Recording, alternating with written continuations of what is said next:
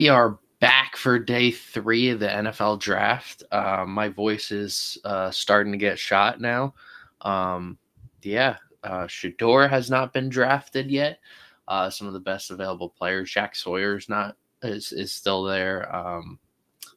There's still quite a few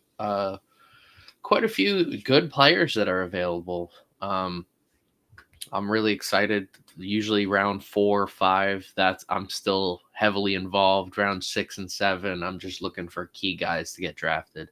I'm still looking for Kobe King from Penn State to get drafted, linebacker, and Jalen Reed. And yeah, Jalen Reed. I'm still looking for him to get drafted too. So, and anyone from Penn State, really, I'm always rooting for them to get drafted. But you're not going to see the ticker this time around because, well, I'm going to probably be finding out about picks that are happening like 3 picks ahead. And while I'm waiting for one pick, I might hear another pick. So that's just how it is. Um, I will update and say like who's getting drafted when, but you just won't see it on a ticker this time around.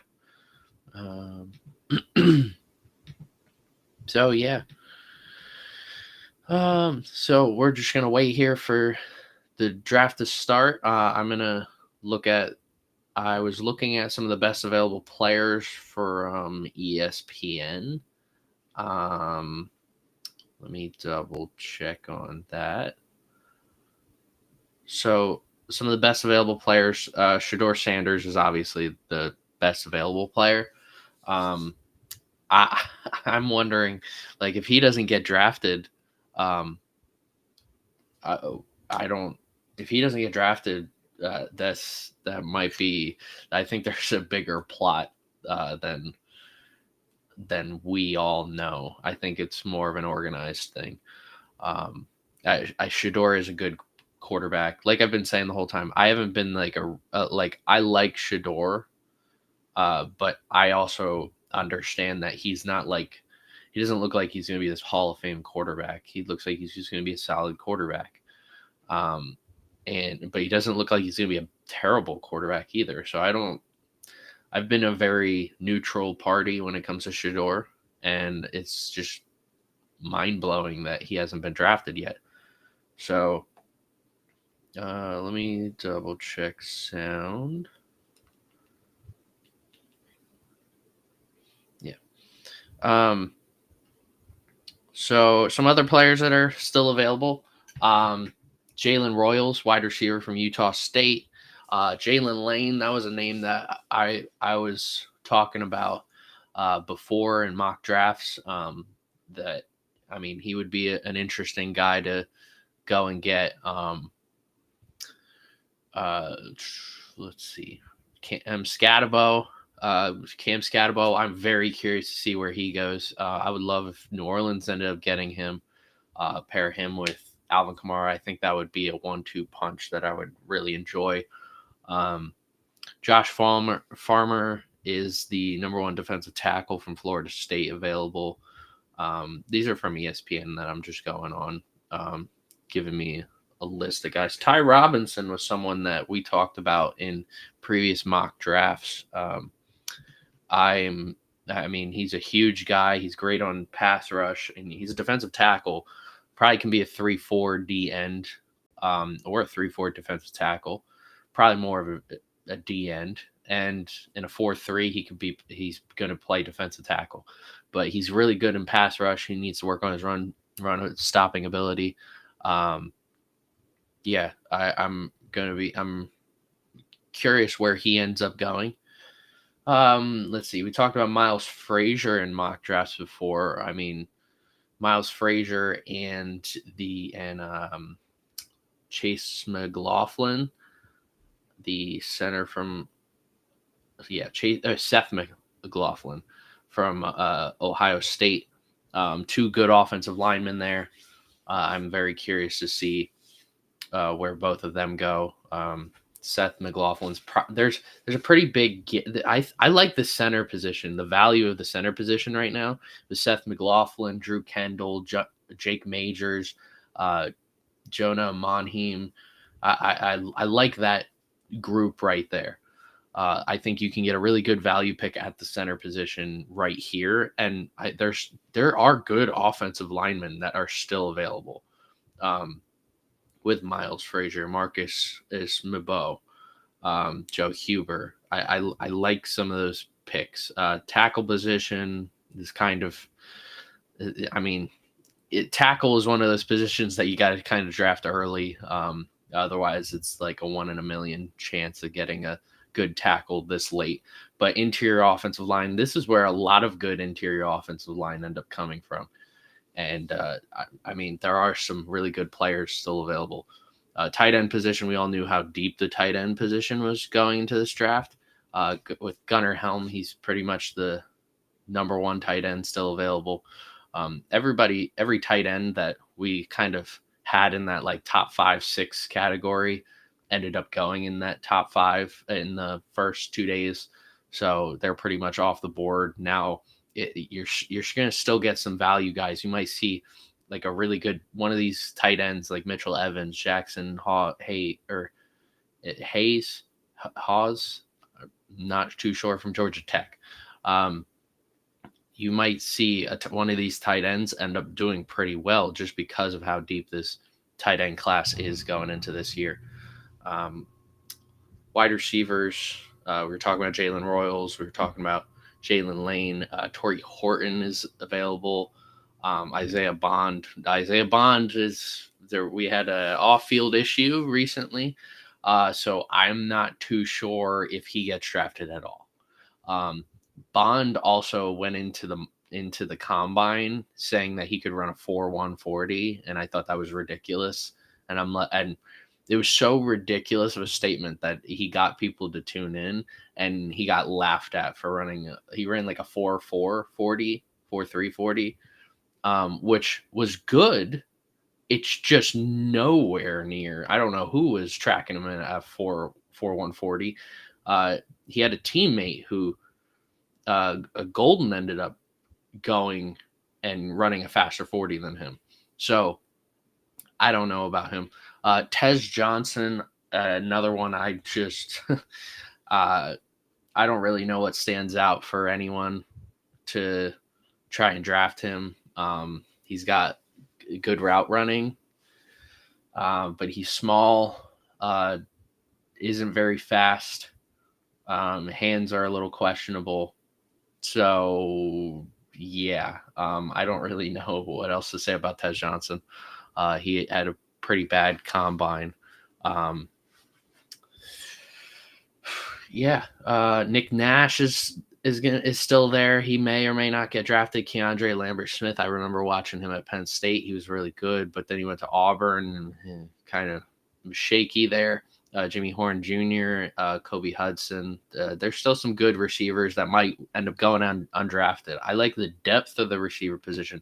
I just didn't like the top guy. I felt like the top group was very mediocre compared to other years. Running back position, we all knew how deep the running back position was. I feel like if you took the current available running backs and you put them in any other year, it's still a good running back class. I mean, Cam Scatabo, I firmly have him as my number 2 running back in this class behind Genty. Dylan Sampson's available, Devin Neal, DJ Giddens, Jordan James, Damian Martinez, Trevor Etienne. I wouldn't be shocked if Trevor Etienne went and got drafted by the Jaguars. I think Trevor and Travis have such similar skill sets that with them being brothers, but not all the time is a brother going to play like a brother. Like Eli Manning played very different from Peyton Manning. Jason and Travis obviously don't have similar skill sets whatsoever. But Trevor and Travis both have very similar skill sets, that they're 2 very similar running backs. So I think whoever gets Trevor, you have a potential of getting whatever Travis is capable of, or Trevor or Travis. Wait.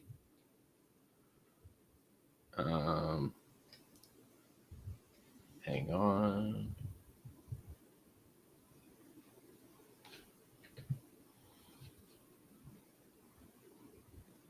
Yeah.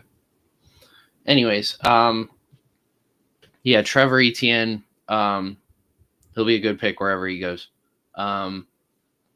Then Taj Brooks is I like Taj Brooks. Ollie Gordon. I don't know if anyone remembers Ollie Gordon's draft stock last year. This time last year, Ollie Gordon was probably a first round running back. He was probably the number one running back taken off the board. Then he just completely plummeted. So that's Ollie Gordon's a name to maybe look out for. And Montrell Johnson, I really like Montrell Johnson. I'm a big Montrell Johnson fan. I think he looks really good. I mean, we're still getting really low. Raheem Sanders is still there. Donovan Edwards, like these guys might get undrafted and might end up playing a big role in any offense. I mean, Donovan Edwards was a crucial part of Michigan's run game for the last few years. So, I mean, there's a lot of running backs. I think all 32 teams need to consider drafting a running back at some point in this draft. All 32, even if you're the Eagles, the Niners, the Ravens, if the Falcons, like anyone. This running back class is just so good, and you're going to add depth, you're going to add talent, and you're going to add this is a crucial position that if your starter gets hurt, your backup gets hurt, you need to have a good third string. Look at the Niners last year, how successful they were in the run game after Christian McCaffrey went down with Jordan Mason, and they had a couple other backups there that were also doing really well. Now Jordan Mason's in Minnesota, so you need to have that depth, and I think all 32 teams need to consider drafting it. If you have other positional needs, I get that. But you could also sign a running back. Just figure out a way to get a running back in this draft. I think that's very important for all 32 teams. Then quarterbacks, yeah, we know Shedeur. I will just skip him because we've talked. Everybody's been talking everybody's ears off about the fact that Shedeur has fallen this far. It is of every NFL draft in NFL history, I don't think I've seen a prospect this highly touted and just fall this far. It's so interesting to me. So Will Howard, I from here on out, the quarterbacks, you have good things to say about them. None of them look like they can be franchise quarterbacks, but nice backups. Will Howard, he goes and wins the national championship with Ohio State. I think that's a great look for him because that's this college football playoffs has added experience to a lot of players going into the playoffs. And I think it gives a lot of people a different perspective on going into the NFL playoffs. Like you look at some players when they go into the NFL playoffs, they're like a completely different player. But I think if you can be successful in the college football playoffs, I think that bodes well for you going into the NFL playoffs. So I'm not a huge fan of Will Howard. I think he was a product of the talent around him, but that's just something really nice to look for if you're going for a backup quarterback. Quinn Ewers, I'm very negative on Quinn Ewers. Of the next three quarterbacks that I'm going to talk about, I would take those next three over Quinn Ewers. I don't see him being a very successful quarterback. If I'm wrong, this can be clipped and we can talk about that in a few years, but Quinn Ewers just doesn't have any sort of skill set that can prove him to be any form of success in the NFL. He doesn't have very good of an arm in terms of strength or accuracy, makes poor decisions, has hard time reading defenses. He's able, if there's any positive, he does do what the offense kind of tells him to do, and he checks down a lot. And I know people made fun of Tom Brady um, at the end of his career, and make fun of a lot of players for checking down. Like Brock Purdy gets that uh, same argument against him, and uh, I mean, there's a difference between checking down all the time and like choosing to check down because that's the safest option. And this guy checks down way too much. Um, and it ended up being what failed Texas last year, and why Arch was doing so much better than Quinn Ewers is because Arch was extending the field for Texas's offense. They were better off with Arch at quarterback than with Quinn Ewers. So yeah, Quinn Ewers. If Quinn Ewers gets drafted before Shedeur, we have a large issue in the NFL because there's no reason Quinn Ewers. Shedeur is better than Quinn Ewers at every aspect of the game of football. There's nothing I would say that Quinn Ewers is better than Shedeur at. So maybe blocking protection. Even then, I would probably disagree with that. So next up, Kyle McCord. Big body, going from Ohio State to Syracuse. Good. He's like a stereotypical quarterback. Big body, big arm.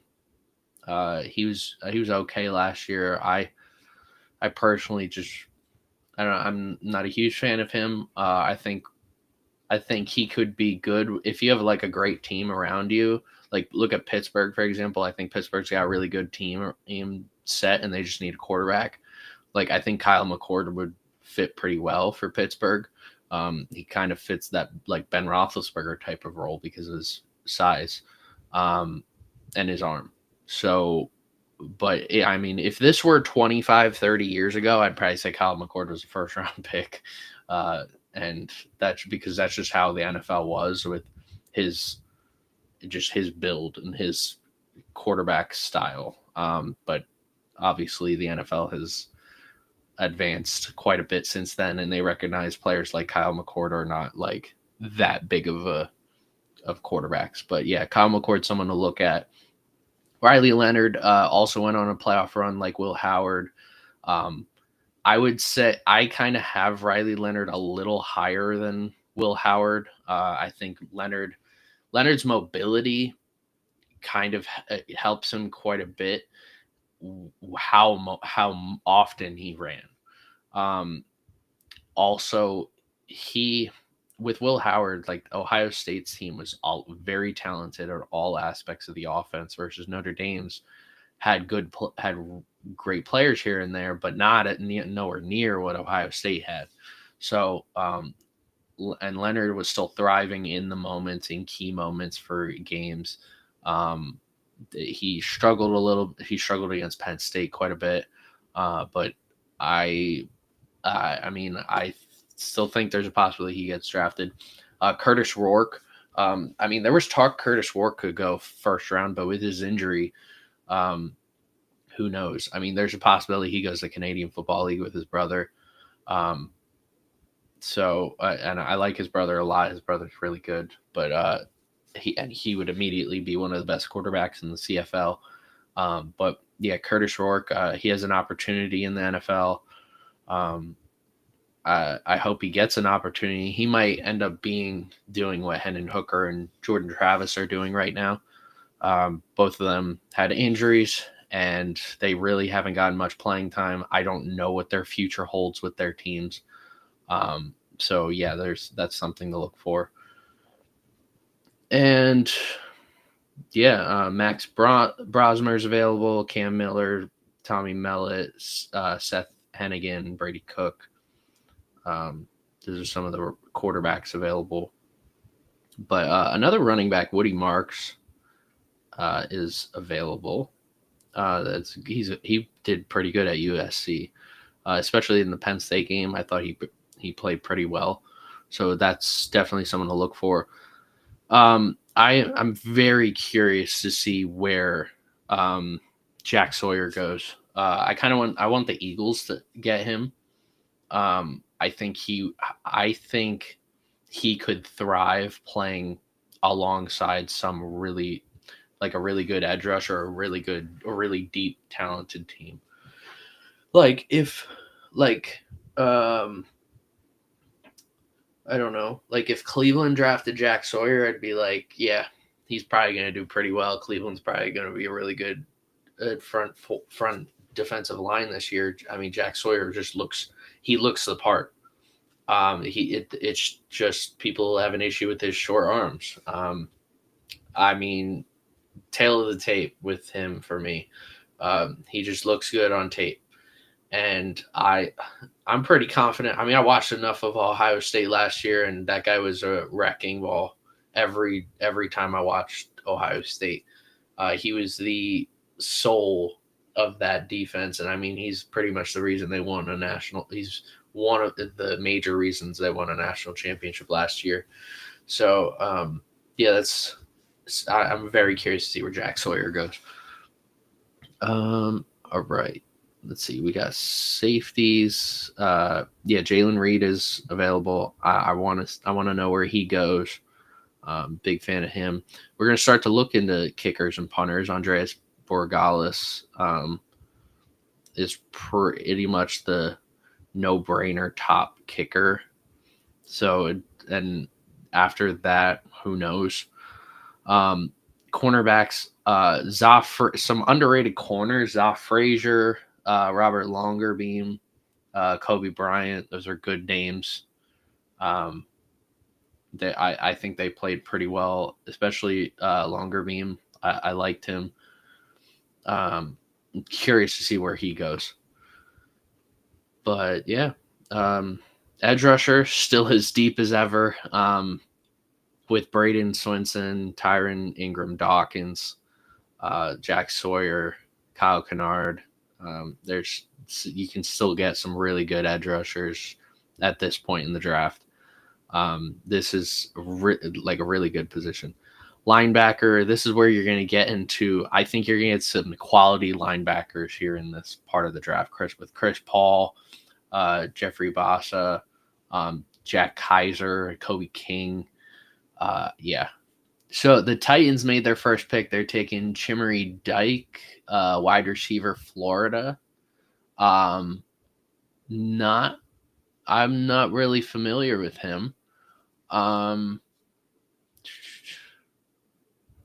He went to Wisconsin for 2020, 2023.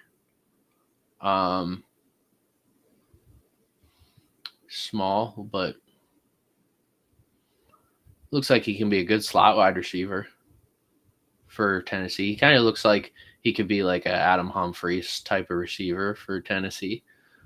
He did a good job tracking the ball. He's got to stay up on his feet for that pass.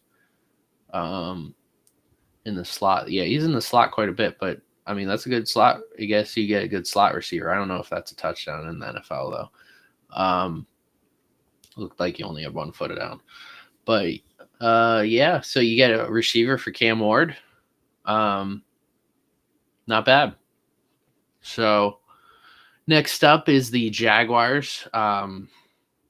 Let's see. I mean, we're playing the Shedeur game now. I mean, anybody could draft Shedeur right now because day 3. I mean, I think any team in the NFL could draft Shedeur Sanders. The Chiefs could draft Shedeur. The Eagles could draft Shedeur. Anyone, it doesn't matter because at this point, it's like, who cares? You're at a stage in the draft where even if you draft a quarterback normally, they're probably they're going to be a backup. They're going to be maybe competing for a spot on the roster. So why not just draft him and just put him in that position? He would then have clear upside over the other players. So yeah, I'm very interested to see where Shedeur goes. I mean, he could go to the Jaguars here. Jaguars pick is in. The Jaguars are. I have not gotten an update on who the Jaguars are picking.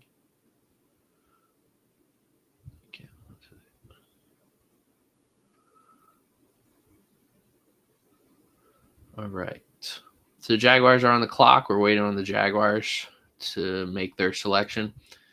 The ESPN's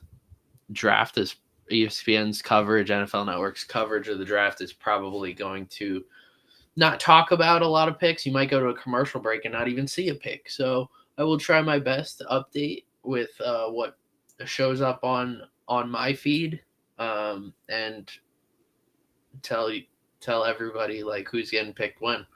But yeah, Titans pick is already done. They went a receiver out of Florida, and the Jaguars are up. Jaguars, I mean, you kind of need every position right now. Um, some of these worst teams need to like nail these picks. Like I wouldn't be shocked if Jack Sawyer goes here. You just to add depth to that edge rushing position and possibly a starter. Um, so the Jaguars went Bashal Tootin running back Virginia Tech. I think I scouted him. I only scouted like 19 running backs.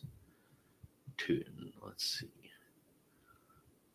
I did. Oh, I like this guy. This guy reminded me of Doug Martin. That was my comp for Tootin. I like this pick because, all right, we don't know what the Jaguars are going to do with ETN. It just doesn't seem like they're interested in ETN. They might end up trading him. But this guy, this dude from Virginia Tech, like when I say Doug Martin, he runs over guys. Like Doug Martin was really good running back. I mean, at one point he led the league in rushing. He led the league in rushing, or he was second in the league in rushing. And like Doug Martin was a good running back when he was playing. And Tootin, he kind of just shows me that like bulldozer mentality that Doug Martin had for a small frame. So I like that pick for Jacksonville. I like Jacksonville's draft so far. Going corner wide receiver with Travis Hunter, going corner. You gave up next year's pick for Travis Hunter, but if Travis Hunter is going to be playing both sides, it's one of those things that like you got two players in one anyways. So I did hear he's only going to be playing wide receiver. So or he's going to be playing wide receiver with some corner packages. I would try him at both sides and see if it works or doesn't. Giants are on the clock. I mean, I was saying before that any team should draft Shedeur. I think even if you've drafted a quarterback already, you should probably consider drafting Shedeur to double up. Like I would, if the Saints drafted Shedeur, I'd be like, yeah, let's do it, because you just double your chances at getting a successful quarterback in there. Yeah, I'm curious to see where he goes. Let's see, Giants, Patriots, Jaguars again. We'll see. Normally the trades slow down by the seventh round. You won't see very many trades. I've seen. I don't know if I saw any last year in this while the seventh round was going on. Normally it's like the sixth round. Tootin is the first HBCU player drafted this year, if you count that he started his career at North Carolina A&T before transferring to Virginia Tech. That's wrong. That's what a Falcons beat writer said. Because if you count Travis Hunter played at Jackson State. So, I mean, technically technically he would be. And the Giants picked Cam Scatabo. Yeah. Huh. Okay. All right. So they went to Cam Scatabo. I liked Cam Scatabo. I really did. And I liked Abdul Carter. Giants are drafting who I would dream to want. But yeah, Cam Scatabo goes to the Giants. If he can hold on to the ball, this dude's going to be a force. This guy can catch, he can run, he can block, he can at a high level. He has a motor. He can really take over. but like Saquon was doing that with the Giants. You kind of need to get some help in other aspects for Scatabo and not have Scatabo just taking the load like he's been doing in college. But this dude just he runs over people, man. People have issues with his speed too. I don't. I think he's got fine speed. There have been slower running backs to be successful. He can line up at wide receiver, bro. Like for his size, he can line up at wide receiver and get contested catches. That's insane. He was such a good running back last year. I am my opinion that the Giants just got the second best running back in the draft. Um, all right. Well, Giants. The Giants get Abdul Carter, my favorite, probably my second favorite player in the whole draft. And then they get Cam Scatabo. So, yeah. Oh well. Might have like a Brandon Jacobs type of situation with Ahmad Bradshaw too. Yeah. I think Scatabo is going to be pretty good. Maybe not against Philadelphia, but I think he'll do pretty well. All right, the Patriots are up, and we'll see who they go with. Let's see. They've been really protecting.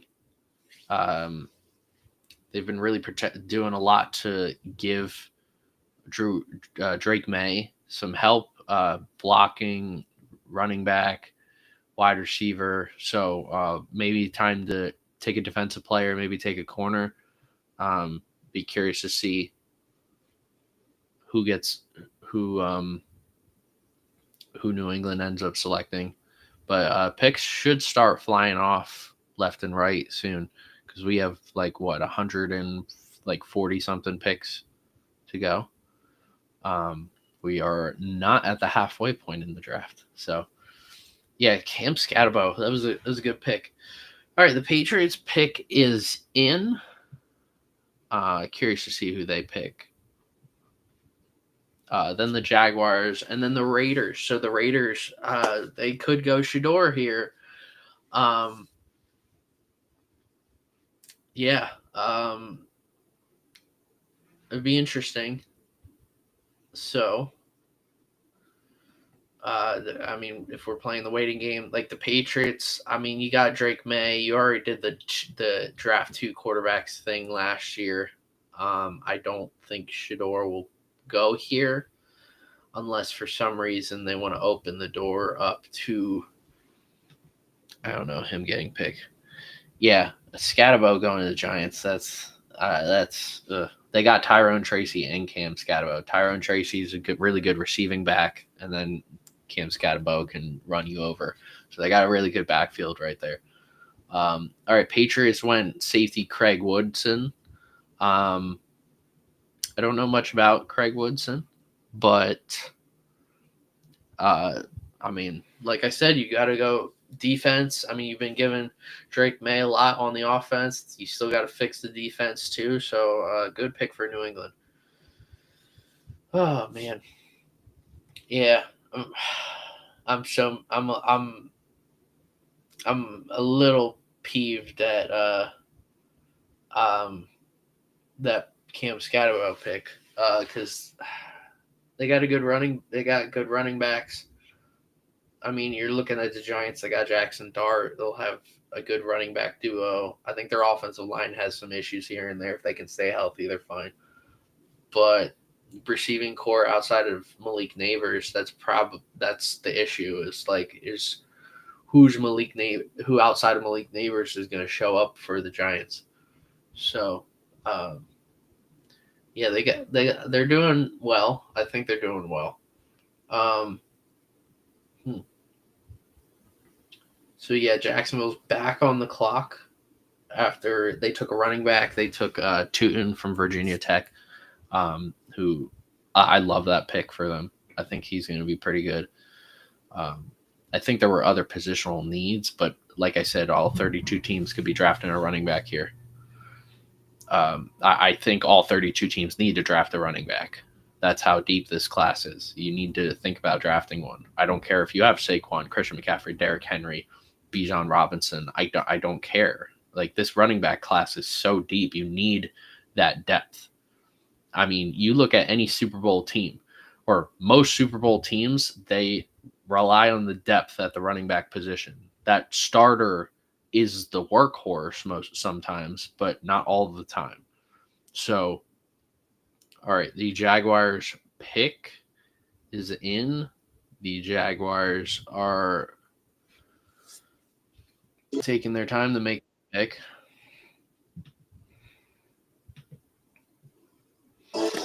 Hey, Chris, how's it going? What's up, man? What's going on? What's going on? Jaguars just picked Jack Kaiser, linebacker from Notre Dame. That was a good pick for them. No, it wasn't, because I like Jack Kaiser. Yeah, I like Jack Kaiser. I like the Jaguars started off with a bang. They went Bro, with a Tootin. Yeah, Tootin. He looked really good. But see, it makes all the sense in the world. And I got to bring this back up because we were just talking about Bucky Irving last night. Mm-hmm. And then wasn't Bucky Irving the 4th rounder? Yeah, he was a day 3 pick. Yeah. Mm-hmm. Yeah, so that's what I'm saying. Like, this is Liam Cohen going to go get his speed, man. Yeah, and Jack Kaiser, linebacker on defense. I like Jack Kaiser. Underrated. This is a perfect spot for him. Yeah, and then I seen your boy though. I seen your boy go to the Giants. What, Scatterbo? Yeah, Scatterbo. Oh man, he went to the Giants. Yeah. So now they got Tyrone Tracy as like the receiving back, and then they got Cam Scatterbo that can just power through guys. They got a good running back duo right there. 1-2 punch, man. You think about it. Mm-hmm. I ain't saying that the Falcons did it or anything, with Bijan and Tyler. I'm not saying that. But it feels like that we're really starting to transition back to that 2-back tandem like Jahmyr Gibbs and David Montgomery. Like back in the day, like what, early 2010s, where it seemed like, all right, it was like those dual backs. Like, remember what my man was, D'Angelo Williams and Jonathan Stewart. You had guys like everybody had a tandem. Mm-hmm. And that's what it seemed like. It's slowly creeping back to everybody trying to get a tandem. Yeah. I mean, I think all 32 teams need to consider drafting a running back in this draft. All 32.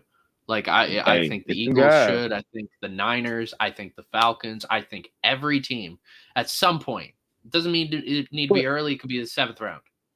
But my thing is, even with the running back, like for a team like the Falcons, we already have Tyler, Bijan, and I still don't know why we drafted Jace McClellan last year. I wouldn't have done that. I probably went somewhere else. But in that running back room, it is some talented guys in this draft, but it's just like, okay, we still got Carlos Washington, a guy who's been on the practice squad back and forth like for the last 2-3 seasons. And I think we have yet another guy too. So I'm just like adding yet another running back to that room. I just don't know if it. Yeah, this class is so talented. Like, and you look at the Niners last year. Like, they were going to their 5th string running back. yeah. Like and it could really get down to that for some teams. All right, so the Raiders just took Dante Thornton. Yeah, Dante Thornton Jr. Yeah, Tennessee. Well, that was a good pick. Yep. Mm-hmm. And Buffalo traded up to 109, so the Bills are going to be up right now. It's going to be interesting to see who they take. You know what? I'm interested really to see what these next 3 teams do, honestly. Actually, next 4. I didn't see New Orleans right behind Philly. So, yeah, I'm actually interested to see what these next 4 teams do. I will say this. Okay, bro. Oh my God! I tried my best not even to think about Shedeur Sanders at all, bro. I'm trying my best not to even think about it. I know that's going to be very difficult to do. Like, might as well just say it's going to be impossible because he's the elephant in the room. Oh, And yeah. bro, okay, so Jordan, real quick, I know why their pick is in and everything. Mm-hmm. This is how I feel, and I could be completely wrong. I think he's going to go undrafted. I think there's a shot. I think there's a shot, and it would be weird. Yeah, man.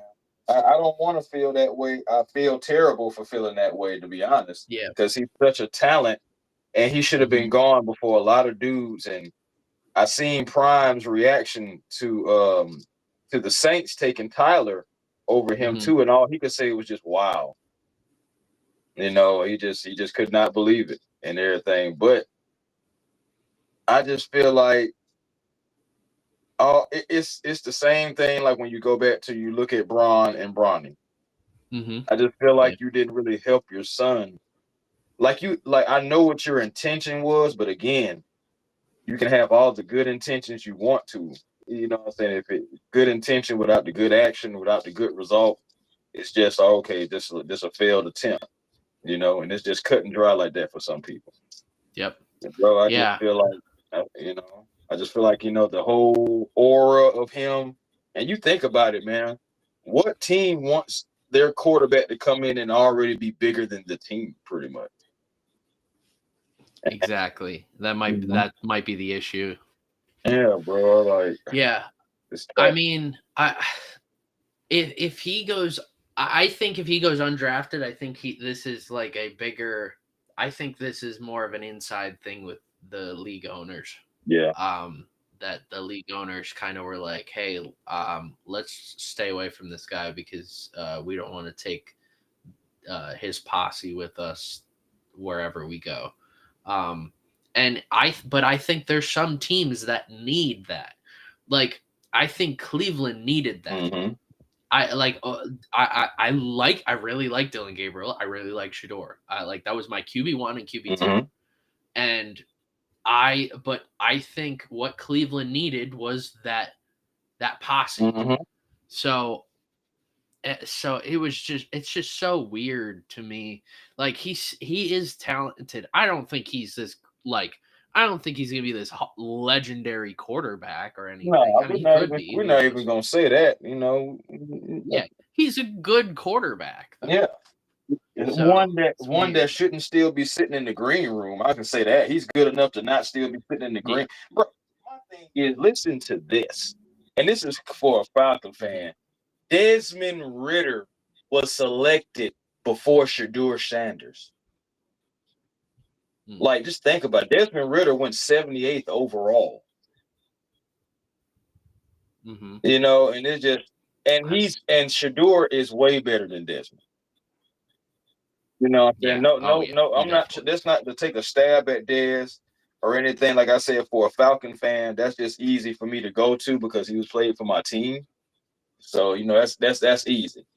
But at the end of the day, Desmond still had a better year, I feel like, than Kirk Cousins did last year, and that was with the Falcons and with the Raiders. So it's just like at the end of the day, it's like, hey.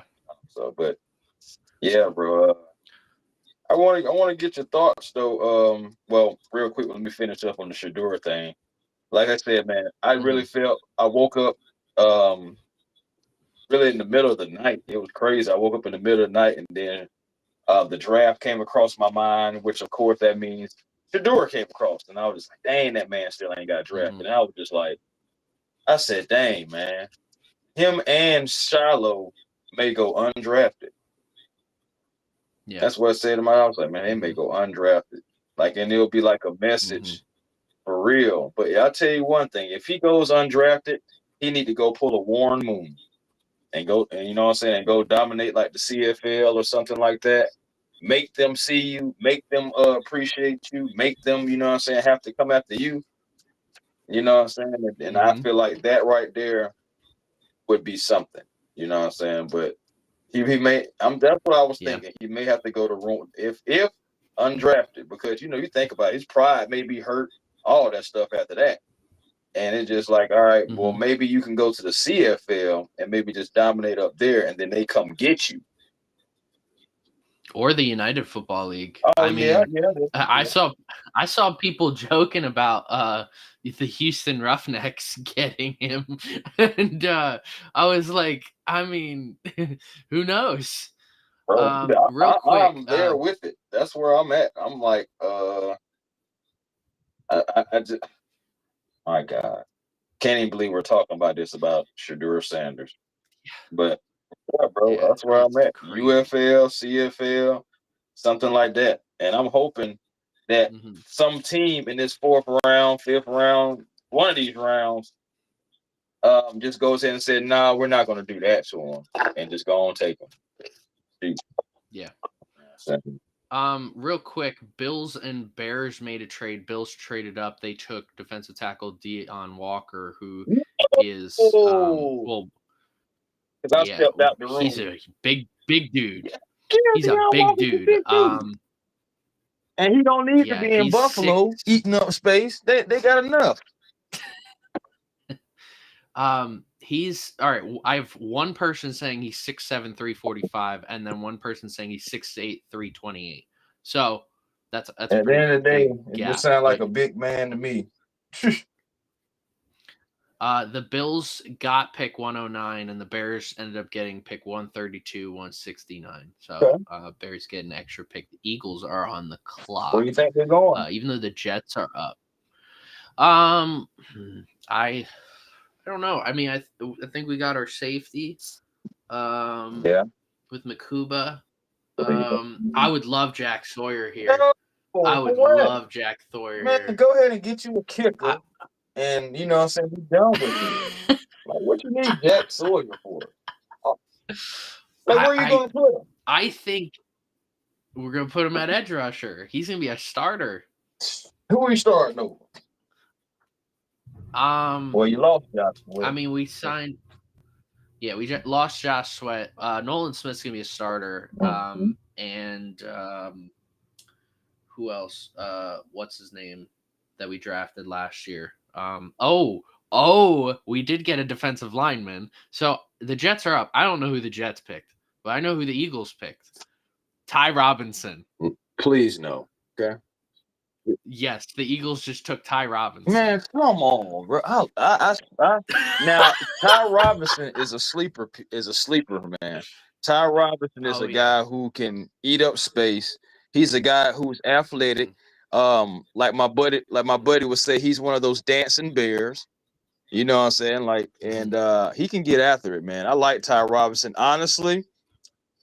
And I know Atlanta is coming up on a few more picks and stuff like that, but Ty Robinson was on my radar. I'm gonna tell you somebody else who's on my radar. Seth from Ohio State. Yeah, Seth McLaughlin. Yeah. If he is there when the Falcons are about to pick, I think that's our pick. I really do. So the Jets picked wide receiver Arian Smith from Georgia. Dog. Oh, you know, they are representing for the Dogs, man. I'm sorry. I got to. It's kind of like you with Penn State and the Nittany Lions, man. So you just, hey. Oh, yeah.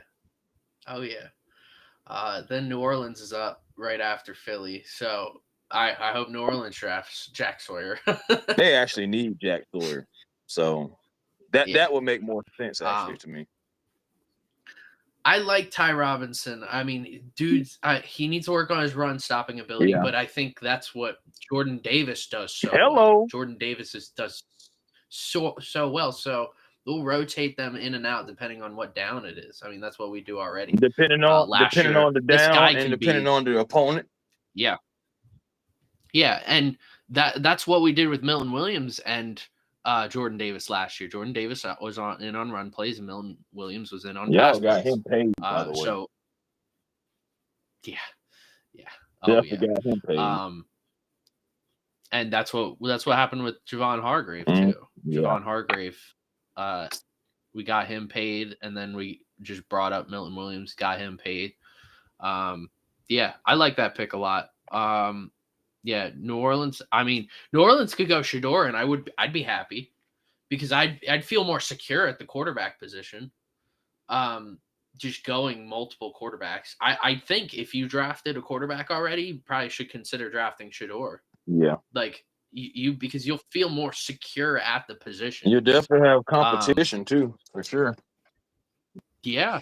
And you'll have a better shot at like knowing who's your franchise guy or not. And if both of them fail, then you have a bigger issue. So I'd be okay with New Orleans going Shador. I'd be okay with them going Jack Sawyer. There's positions I'd be okay with them going. Right. Yeah, Ty Robinson. That was a good pick. Good pick, man. I ain't gonna lie to you. I mean, at the end of the day, honestly, I think that's another. Just listening to you and listening to how y'all was operating, it makes perfect sense. Y'all drafted Ty Robinson to replace Milton, so y'all still can be able to do that same thing to where you can give Jordan Davis some play, and then you can also have Ty Robinson coming in, eating up space, getting at the defenders. I mean, getting at the offensive players and stuff like that. So yeah, it makes sense, man. Again, Howie doing what he does. So yeah, Cardinals beat writer actually just said Eagles took Ty Robinson, the next Milton Williams, and then with a straight face emoji. Yeah. I mean, and we also have Moro Ojimo, who did really good last year in the playoffs. I'm not a huge fan of him. Everybody loves him though. Yeah. I've always kind of thought other players are better than him. But yeah, we needed another defensive tackle at some point, and because we were starting to run a little thin. But yeah, I love this pick a lot. All right, New Orleans. Yeah, let's see what they're gonna do. So we got Jihad Campbell. Jihad's probably gonna be an edge rusher, from what I've heard. Oh yeah. So for the Eagles. and yeah. Then Andrew Makuba, who's gonna be basically playing CJ Gardner-Johnson's spot. I mean, he's got the same intangibles. All right. So the Saints went linebacker Danny Stutzman. Hey, that's a good pick from Oklahoma. That's a good pick, though. Especially, and we're in the fourth round. We're in the fourth round. That's a good pick. Yeah, I wouldn't have taken me personally. I wouldn't have taken him no sooner than right here. I mean, I knew we needed a linebacker because we don't know how much longer DeMario's going to be playing. Yeah. We don't know how much longer DeMario or Cameron Jordan, we don't know how much longer they're going to be playing. So, yeah, as long as we were getting a linebacker, I was fine. I mean, I would have rather have been Kobe King. I like Kobe King. Yeah, I like Kobe King. Kobe King at the end of during the playoffs, he had a hard time in coverage. But otherwise, I think he was the third best player on Penn State's defense last year, behind Reed and Abdul Carter. But yeah, I mean, okay, I'm okay with the linebacker. There's like I said before the draft, there's not many things that the Saints could have done to frustrate me, and they're going everywhere that I'm like, yeah, we need that. Yeah, we need that. So I'm okay with the way the draft's going. But that's why I feel. That's how I feel about our draft. That's how I feel the same way. I feel like it was like. I feel like the Falcons needed a starter at every level on defense. To me, and I feel like we kind of, in a way, got that. Now, I will say this: things changed for the Falcons when Jalen Walker was still there, because nobody expected Jalen to. We thought Jalen was going to be honest. I mean, Falcons content creators, we thought that either the Saints or the Panthers would be one of those two teams that just be like, nah, you're not going to have them. You know what I'm saying? And y'all take them. And so we wasn't even thinking that he was going to be there. Then with Mykel Williams, I just feel like the 49ers do the 49ers type things. Every time the 49ers are a couple of picks in front of the Falcons, they always take a player that the Falcons would have liked to take. They did it previous years with Javon Kinlaw. That year, we wanted Kinlaw. What they do, they draft. But I'm happy they did, because we did get Chris Lindstrom, who's one of the best guards in the league. So at the end of the day, you know what I'm saying, Kinlaw, I mean, he's not considered one of the best defenders in the league. So, hey, I feel like it was an even trade out there. Not saying that's still going to happen with Michael, but we'll see. And I'm just hoping, even right here, that San Francisco doesn't do anything to make me upset. So we'll see. Wow, Stutzman is really good in coverage. Yeah, he's definitely going to be a guy to like look at possibly replacing DeMario. I told you. I was like, right here, that's a good pick. I like. Wow, this guy looks pretty good. Mhm. I didn't know much about him, but now I like him. Yeah, man. Do you some reconnaissance? Let's see. All right, so still no Shador. I've heard a rumor, about the Niners possibly going Shador soon. I said that in the first round, but yeah, but I can see it, bro. I mean, it will make sense because just in case if you can't work out a deal with Brock Purdy, Brock deserves to be paid, but it's just like, how much do you want to pay him? So it's just like, I get it. And not only that, like we are now at a point where teams are going to be drafting backups, like guys that are going to come in if someone gets hurt. And if something happens to Brock, I think Shador is I think that's a very good option to go to. So either way, I think the Niners would have I think it would be smart for them to go and get for the future and for right now. Right. All right, Patrick Willis making this pick. All right, they went the Niners went defensive tackle CJ West. Okay, that's a good one too, because that was another guy that I was looking at. CJ West. Mm-hmm. Man, so Carolina. Who's up next? Carolina. Okay. So they got Carolina and then Arizona. Arizona for the whole time I've heard is Arizona and Miami were the wild cards for drafting a quarterback. So I mean, don't be shocked if Shador goes there. If Shador goes there, then suddenly the Cardinals. I think it puts the Cardinals in a weird spot because I like the way the Cardinals have drafted this year. Yes, but and my thing is, I'm thinking the Cardinals. Now, okay, what do you think about the Cardinals going O-line here? I mean, the Cardinals are in a weird spot that like I don't know how you look at the Cardinals. Mm-hmm. Offense, like if you're one of the coaches or in the ownership or in the front office and think, yeah, this team's going to take us to the Super Bowl. This offense is going to take us to the Super Bowl. This defense, there's nothing that they're like a very mediocre team. Yeah, they're in the middle of the whole league. They're not bad, but they're not great either.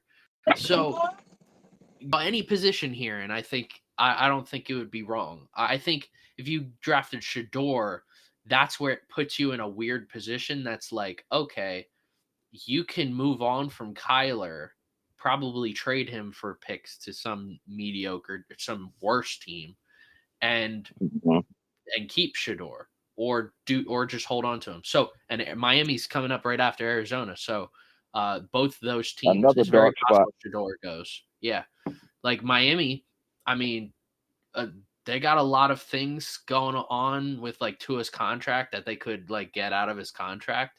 So who knows if Miami like has like that thought, like, hey, if Tua gets hurt again, we're just gonna get rid of him. We'll have Shador. Well, I just feel like if they don't get rid of him, I just feel like they need that Miami needs some kind of safety blanket. I'm not saying they have to stop believing in Tua. I'm just saying go ahead and get yourself some kind of like security.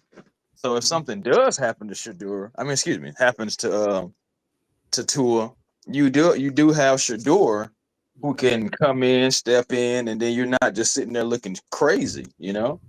Yeah. And I mean, they got Zach Wilson right now. Who's that? Oh my God. And I mean, Zach Wilson, a lot of Broncos fans were talking about like, hey, Zach Wilson does look pretty good. But obviously Bo Nix just was awesome.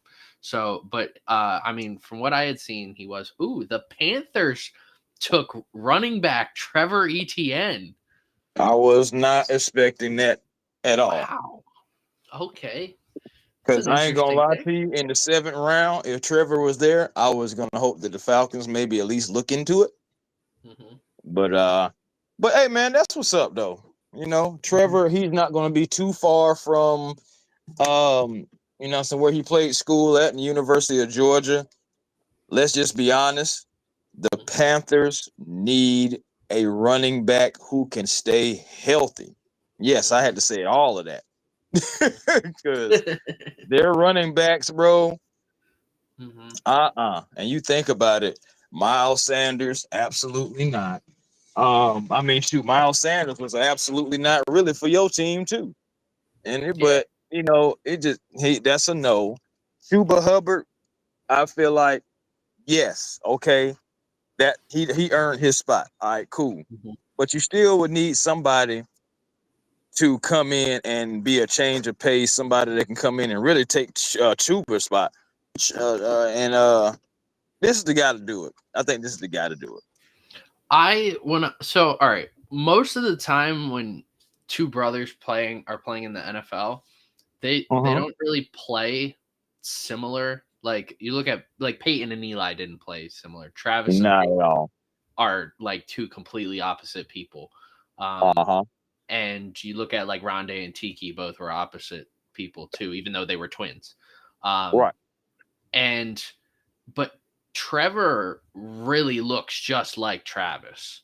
Like they both look like the same exact running back. And maybe looking at like Travis he started off really good, but injuries and just overall play have diminished him. It's possible he's not even on the Jaguars when the season starts, that he gets traded or cut. I would assume traded because of his age. So like looking at Trevor looks like the same exact guy at all aspects.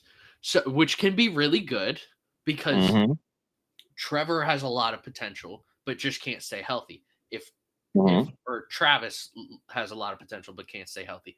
If Trevor can do like the peak of what Travis was doing, then Carolina's got a Pro Bowl running back. So I mean that was a good pick, especially the compliment with Chuba Hubbard. Bro, didn't I say now? Of course, I know we both can care less about him, but bro, Carolina has improved. Yeah, they have. I'm not 100% sold on Bryce Young. I'm I not. like Bryce Young. I do like too. Bryce Young. I thought he was solid coming out of college, but I also didn't think he would be this fantastic quarterback. I didn't care about his size. His size was an issue for some people, but I thought he was good, and I think Carolina, if they want to go to the next level, they need to probably make a splash trade. I think they should for maybe a receiver, because like even if Tet ends up doing pretty well and Thielen does well, Thielen's getting older, but if you get a really good route running receiver to put into that offense, that's like a Puka Nacua type of receiver, make a splash for someone like that, which the Rams won't do. But yeah, I think that that could really change the dynamic of the whole offense, or even a tight end. Like if they went and traded for like a top tier tight end, I think that you could open up the whole offense and let Bryce Young do his thing. And tell them folks to go ahead and trade for Travis Kelce. Yeah. All right. So the Cardinals took linebacker Cody Simon from Ohio State. I don't know much about Cody. He's okay. That was a pretty good pick. I think he was more benefit from the rest of the team. And the Dolphins and Texans made a trade. So the Texans are now on the clock. The Dolphins get pick 179 and a 2026 third. And the Texans get pick 116 and pick 224. So the Texans are now on the clock. Texas been doing some weird moving around to me all the whole Ooh. time. So the Texans have picked running back Woody Marks from USC. Mhm. I Him like and I like Mixon? Woody Marks. Yeah, Him and I like Mixon. that. That was a I, good. I like that pick. I mean, I wasn't huge on Woody Marks. He did pretty well against Penn State, but Mhm. he reminds me. I mean, my comp for him was Kenneth Gainwell. I'm not. Okay. I don't like Kenneth Gainwell. I want to Yeah, I be know. very I know. clear. That's why I said I don't okay. like it. But Kenneth Gainwell's skill set is very good. Like being able, like he can go line up at slot wide receiver if he wanted to, Oh yeah, and yeah. or he could go line up and just play I formation and just run up the middle. So I like Woody Marks' skill set, and I think being complimentary to Joe Mixon or just coming in with Joe Mixon. Joe Mixon's still got a lot left in the tank. Heck yeah. Joe Mixon is not slowing down. Oh yeah. I So know he kind of like started off slow, but that was due to injury. But mhm, he was one of the hottest backs the last 6 weeks oh of the yeah. season. So Yeah, and I mean, I don't remember last time Mixon had a bad year in his career. I mean, he's kind of his whole career he's been probably the most consistent running back in the entire NFL. Outside of Derrick Henry, because Derrick Henry does everything great. I would say he's been more consistent than Christian McCaffrey and Saquon in their careers because I mean, at their peak, Christian and Saquon have been obviously a lot better than Joe, but Joe just has not taken any days off, any years off. it's crazy. I got a friend down in Tampa that and he works for a radio station. He was telling me that Baker went to the front office and was trying to see if they could get Joe Mixon before he went to the Texans. And I was like, oh boy, if you would have put those two back together, I wouldn't even want to see that. Yeah, I that would ain't have been. gonna lie to you, bro. I wouldn't want Yeah. to see that. Baker having Joe Mixon back? No, get out of here. Yeah. Watch out. That And would have then been along with crazy. Bucky Irvin, get out. It makes you wonder the Rams are back on the clock. I think the Rams just made a They trade. made a trade. They had to make a trade. They probably used one of our picks. Shit. So wait, Indianapolis was supposed to be on the clock. So yeah, the Rams traded up to probably 117. You leapfrog us? Come on, bro. Don't do us like that. How you gonna do that? I wonder if this is for Shador. Oh, okay, that'll be great. Because I do feel like, the Stetson Bennett thing is not going to work out. I don't even think Jimmy Garoppolo is going to work out. Go on, get Shador Sanders and let him compete. Yeah. And I think that would be a nice player to learn from. Let's see, the sixth trade. Heck yeah, Matt Stafford. Heck yeah. Let's see, and Sean McVay, like being able to learn from both of them. I think that is a dream scenario for any quarterback, is learning from both of those two. Heck yeah! If I was a quarterback, I'd be like, "Shit, let's do it." All right, so Indianapolis traded pick 117. Rams traded pick 127. And wait, this is confusing. The way this guy wrote this is a little confusing. Indianapolis trades round 4, pick 117. Rams traded pick round 4, pick 127. And round 6, pick 190. Okay, that's all the Rams picked. Yeah. So yeah, it's not Indy up. It is the Rams. Oh, they went running back because it's been a run on them, and they didn't think that he was going to be there at 127. So they leapfrogged us to take Jaquez Hunter here. Oh yeah, I remember Jaquez Hunter. I actually do remember that name. Oh yeah. Yeah, Jaquez Hunter. Okay, see now I got questions because what does this mean for Williams? Jaquez Hunter. I don't even know if I looked at him. Yeah, I Yeah, just remember. I never even scouted him. Yeah, I just remember watching or seeing some Auburn tape, and I remember seeing that he was he was one of those guys for them. This is not a bad. That's not a bad pick though. So I just wonder what it mean for Williams though. my top running backs available. I still really like Montrell Johnson Jr. He may go undrafted, but I really like him. And another underrated name that I put an asterisk next to, I think he's running back like 11 for me, but the reason he's running back 11 is because he was playing at like a D2 school. Marcus Yarns, he reminded me a lot of Bucky Irving. I think he's someone to look out for, that if he goes to the right team, he could be one of those breakout candidates his rookie year. So Atlanta is on the clock. We on the clock, baby. Who do you think Go you guys ahead are and going to draft go? Steph. Here comes Steph, man. We are.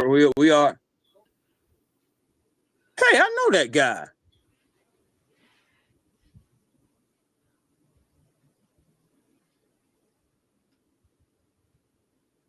Oh, Jarquez Hunter. All right, so who's Atlanta taking? We went another safety? Wait, who'd you pick? We picked Billy Bowman Jr. Oh. Safety from Oklahoma. I mean, that tells me you guys are not re-signing Justin Simmons.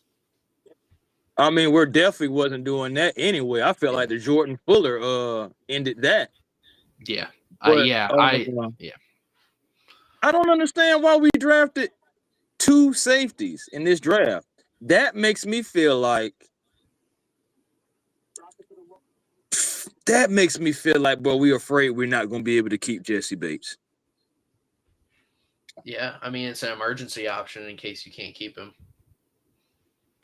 But really, to think about it, Watts is a carbon copy of Jesse Bates the way that he plays. Mm-hmm. And I want those two beside each other. But now to take another safety, I am so confused. And my thing is, I'm just like, do y'all really believe in the depth that we have at offensive line?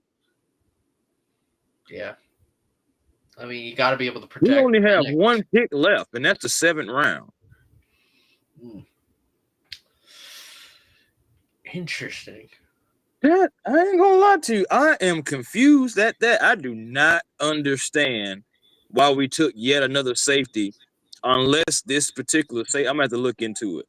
If he has had like former corner experience and maybe he was moved to safety, then maybe I can see why they got him.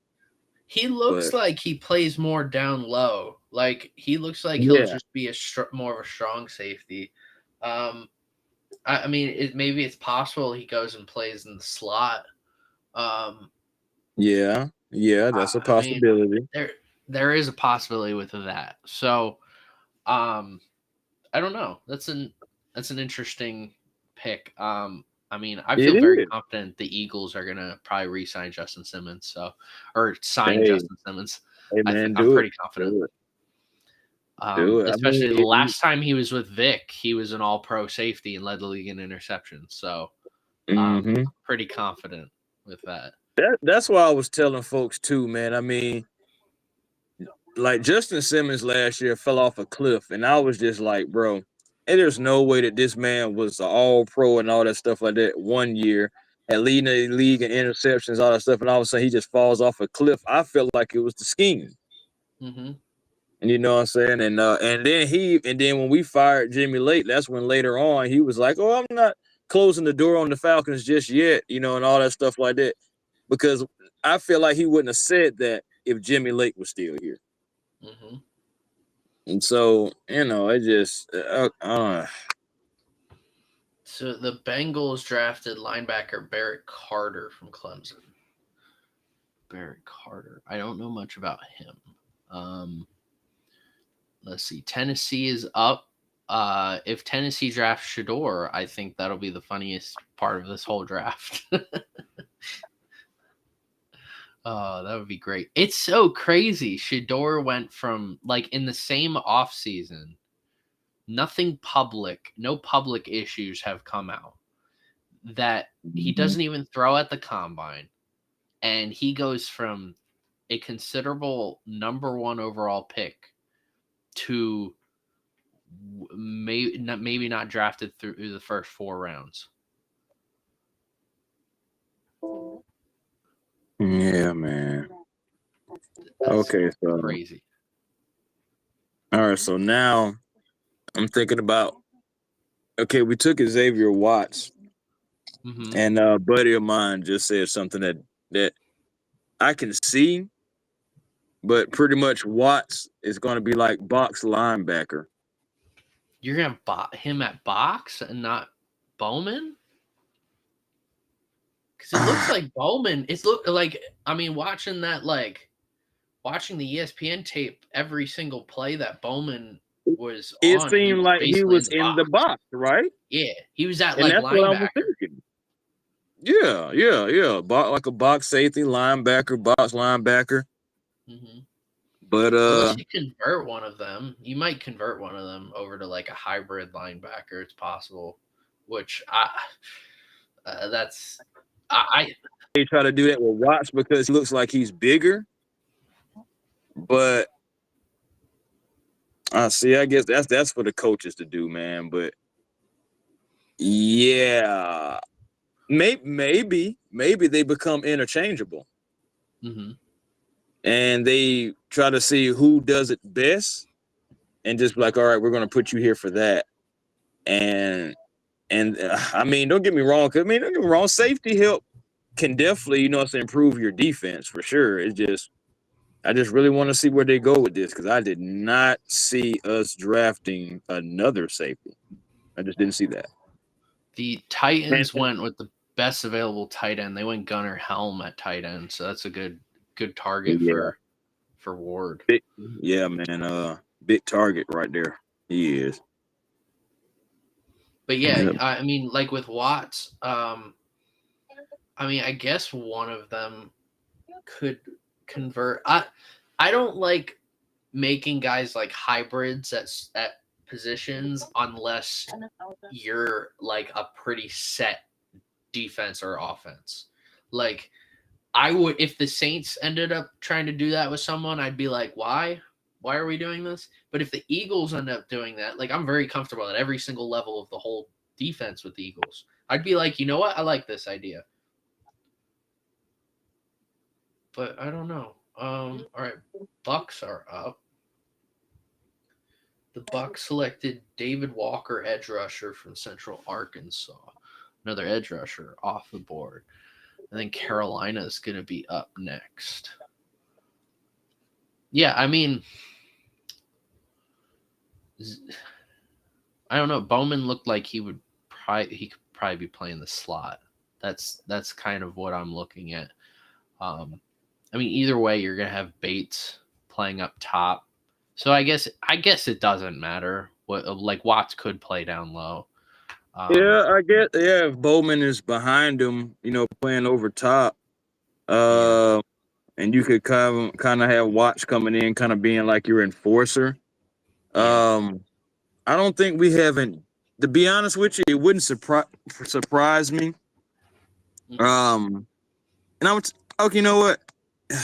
It just hit me like a ton of bricks. The last time we kind of ran something like that was like around when I know you remember when we had guys like Kamal Ishmael. Yeah. And remember we had him at safety and linebacker. Yep. Now, that was a time when kind of like Jeff Ulbrich was here. So that may be something that we go back to. Just period. That's what I'm thinking now. I'm surprised Jack Sawyer has not been picked yet. Yeah. Like, it's so confusing.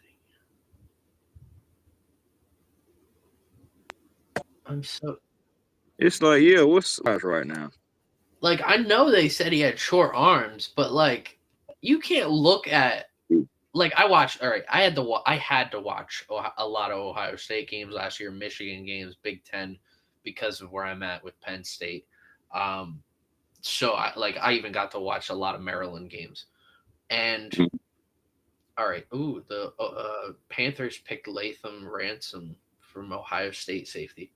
I mean, I don't know how you don't watch every single snap of every single game and don't think Jack Sawyer is a really good prospect. Like, I don't. Someone's got to take a chance on him. I mean, I hope it's the Eagles. I was about to say, well, I'm looking at Baltimore, Philly, New Orleans, so we'll see. Mm-hmm. I mean, I would like to see him lining up opposites of like a really great edge rusher. Like if he went to like the Lions, I think him and Aiden Hutchinson would go nuts. If he went to Pittsburgh, I don't think he would go to Pittsburgh because I think they're really great at edge rusher right now. Opposite, they got Alex Highsmith and that rookie from last year, so I think they're fine at edge rusher. But like just pairing him up with any other really great edge rusher, the Browns with Myles Garrett, that would be could he end up with the Browns? Because it's very possible. Yeah, because they got Myles, and then they went and got what my man is, Mason Graham. Mason Graham, yeah. Then I'm just thinking if you throw Jack Sawyer out there too, the Browns may be cooking with some grease. Yeah, I mean, who knows? That would be an insane D line if they got Jack Sawyer. Oh my goodness. But I'm interested now because I'm kind of looking at that pick and I'm like, he could go to Cleveland. All right, Pittsburgh's up and they have not drafted a quarterback, so they need one though. They need I don't understand how you don't draft any quarterback here. This come could on, be man. Shador. Shador to the Steelers, man. Let's go. It could be Will Howard. God damn. Come on, man. Oh man, they need. I don't think they need a wide. Their Steelers are a really great, well-rounded team that just needs a quarterback. Man, I mean, they should just draft quarterbacks with the rest of their picks. That's how confident I would be. I mean, maybe a corner because I think they need corner depth. I just feel like it wouldn't have been the Falcons if we didn't give you a head scratcher. My goodness, we were doing good. I understood every pick until we got Boba. Oh, we were wrong. Oh, they went Jack Sawyer. The Steelers went Jack Sawyer. The Steelers in a good way. But what is wrong with the Steelers? Yeah. What the heck, boy? You got Highsmith. You're gonna have Sawyer. You're gonna have T.J. Watt. That's crazy. They're gonna trade T.J. Watt, bro. They're gonna trade. I wonder. They're gonna trade T.J. Watt, bro. That's nuts. Because remember, there were reports that that could possibly happen. I ain't gonna lie to you. T.J. Watt become available. Who do you want from my team? Is what I ask you. I mean, who do you want? I would love him on the Saints or the Eagles, but I don't think. I think TJ's in a win now mentality. Like he's just crossing 30, so I don't know. I wouldn't give a first round pick if I was the Saints, but the Eagles, I'd be like, take my first. You know what? You want a second, 2, and a third? Go for it. Well, I would have offered them my first, but I don't have it, so I gave it. I gave it to the Rams for James Pierce Jr. So see now this be times. See, first of all, there's no report out about this man requesting the trade. It was just more like, okay, if I'm correct, the article about him possibly leaving was more so about money, right? Not necessarily that he wants out. It's more so about the money. Can they pay him? Yeah, it was. Yep. And I mean, TJ hasn't really said all that much. He posted that one Instagram photo of him just waving, just like him, like deuces or whatever. But that doesn't mean anything. You can't read into that too tough. Yeah. So wow, great pick. That is a great pick for Pittsburgh. I mean, you're loaded at edge rusher. You could do a rotational D line that like the Eagles run. But Also, him playing well, no, go ahead. opposite No, of finish your point. Yeah, finish your point first. him playing opposite TJ Watt is incredible for him, and it's Oh, incredible just in general. So yeah, great job for Pittsburgh. I love that pick. and you think about it like this: you make sure Cleveland can't pair him with Myles Garrett. Yeah. And you know, so all that scenario that we just said, the Steelers could have possibly already been thinking something like that. Well, if we don't take him here, Cleveland might. We don't want to go against him 2 times a year. We want him on our squad regardless. Oh yeah. So you think about that too. So Think about I that mean, too. outside of Shador, Jack Sawyer was my next best player available. I like Pittsburgh's draft. I just don't. I think they need a quarterback. Like Mason Rudolph is their starting quarterback right now. That's BS. Okay. Now, and I know Mason got equity in the team, so I'm not saying he shouldn't be on the team. I'm not going to say that. But to just say, oh yeah, we cool with Mason as our starter. Honestly, you're almost asking for yourself to be fired. I really feel like you're asking for that. And I feel like the reason why you're asking for that is because you need a quarterback worth a darn that can at least possibly get you over the hump. I'm not worried about you getting to the playoffs. I feel like you got enough grit that you're going to grind it out like you normally do and some kind of way sneak into the playoffs. What happens when you get there? You know, so that's when it's time for your quarterback to, if he's worth anything, to at least start showing that he is. It's been a long time since Ben Roethlisberger. That's all I'm saying. Long time since Roethlisberger now. The Packers selected edge rusher Baron Sorrell, who is at the draft. What? He's the draft. What are you here? He's walking out right now. Fam said, y'all thought I was gonna miss this moment. You got me messed up. What the heck wrong with y'all? Wait, what? I'm so confused right now. Why Fam is he said, there? I am here. Fam said, I am here. He's putting on the hat and everything. What is going on? Yes, sir. Day 3. Day 3, me. Day 3.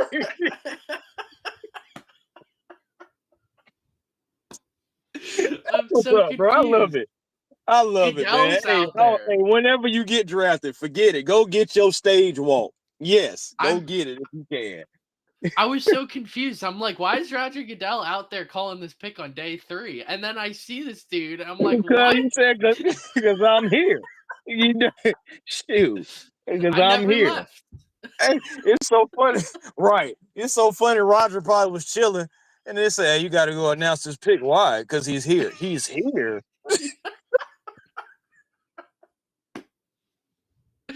Oh man, this guy's gonna be like an all-pro edge rusher. Facts. I'm talking about gonna be an all-pro in the next 3 years, and we up here joking. Oh man, that's great. Gonna be like, dang, remember the guy we were joking about? Man, that man is an all-pro now. Ain't that something? Man, so I'm gonna get my stage walk. Where's my hat? And my jersey with my name on the back. Thank you. Something that I think that's been pretty cool, and I ain't gonna lie to you, whoever be stitching up the jerseys and everything like that kind of fast or whatever, or however they do it, I ain't gonna lie to you, that's pretty dope because those kids come up there and they already have a jersey with their name on it on the back. That is dope. Okay, that's dope. They have 32 jerseys of every player that is at the draft.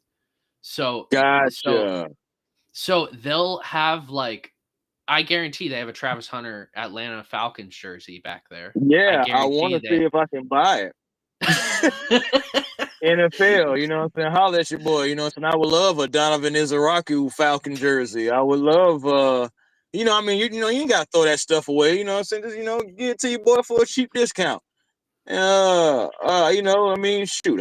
Hey, you know what?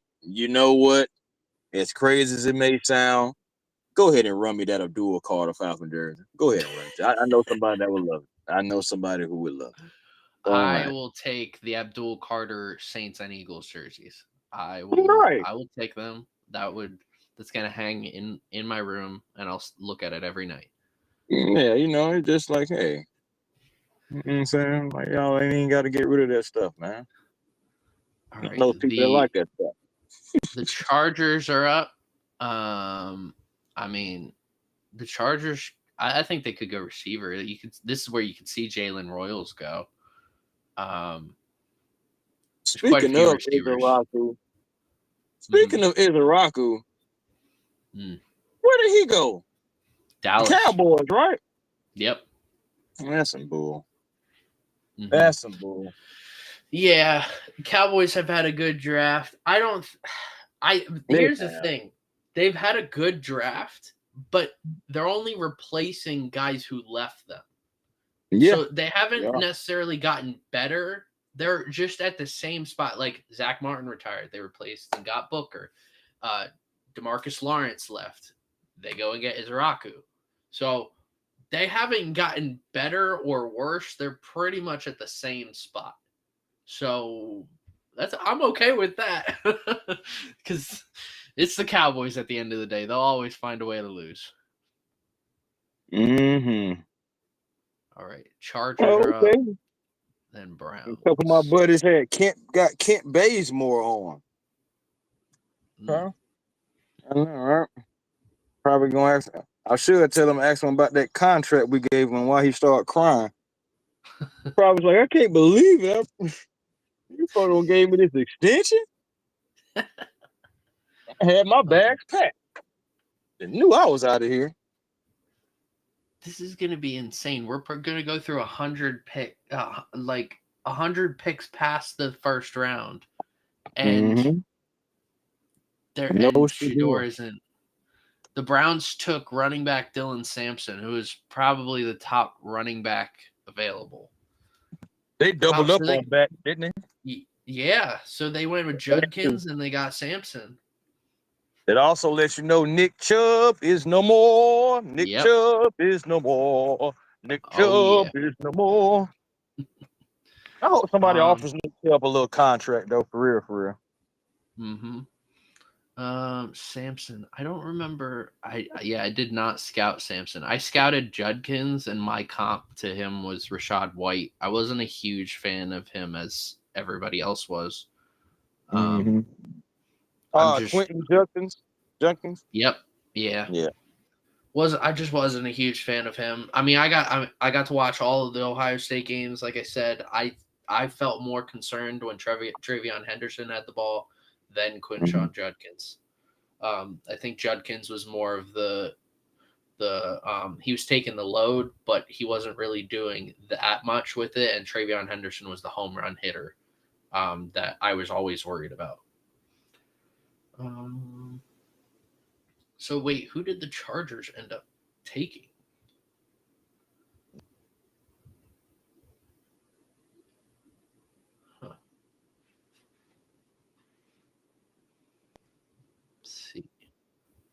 Some insight about the Billy Bowman Jr. pickup. Yeah. All right, so Coach Jerry Gray just said that, and Tori McElhaney, the Falcons lead reporter, she just tweeted it out, that Billy Bowman will be used in the nickel. Okay. And he is going to be competing against Clark Phillips III and Dee Alford for that slot. Okay. All right. Yeah, that's kind of what I figured. Yeah. We were kind of already going down that line. So, all right. That makes sense. Okay, so that makes sense. You're getting better at your slot corner, nickel spot. Yeah, okay. All right. I'm good now then. All right. Yeah, that makes sense. It's crazy. Last year, after the Eagles got DeJean, I was like, that was pretty much the slot guy that we got. This year is the first year where I'm seeing teams specifically go for players who are going to play in the slot.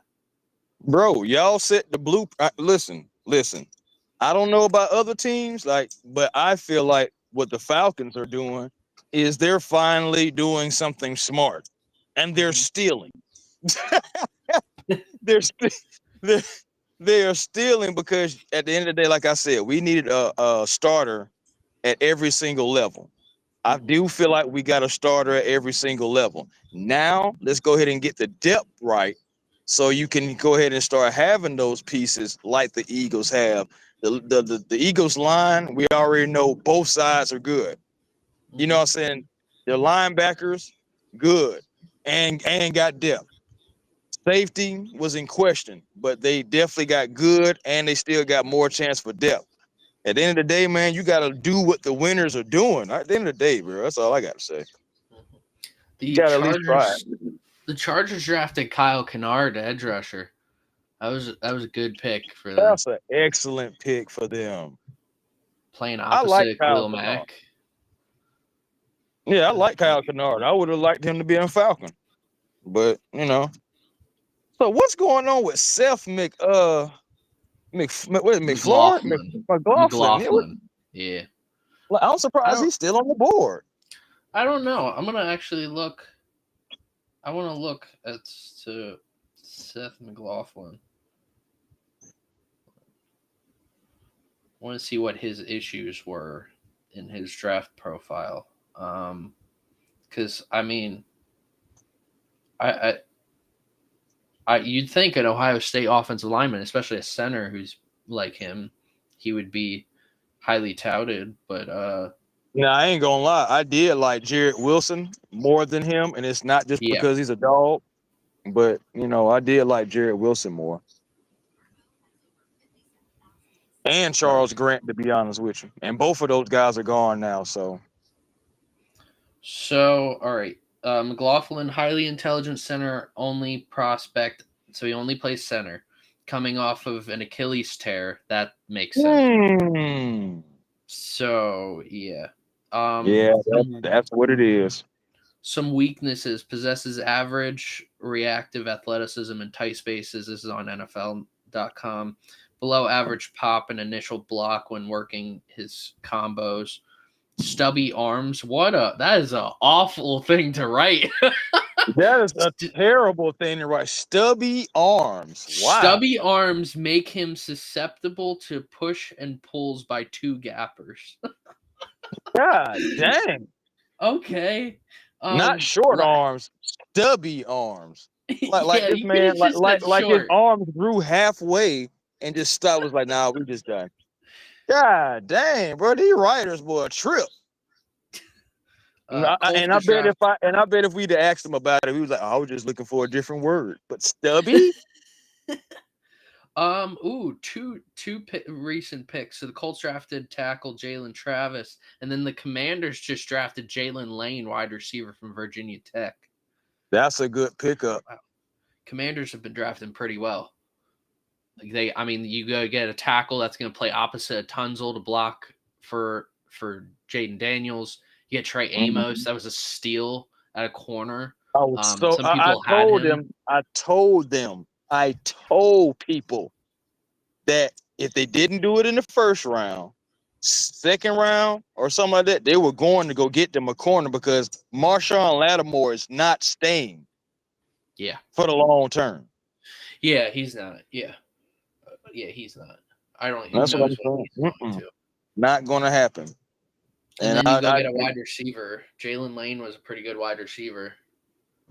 So that was because they do need to shore up that wide receiver room. I mean, okay, yeah, they got Debo. Okay, cool. Yes, they got Scary Terry. But you outside of that, just without looking at their roster, you're like, okay, who's next?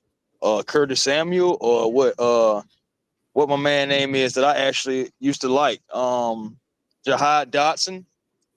Well, Jahan's in Philly, and Curtis Samuel's in Buffalo. Wait a minute. I thought Philly traded. No, I'm tripping. I forgot. They traded him to y'all. That's right. Yeah.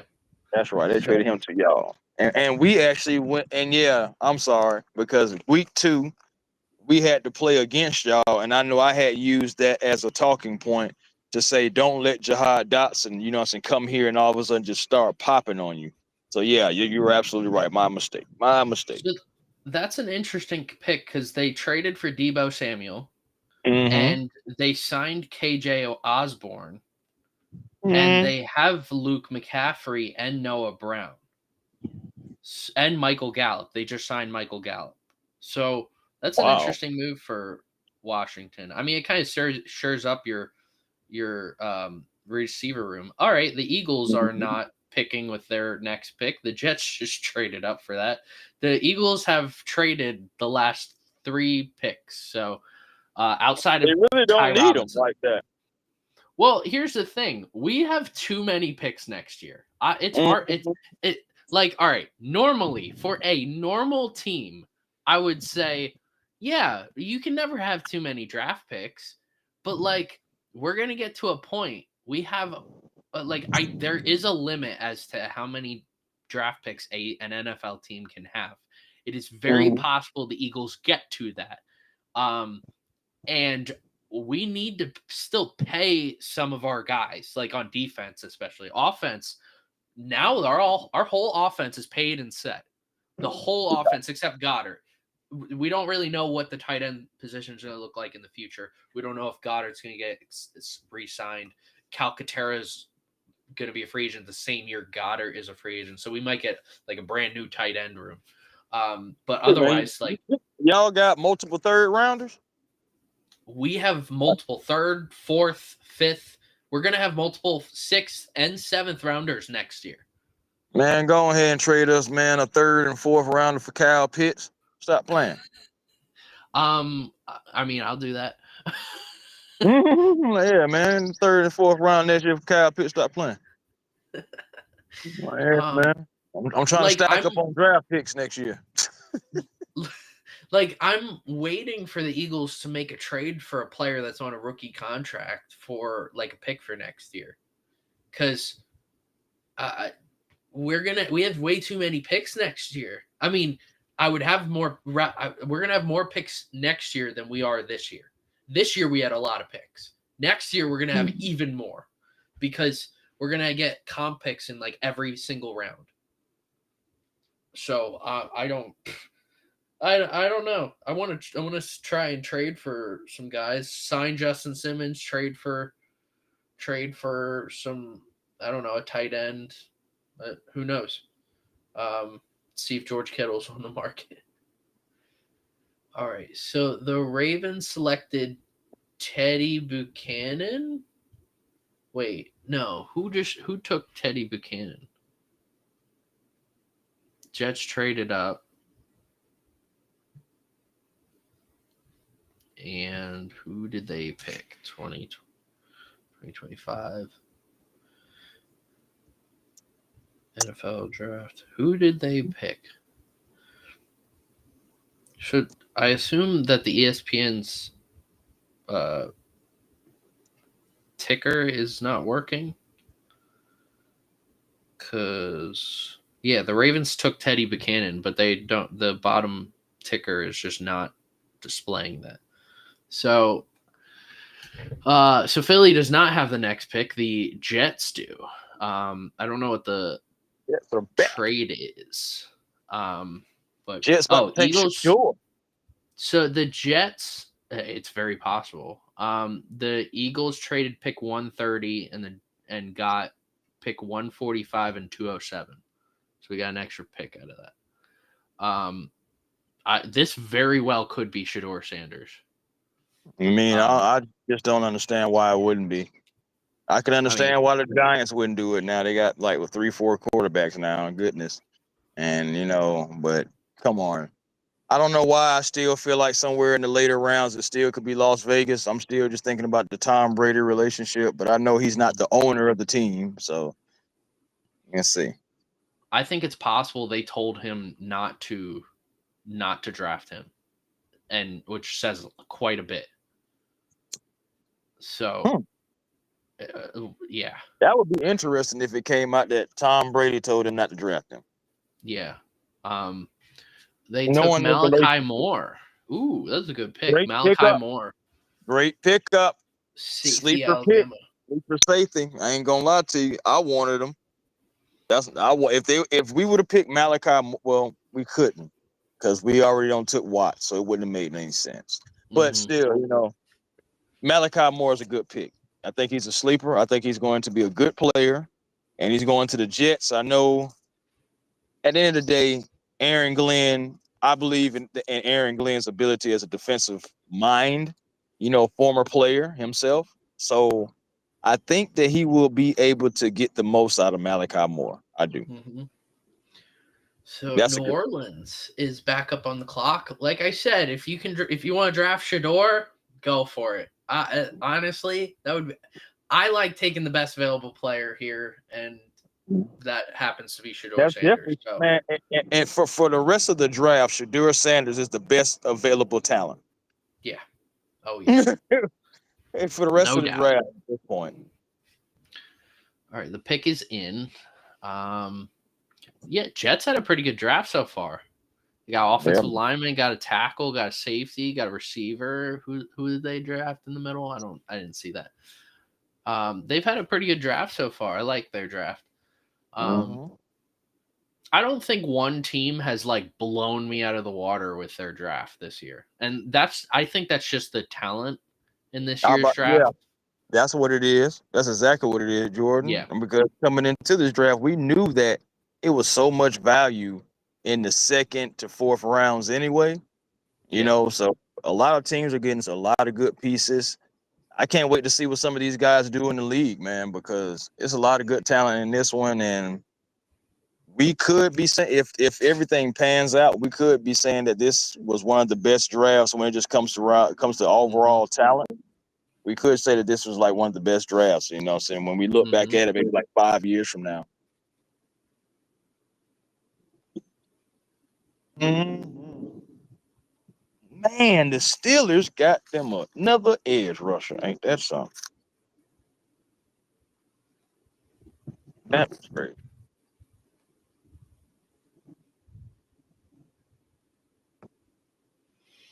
All right.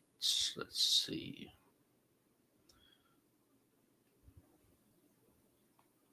All right. Come on. Who we drafting? Quarterback? Shedeur Sanders, please. Something. I don't care. Just draft someone good. Who we get? Quincy Riley, cornerback, Louisville. He was one of the best cornerback prospects still on the board. I like getting it. I knew we needed to get another corner. I like that. I hope the players end up going well, but I love the positions that we're drafting and when we're drafting them. So I like this a lot. We got a corner.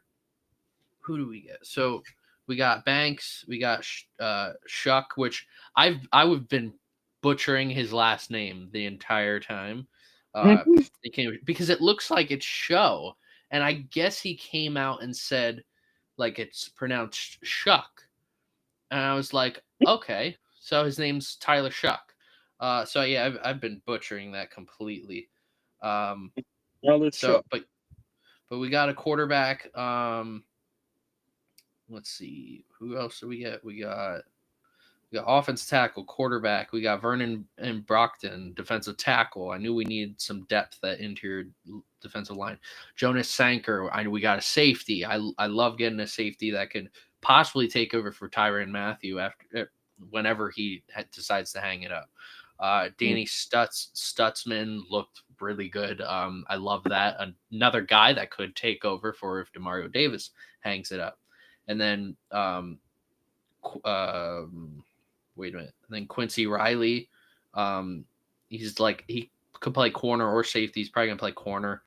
Yeah, I like these picks a lot. Now you just kind of have to shore up the offense. You could go receiver, running back. With this running back depth, you go running back with the next pick, or you could wait until your last pick and draft a running back. Willie Lampkin is still available. That's another name that we're waiting to hear on. That would be an underrated pickup. Yeah, I like the name Willie Lampkin too, man. I think he impressed at the Senior Bowl, I believe. Yeah. Yep. And that guy, he'll be another player.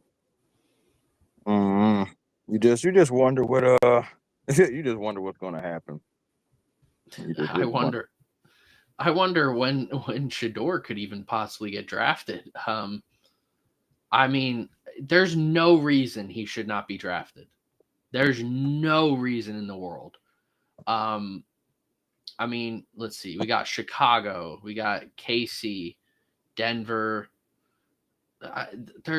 I mean, we're at a point that any pick now could be Shador. Any team with any pick could pick Shador Sanders. Any of them.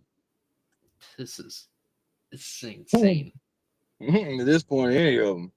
At this point, I may even just be like, hey, man, I'm going to have to email the NFL. But, hey, man, is there any kind of way I can get a couple of them jerseys out, Falcon-wise before y'all throw them out? I don't want y'all to throw them out. You know what I'm saying? I just, had that for me. Notable fourth-round picks: John Stallworth, Steve Largent, Andre Reed, Charles Haley, Dak Prescott, Max Crosby. I see 4 Hall of Famers there. Max Crosby's still really young, and then Dak Prescott. Yeah, I mean, so I mean, I don't know what beat writer this is. I think he's a Bucks beat writer. Said that the Falcons stole Xavier Watts in the 3rd, and then the Saints stole Quincy Riley in the 4th. Sorry. Let's see. All right, Bears took linebacker Ruben Hypolite, the 2nd linebacker. So I had probably just filling in depth there for Chicago. There's still some names that are still available, and I'm like, why? How are they still available? It's so much talent, bro. You think about it. Some of these people that are still there, put them in a few, like, let's say last year's draft, or I said a couple of seasons ago and everything like that. Like put these guys in different places. I bet you they'll be going faster. Mm-hmm. And the quarterbacks, I mean, we haven't had a quarterback taken yet today.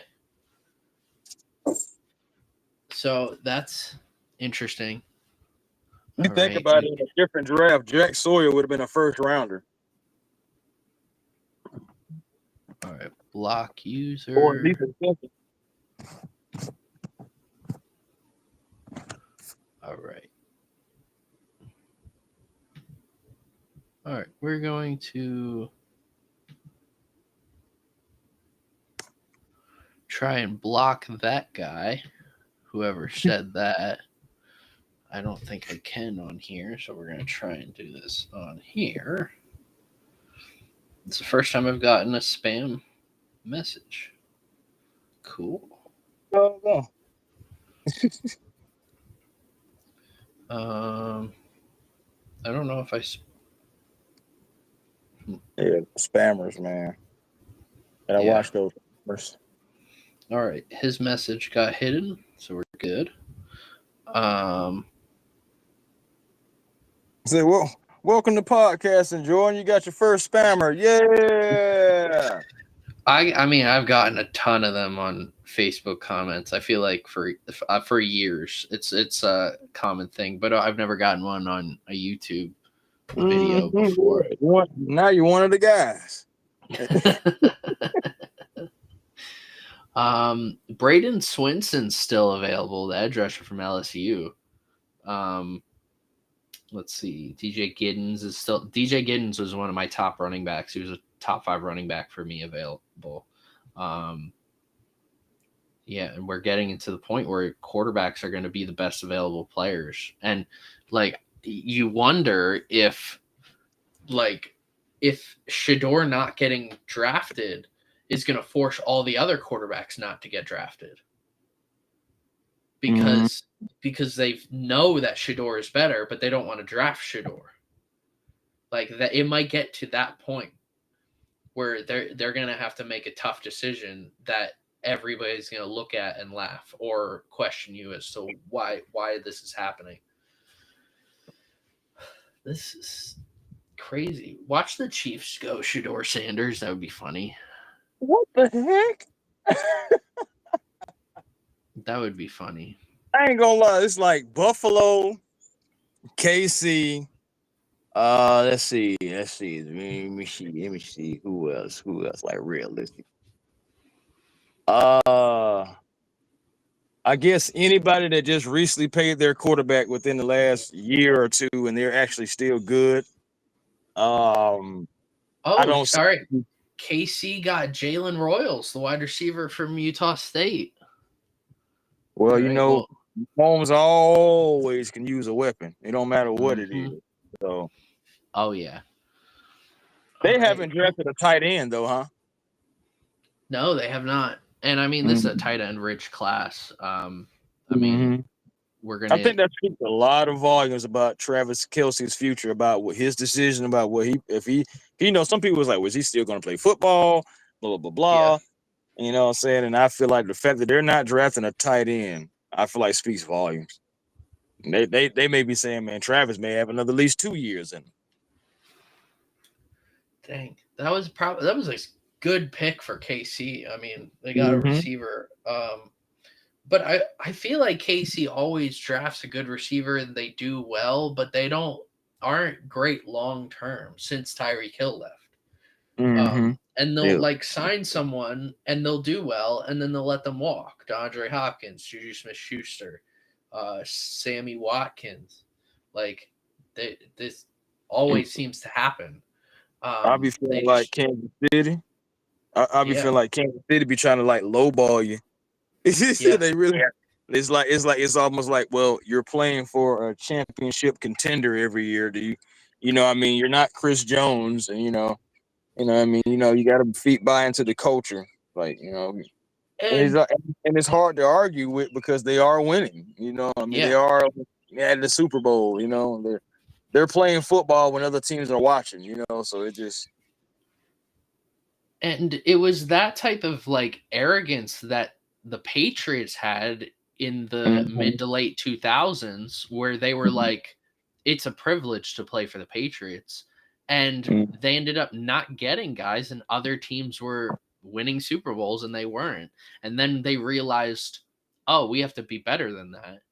And so then they got smarter, made picks and signed guys, kept guys, re-signed guys, got them long term, and ended up continuing the rest of their dynasty. But yeah, I mean the Chiefs need to.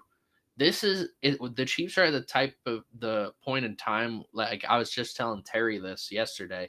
Like 5 years from now, Travis and Chris Jones are more than likely not going to be on this team.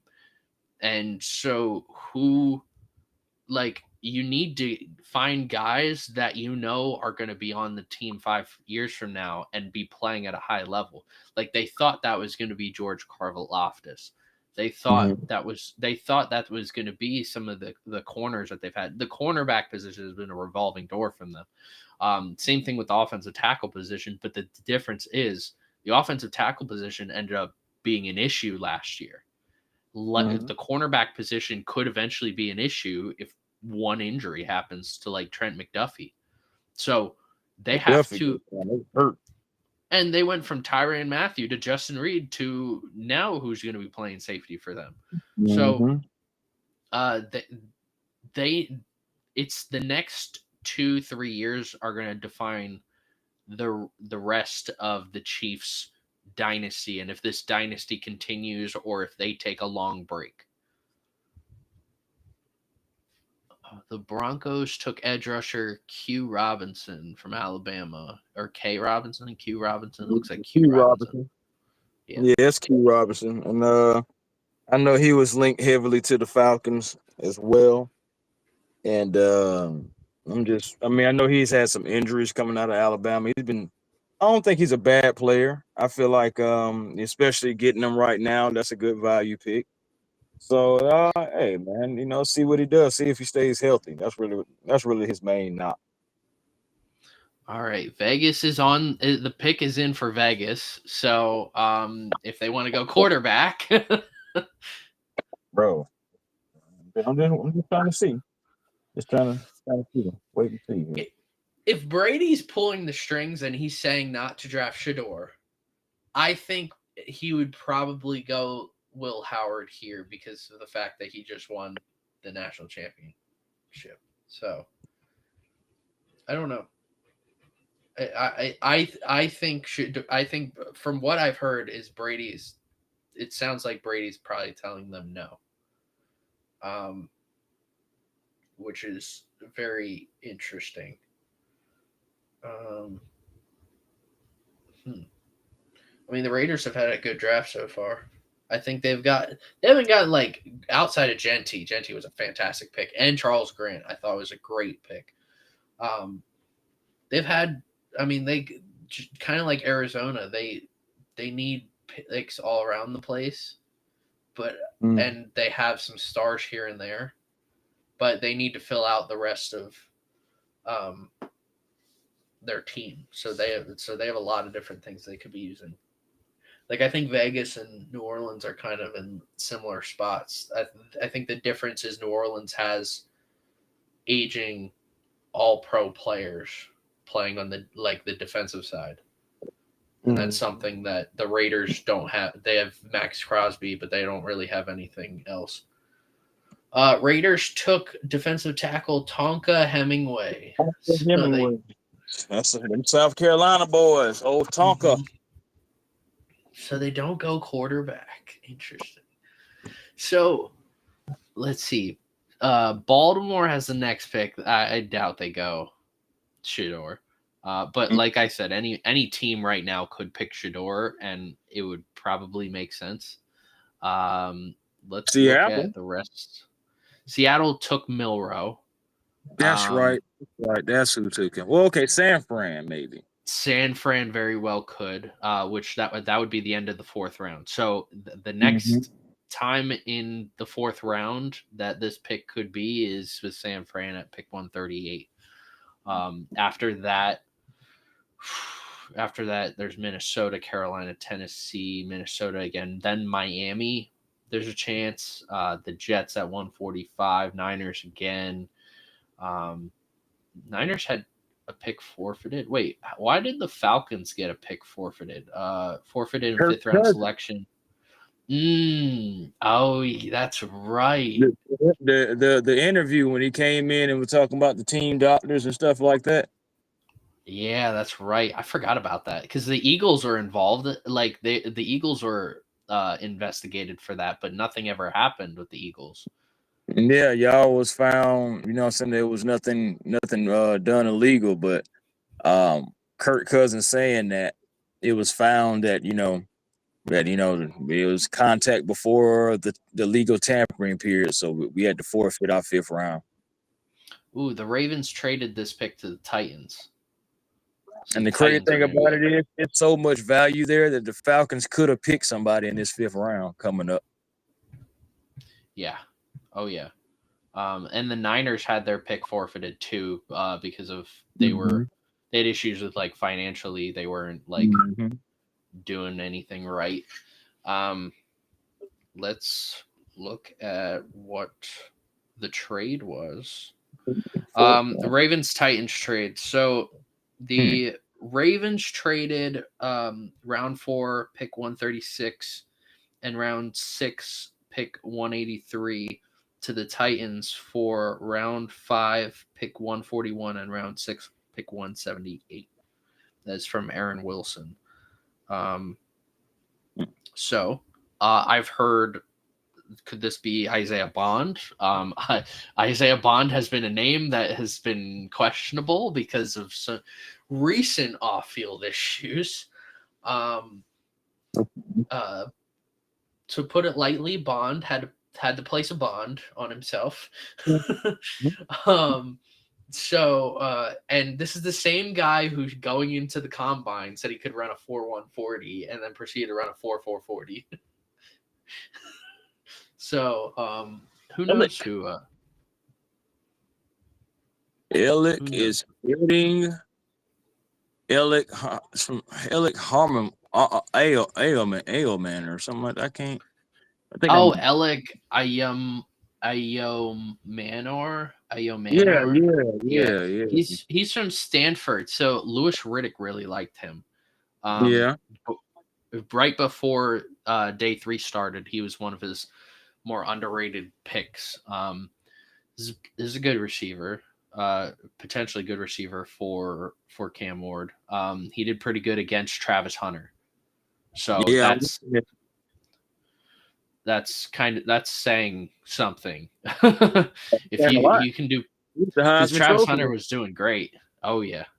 That But yeah, he man, did pretty good. that man caught the ball and Travis helmet. He needs to probably create separation. Mhm. That's probably Especially at the the big area. level. Yeah. Oh wow, he's got hands. You see it, right? You seen it? Yeah. No, I was like, boy, oh, another trade. So Seattle is not picking. Is it? Or are they picking because they traded? Oh no, the Patriots pick is now in. I have not gotten an alert on a trade either. So let's take a look at. Let's see if I can figure out what this trade is. Seahawks, Patriots. So, all right. So it sounds like. All right, I'm not going to report that because I don't know that source. Well, my source right now is NFL Network. It just said, okay, here we go. The Patriots received the 4th round pick 137, and the Seahawks 144. Yep, Yeah. 144 and 238. Yep. 7th round. Yeah, I didn't. There was a source that said that, but I have no credibility. I have no idea his credibility or not. I get it. Let's see. So New England's up. Who is New England gonna pick? So Braden Swinson's still there. That'd be a good edge rusher. Getting Miles Frazier would be a good pick. Yeah, I'm thinking they're going edge, somewhere in the edge, because I'm looking at what they've taken already. And yeah. Now they do have Harold Landry. They did sign Harold Landry. So they do have one. I mean, how do you feel about Harold Landry overall? I mean, I think he's okay. I think he can be a very nice complementary piece. If you already have a good D line, he's a really nice player to have. They also have Keon White is really good. I like Keon White. They also have Christian Barmore. Christian Barmore is awesome. So I think with that D line already, I think he's a very good complementary piece. Yeah, they also have Milton Williams and Robert Spillane. Yeah, I think the whole defensive line for the Patriots right now is looking really good. Maybe you want to get another edge rusher on the opposite side of Harold Landry. Yeah, that's what I'm thinking. After seeing everything that they've drafted already, you think they go defensive tackle maybe? Could go defensive tackle, add depth with Milton Williams and Christian Barmore. I don't know Christian Barmore if he's going to be healthy or not. I know he had that I think it was a blood clot. I wasn't 100% sure because I thought about drafting Christian Barmore in our dynasty league, and I had him on my wish list all year long, but because of the medical situation, I took him off because I was like, I don't even know when he's ever going to play again. But I mean, if he can play next to Milton Williams, that'll be incredible for New England. And that's exactly what's going to happen. They just took Joshua Farmer, defensive tackle, Florida State. So good pick. That was a good pick. I mean, he was on ESPN. He was the second best available player. So now Braden Swinson is the next best available player after Shedeur. So we are almost at the end of the 4th round. The Patriots are trying to make a comeback. I ain't lying. I don't know why this fourth round feels like it has taken really long. Forever. I feel like I'm in the Sandlot. Forever. Goodness. Like we're at what 1/3. So this is the last pick. This round has taken 2 hours.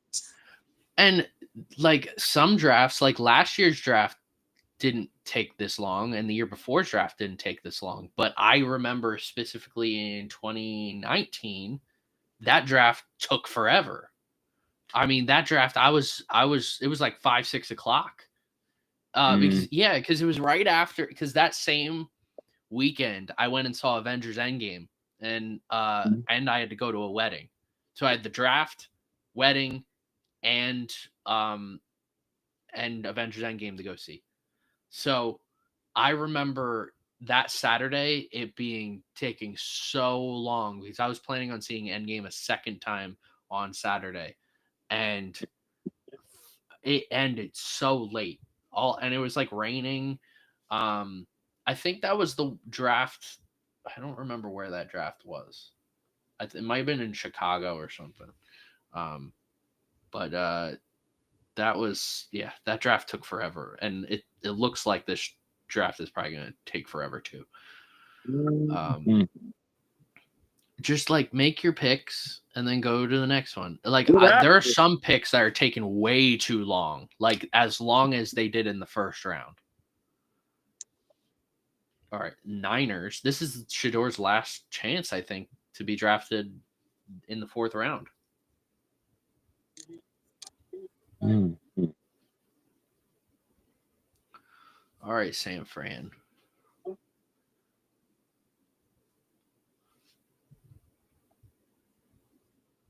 All right, San Fran. They went wide receiver. Yep, Ole Miss. He's got your name.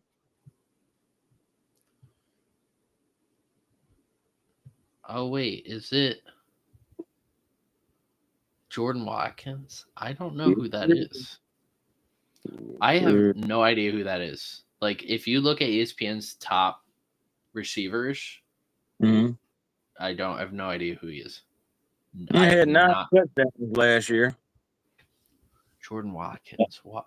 906 yards, 49 receptions with all career highs. Oh, I remember. Yeah, I watched film on him because I remember looking at that first catch. Okay, I remember this guy. I thought he was pretty. I thought he looked pretty good. I thought he had good sideline awareness.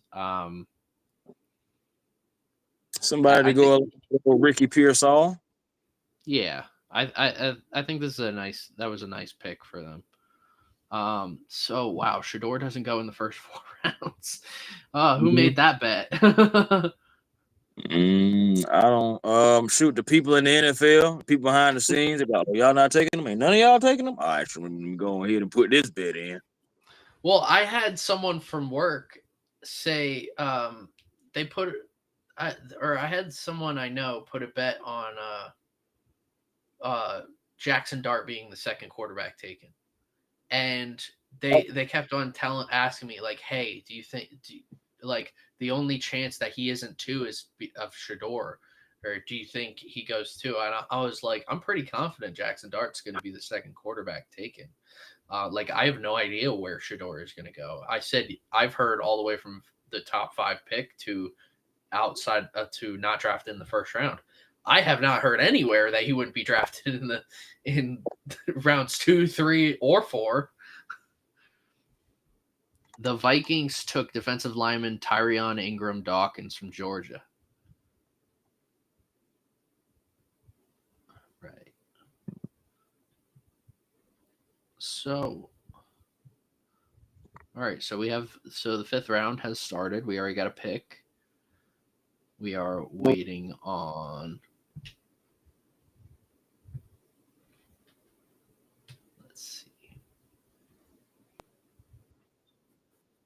That here. Yeah. evolving around that may add some more clarity for me too. I mean, regardless, I mean, it seemed like in the highlights because I didn't know a lot about Bowman, so I had to look into it here behind the scenes. Between Xavier Watts and Bowman Jr., these two since 2022 have led the FBS in interceptions. Watts 13, Bowman 11.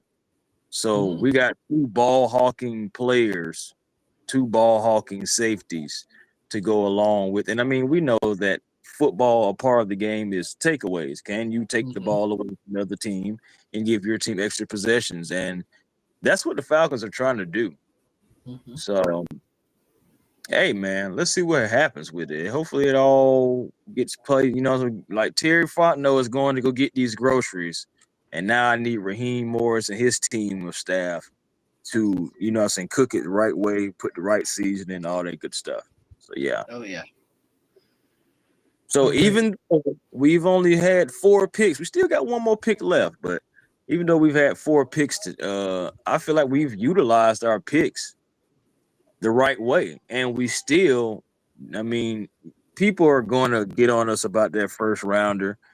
But I promise you, if we go to the playoffs and, you know, at least can win a playoff, my thing is, no, you're not even going to go that far. If we can, that's a good pickup for the Minnesota Vikings. Yeah. But because I know he was linked to the Falcons too. I would have took him. But yeah, man, you can get to the playoffs. Nobody's going to remember what you did the previous year. Nobody's going to remember that pick until around about now when they're going to be like, oh, yeah, the Falcons did trade they pick to the Rams. Dang, that thing number 26 or 27 or whatever. You know what I'm saying? Like, no one's going to care about that. Yeah. Yeah, but, I mean, that's – oh, we have a player trade. Seahawks are trading Sam Howell to the Minnesota Vikings. Kirk Cousins, we stuck with you. We stuck with Kirk Cousins. God dang, we can't get it. We can't. It wouldn't have made no sense for them to sign Kirk or trade for Kirk Cousins anyway. You got rid of him because you didn't want to pay him. Yeah, and it's just like, okay, well, somebody else paid you. All right, we'll take that on. Oh, that's interesting. Sam Howell to the Minnesota Vikings. We'll see what happens.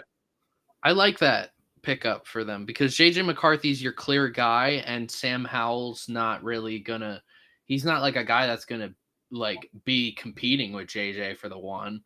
But I like that pick a lot. I wonder what they got in return for Sam Howell.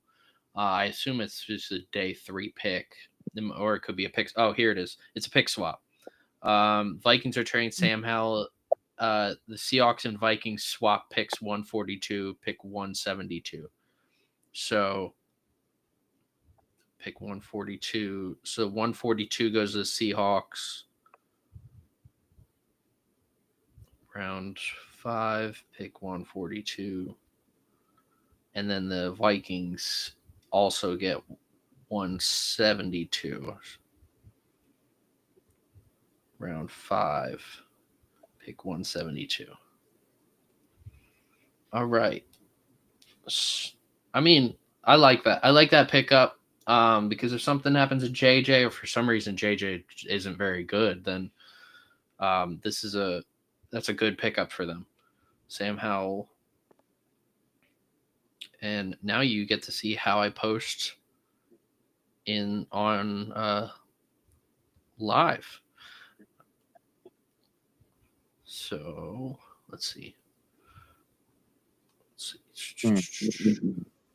Ravens, a team that had the fewest picks in this draft, but somehow the way still was able to get Malachi Starks and Mike Green. Yeah, they've done really well with their picks. I mean, Malachi Starks, that was someone I thought Philly was going to go after, but apparently it wasn't. Apparently we wanted Jahad Campbell like a lot, and we were trying to trade up like 10 spots to try and get him, and nobody would budge, and then we finally just traded up 1 spot and got him. And you didn't call Atlanta. Apparently, we called the Chargers and Packers, and both said no. So then, of course, y'all would have had to give up way more to come up to 15. Way more. So yeah. But Mm. I apparently we got our guy. you think about it where you guys were at, trying to move up that far. We're talking about multiple picks in this draft and next year. Yeah. So I'm glad we didn't really give up all that much just to go up one spot and get our guy. All right, Sam Howell to the Vikings and a pick swap. 5th round pick swap. I like Sam Howell's potential. Like when he was on the Commanders, I feel like he didn't really get that fair of a shot. I mean, like, all right, he got a fair shot, but the team sucked. Like now he's going to be playing. Sam Howell could have a Sam Darnold type year with that Vikings team. Oh, man.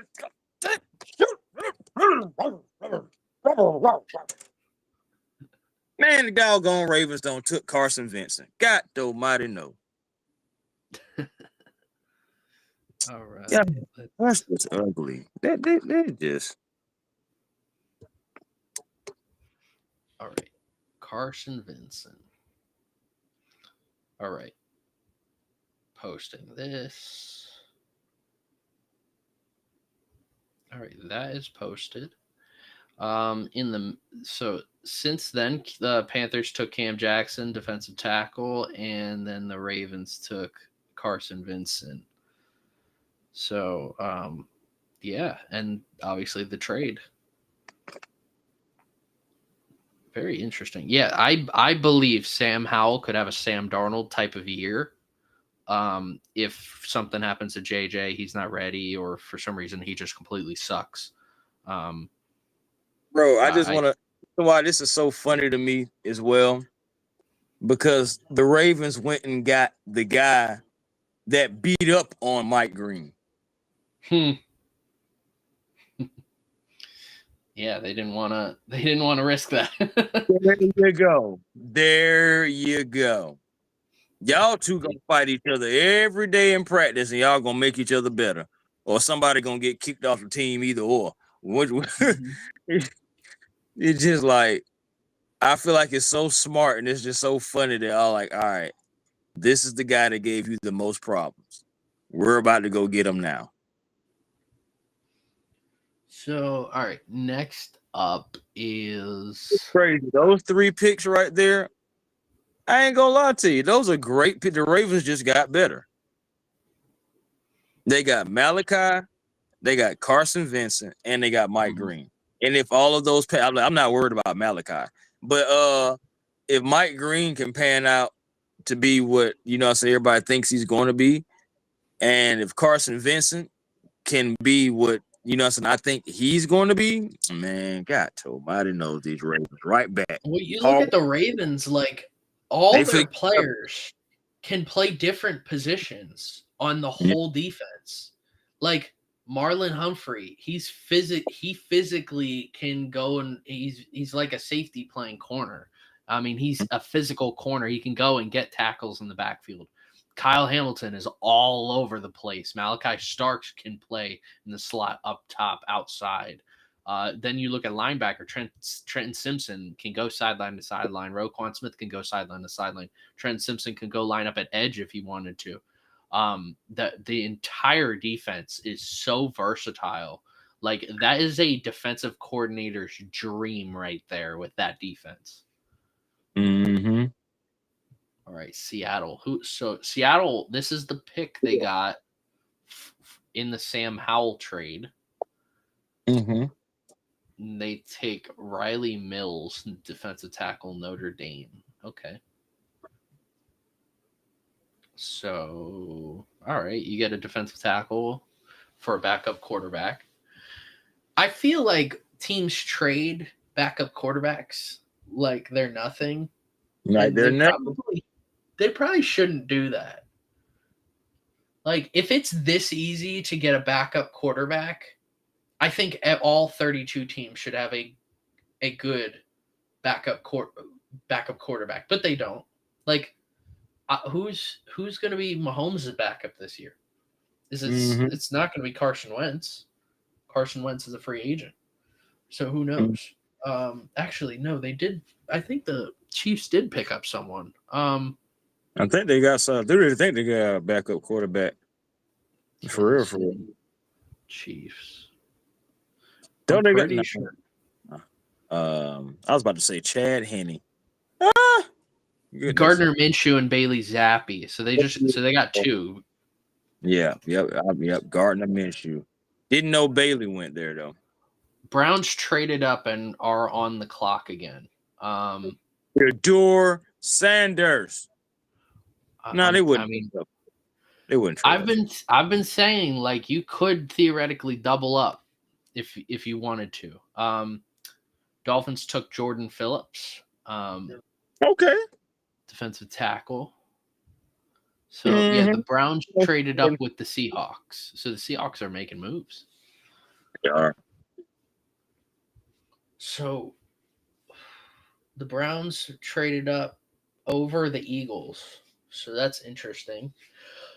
Hopefully the Eagles don't trade this pick because I'm tired of them just trading back, getting picks. The trading back.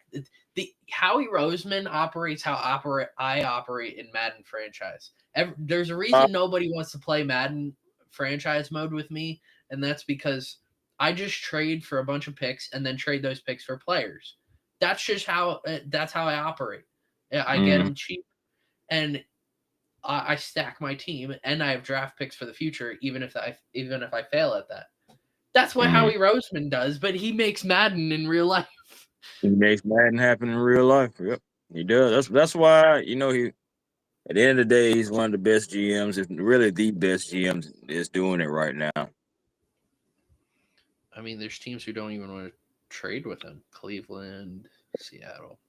I got to figure out what this trade was. Seattle.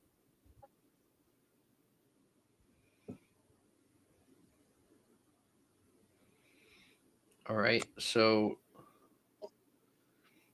Cleveland and Seattle. What is the trade? Why is everybody saying the Browns have traded up over the Eagles? They did. But yeah, they did. But like everybody's like making it a well-known thing for some reason. Like Ian Rappaport, Adam Schefter, and Mike Garafolo all tweeted that out at the same time. Like this is this is a big steal or something. Yeah, every single one of them all tweeted out at the same time. This better be like a crazy move. I'm so lost. I ain't gonna lie to you. I don't know what's going on. I'm trying to figure out what. Wait a minute.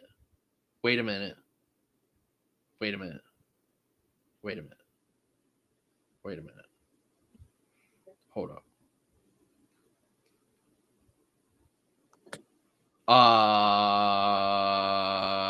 Shedeur just went to the Browns. Shedeur went to the Browns. Shedeur Sanders is a Cleveland Brown. Wow. I knew it. I was like, hey, you've been saying it, and I've been saying it myself. Shedeur? That's crazy. Okay. I knew there was going to be a chance. I knew it. And like someone just said, a beat writer for the Raiders just said, what's the logic behind drafting two quarterbacks? Like, I don't think you realize this team needs quarterbacks, and they haven't had a great quarterback since Otto Graham. Let's be real for a second. They haven't had a real great quarterback in the Super Bowl era. And they have a good team, but they need to find their franchise quarterback, and getting two quarterbacks it's pretty obvious. It doubles your chances at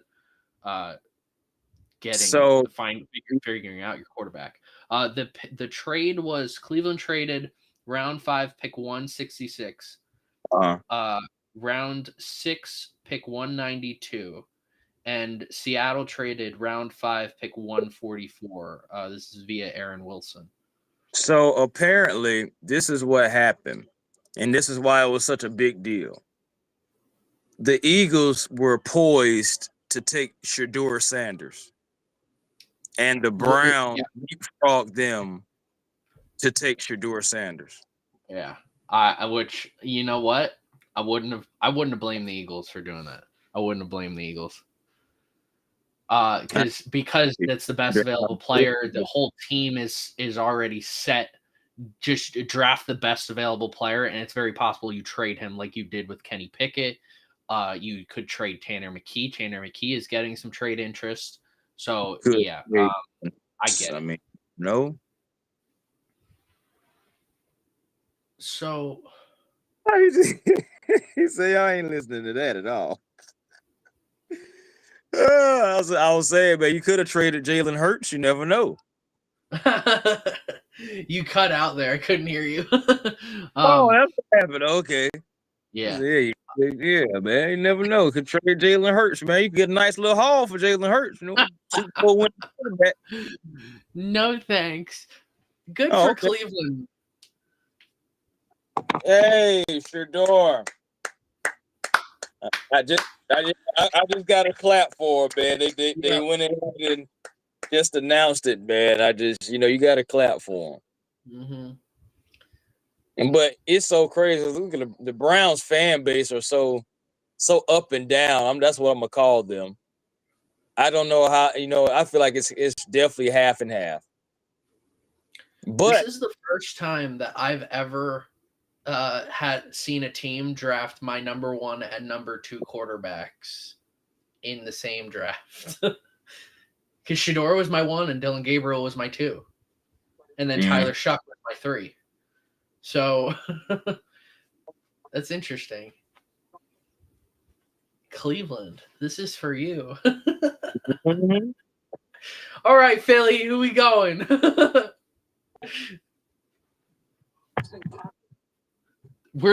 Nobody's gonna remember whoever Philly picks here. Nobody is. I know, right? Because it's all about Shedeur right now. But y'all was about to draft him. Shoot. Y'all was about to take him right here. And the Browns caught wind of it and said, no.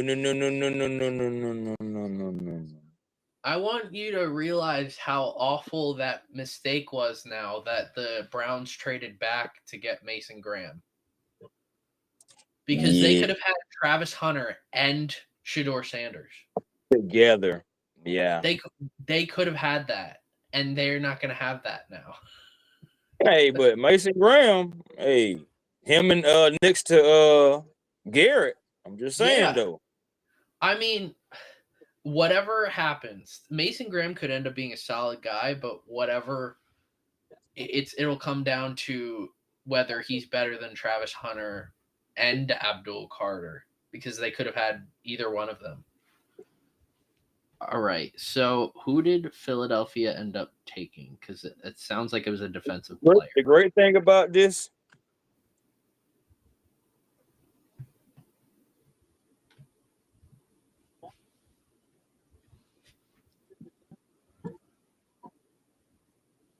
you cut out there. You just said the great thing about this.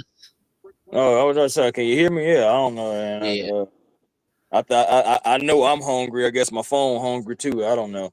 What I want to say, the great thing about this is, even though Shedeur was drafted in the 5th round, he could still be day 1 starter. Oh yeah. I know they got Gabriel, I know they got Flacco, and I know they got Pickett. But all those names I just named, Shedeur can start over every last one of them, especially Flacco. At his age, that's what helps for him. He's probably going to be the biggest competition because his veteran leadership and experience. But Kenny Pickett, I do not consider. Gabriel, I do consider Gabriel. Gabriel. Yeah. But Shador can still be day one starter for the Browns come week 1, man. Mac McWilliams goes to the Eagles at cornerback. So Eagles go corner. I'm glad. Now at this point, the Eagles, could go tackle, and then just it doesn't matter from there. I'd like to draft the tackle at some point. After that, doesn't really matter to me. Now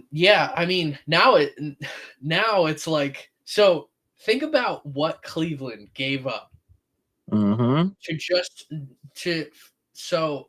to jump the Eagles in a lot of ways. So they traded with the Eagles to get Mhm. Kenny Pickett.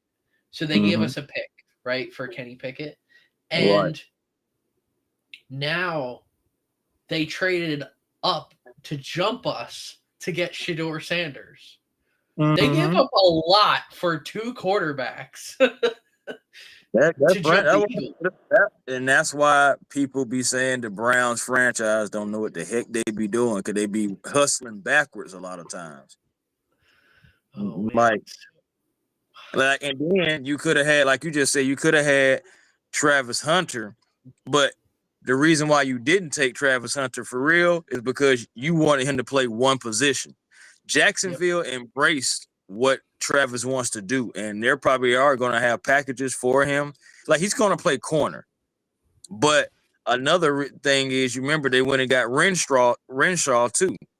Mm-hmm. So he is going to play corner, but he is going to play some receiver as well. And I can see that probably they'll use Renshaw to come in, and there'll be times where both of them are on the field, and there'll be times where maybe Renshaw is playing a little bit more because depending on the matchup, they having Travis play offense more, maybe. So Well, I will say this.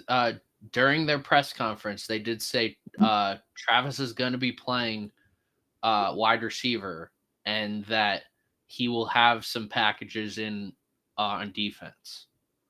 So that's what I've heard from Liam Cohen. So here's an update on the trade with the Browns and Seahawks.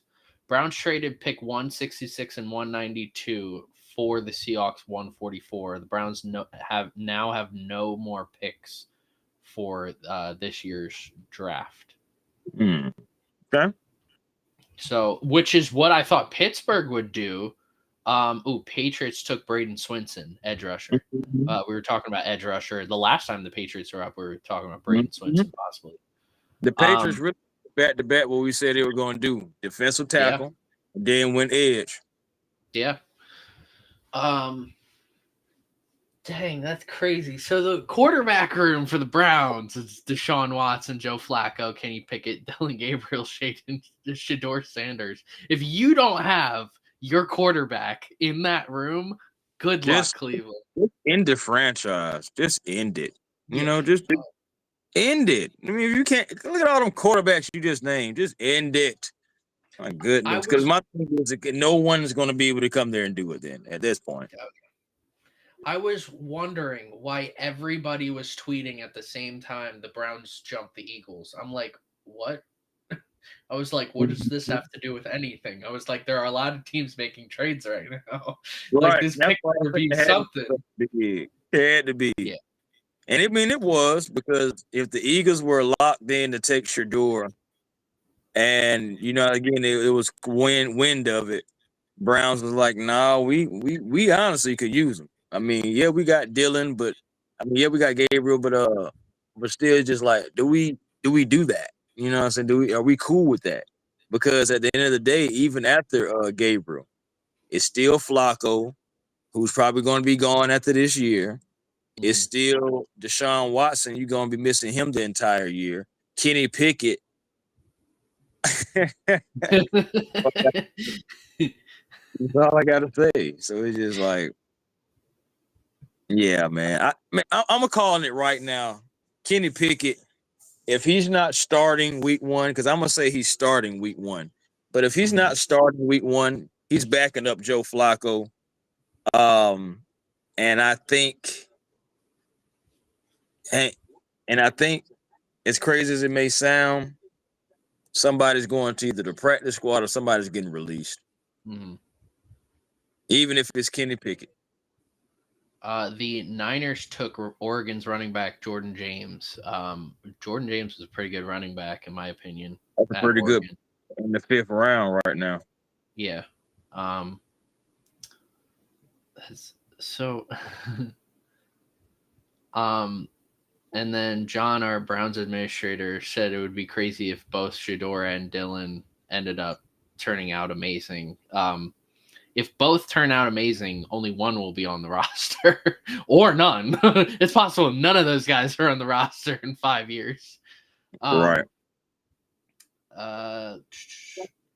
So now we wait for Shiloh. If Shiloh even gets drafted.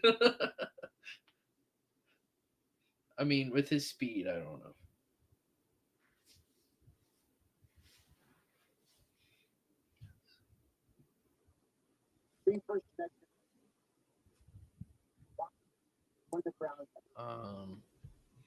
Yeah, I mean, at this point, Dylan Gabriel could start now, and Shedeur could be your future.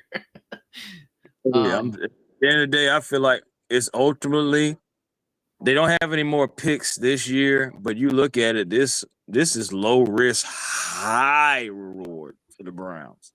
Mm-hmm. Oh yeah, that's why I thought it made sense if any quarterback, any team who drafted a quarterback this year, to go and draft Shedeur, because that's another option in case one fails, and if both fail, then it's a bigger issue. Rams Bears. So the Rams and Bears made a trade. The Bears traded pick 148, and the Rams traded pick 196 and a 2026 4th round pick. That's interesting. I don't like the philosophy of trading higher round picks in the future for a lower round pick right now. That's I don't know. That's stupid. That's impatience for me. And most of the time it ends up not working out well.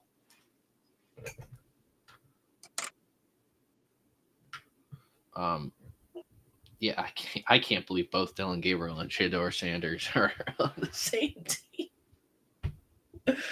Oh, that's crazy. So the Rams took Ty Hamilton, defensive tackle, Ohio State. Interesting. I can't believe that's crazy. So they have 5 quarter. Oh, Deshaun Watson. Let's all be honest. Deshaun Watson ain't playing this year. So now, I mean, I don't know what you do. I mean, Flacco is a great.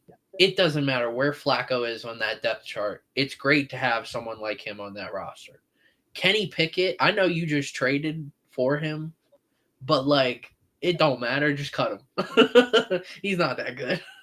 He couldn't even do anything with Philly. Tanner McKee was doing better. I just letting Dillon and just do a free for all. Say let Dillon and Shedeur battle for that spot. Yeah, that's what I would do. Miles Frazier's still available. Torrey Horton is still available. Cleveland getting Shedeur. That's nuts. That's crazy. Go Cleveland! Cleveland, this is for you. Oh man! All right, we are almost at pick 150. Let's see.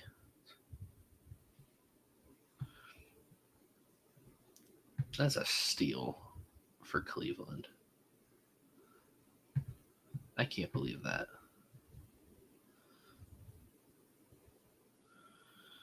I wonder, Pittsburgh only has Mason Rudolph. Do they have anyone else on the roster? What's that other kid name? No, yeah, I thought they had the other kid too. Oh man, what's his name? Jeez. Skylar Thompson they have Yeah, him from from Dolphins. Dolphins. Yeah. So, I mean, Pittsburgh's got a great team, but they need a quarterback. Like, I mean, the Cowboys took Jaden Blue. Why not just take Shador in the 3rd round instead of Dylan Gabriel? It's possible they liked Dylan Gabriel more than they liked Shador. And I mean, now it's like someone had to do it. And Cleveland has been so desperate for a quarterback for decades that this made total sense. Have both these guys go out there and try and ball out. Both of them were at one point Heisman contending. No, both of them were in New York for the Heisman. Mm-hmm. These are both Heisman candidate quarterbacks. Yep. And you got 2 of them on your team. You got a Super Bowl champion in Joe Flacco on your team, and Kenny Pickett, I guess. But a Super Bowl starting quarterback in Joe Flacco on your team. Like, that is teams would dream for that QB room right there. And I think they have to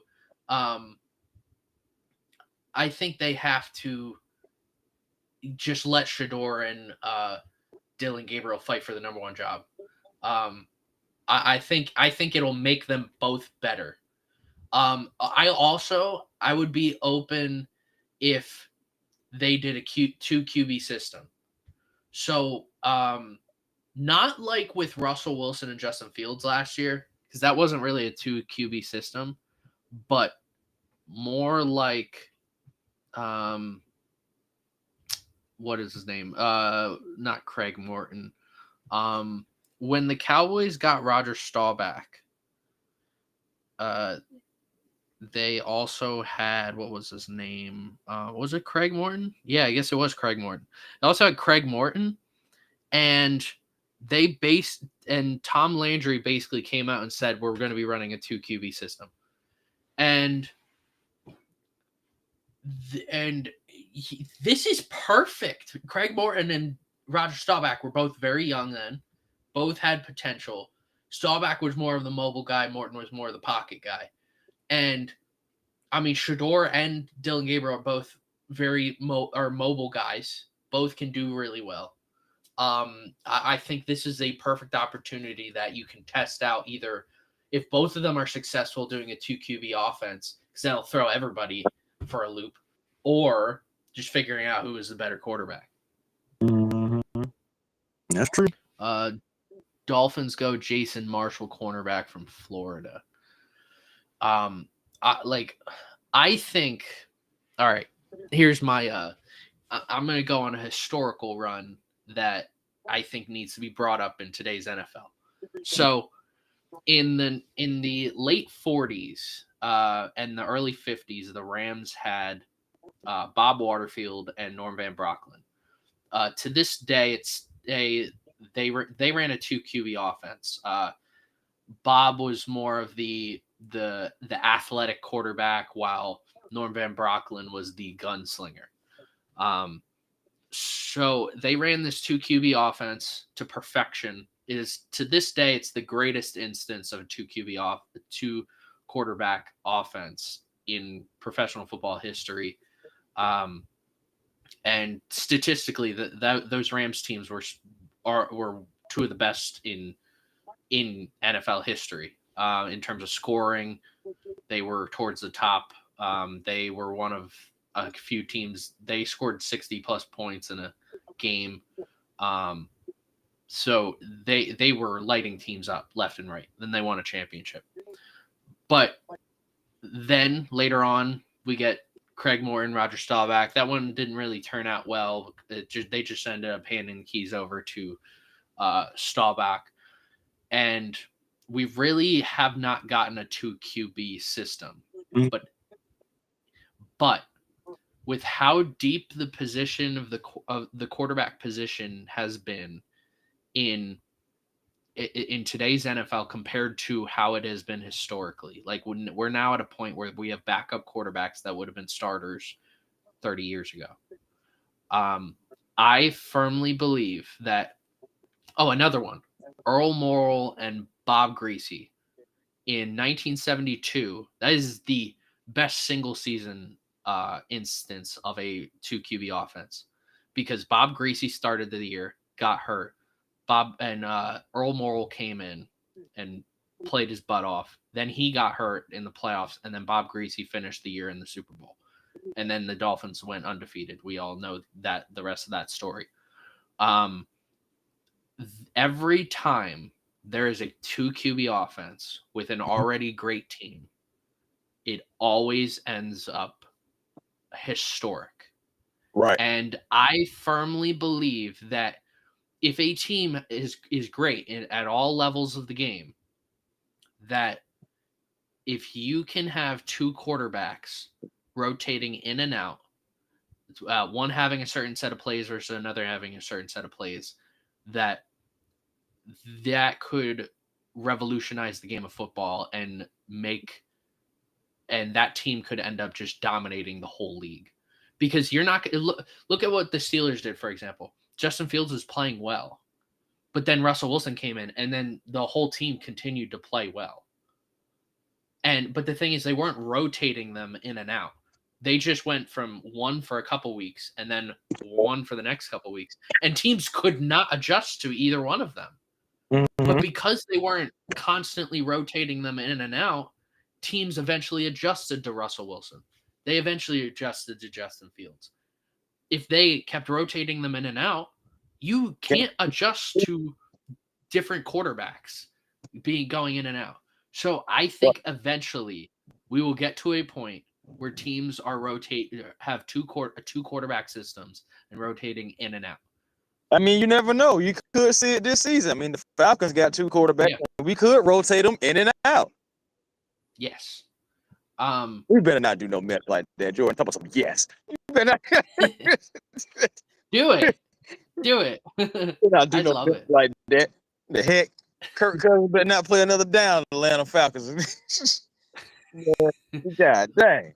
I'm talking about convincing yes too. I'm talking about confident yes. Yes. Nope. I'm confident. Do it. Man, that'll be something, boy. The Colts drafted DJ Giddens, who is one of my top running backs. Yes, I think that's a good pickup for the Colts. And there was also a trade with the Cardinals. Let's see, where did I saw it somewhere. Cardinals trade. The Cowboys just drafted Shamar James, linebacker from Florida. So the Cowboys acquired 2025 fifth round, 2025 152. Cardinals got 2025 174, and then 2025 211. And then the Cowboys ended up taking Shamar James. But yeah, I just think that makes just some team needs to do it eventually. Especially, and the perfect time to do it is 2 ways. Either what Pittsburgh did last year, getting a veteran quarterback and a young quarterback with potential, both on cheap contracts, and or drafting 2 rookie quarterbacks. Those are the only 2 ways you can really do that. Because you can't, because like the Eagles and the Chiefs, the Bengals, those teams can't do that. Right. And teams wonder why a lot of the time a backup quarterback will go in there and immediately become successful. It's because the defense is just not ready for that. So, right. If I think this is a perfect opportunity for Cleveland.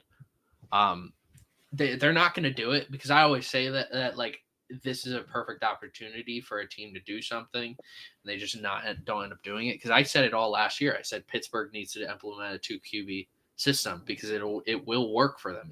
It showed. Russell Wilson thrived when he had to come in right after a play for Justin Fields, and Justin Fields thrived whenever he had to come in a play right after Russell Wilson. But when they're constantly, like, when they're out there for games at a time, no teams are going to adjust. The Giants picked offensive lineman Marcus Mabeau at pick 154. This is a great opportunity. Good for Cleveland. But I still kind of have an issue with how they did the whole second pick thing when they could have had Travis Hunter. Yeah, I think they just. I'm gonna tell you exactly what it is.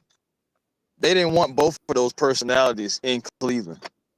Mm-hmm. I'll go ahead and say it.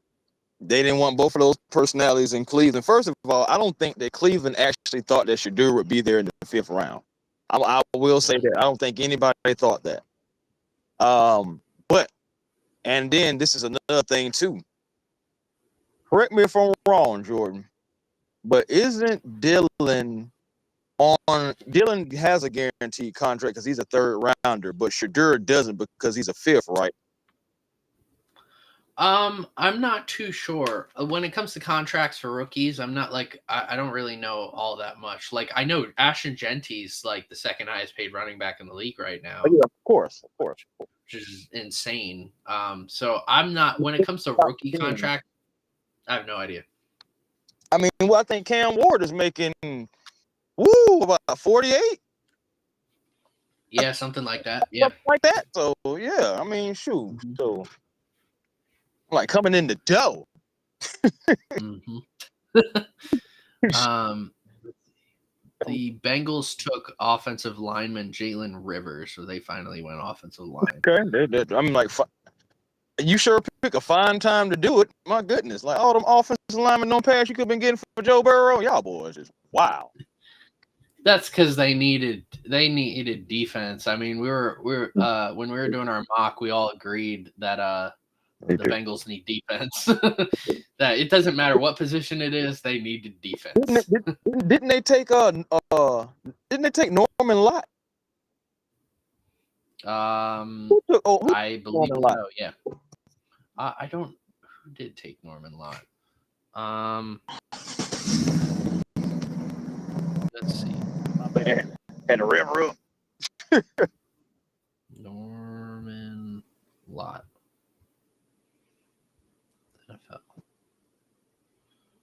NFL.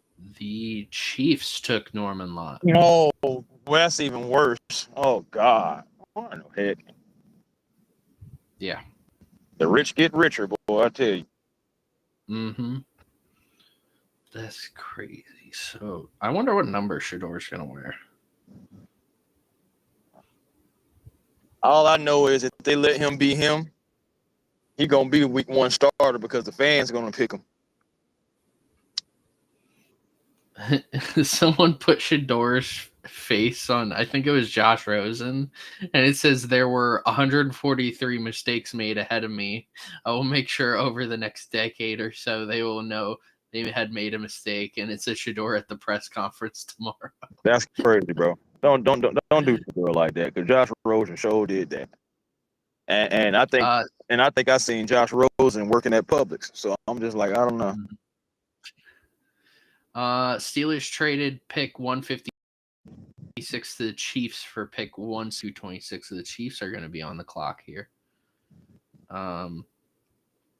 Interesting. I wonder who the Chiefs are going to pick. Chiefs are going to pick a quarterback. Oh, Jack Sawyer. Is he going to be wearing 4? What number is he wearing? No, that's just the round that he got picked was 4. It's been a good draft.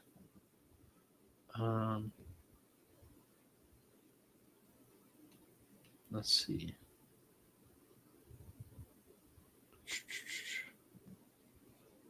Jalen Reed is still available at safety. I love Jalen Reed. I can't wait to see where he gets drafted. All right, Shador got drafted and he jumped in a pool. I would have jumped in the pool too, cause I'm heated. I would have jumped in the pool too, cause I am mad, baby. All right, Dolphins took That's my best defensive back. off. Dolphins took defensive back Dante Trader Jr. From Maryland. Okay. With their pick. So let's look at the best available players. So Miles Frazier, offensive guard from LSU. I mean, I think any team would like someone like him. Wide receiver Torrey Holton is available. Tight end Mitchell Evans, Devin Neal, running back from Kansas, and Will Howard at quarterback. Zah Frazier at corner, that from UTSA. I've heard a lot of great things about Zah Frazier. Quinn Ewers at quarterback, which I don't, in my opinion, I would not draft him at all. Chris Paul at linebacker. I still like Cameron Paul. Williams. Yeah, Chris Paul is a great option. Point guard right there.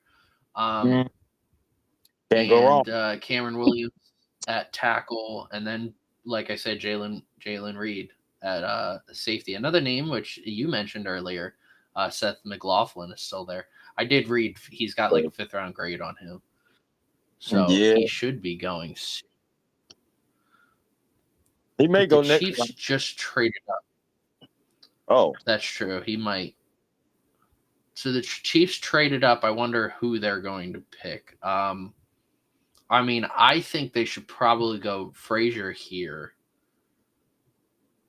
Well, Miles Frazier. Because you gotta get an offensive. You gotta just fix up the offensive line. You just traded Joe Thuney. Yeah. And when I seen that, I said, "Oh, you got to go offensive line sometime, even if it ain't the first couple of picks. You got to do it." Mm-hmm. That's how I felt about my team when we let Drew Dalman go to Chicago. I was like, "Okay, so now we have to address the center position, right?" But they believe in Ryan Nuzil, I believe, and I think they actually may give Jonathan Gwynn draft pick out of South Carolina a few years ago. I think they may give him a shot at it too. But I don't mind still. Okay, first of all, and I know Jordan, I'm about to hop off and go grab something to eat, but I will be back in the 7th round though, or by the 7th round, like that. But what I was about to say, dang. Oh, the undrafted free agency, I think is going to be stacked. Oh yeah. So I'm interested to see what undrafted free agents are going to be out there, because I think it's going to be stacked. Oh yeah. Yeah. But yeah, Jordan, I will be back, man. I'll be back around the 7th round. I know we got a draft pick in the 7th round, only one this time now, but still, man, I'll be back in the 7th round and everything like that to holler at you. All right. Well, thanks for coming, man. Oh, ain't no thing, man. All right. See you then. All right, peace.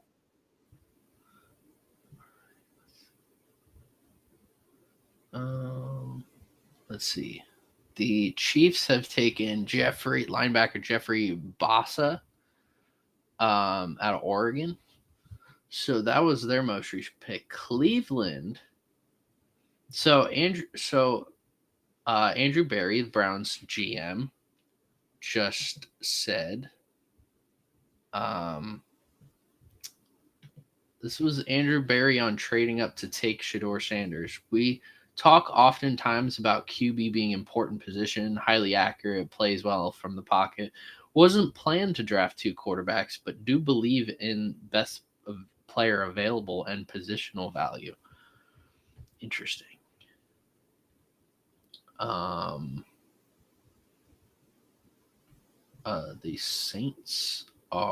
Chargers are on the clock. Jeffrey Bassa. So they trade up to get Jeffrey Bassa. The Chargers. and Packers are going to be up on the clock. So the Bucks pick is in. I wonder who the Bucks will be picking. The Bucks pick Elijah Roberts, an edge rusher out of SMU. So Bucks go 2 edge rushers so far. You got to think that we're going to start to get into guys who are probably going to be competing for a job on some teams' rosters. So Bucks need some edge rushers, edge rushing depth, I would say. So we'll see how that works out for them. Yeah. That's so interesting going Shedeur Sanders. So Cleveland, it seems like Cleveland is done for today for the draft. Pretty interesting to me. So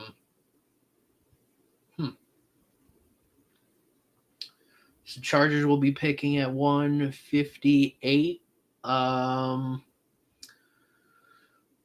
They could go defensive tackle here. They could go. I don't think they'll go offensive line. If they do go offensive line, it's probably guard. It could be Miles Frazier here.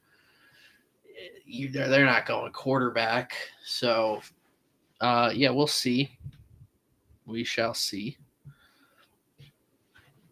So Shedeur finally went. That's crazy to me. So, Andrew Berry, our message to Shedeur was you have to come in to work and to compete. Nothing's given. We did tell him it doesn't matter where you're picked. It's what you do after you're picked. Good for Cleveland for leaving that open. Like, because you shouldn't look at Dillon Gabriel as higher than Shedeur right now. You should look at them as equals. That one of you will be our starting quarterback. One of you can be our franchise quarterback, but you both have to compete and earn that job. So I'm glad. I'm excited for Cleveland. Good for them. Cleveland's so. All right, your quarterback is probably gonna be Flacco to start, but let's say he's done. You got Dillon Gabriel and Shedeur. One of them is going to be your QB. You drafted 2 running backs, Judkins and who was the other running back? What was his name? It was, I don't know why I was thinking Caleb Johnson, but he went to Pittsburgh. Cleveland. Who did they pick at running back? It was. They took Judkins and Dylan Sampson. So you have Judkins and Sampson. You no longer have Chubb. I mean, you could still bring in Chubb and you could mentor these guys. It would be a nice 3-back rotation. Wide receiver, you got Jerry Jeudy. Who is Cleveland's? I don't know Cleveland's wide receiver depth chart after Jeudy. So Cleveland.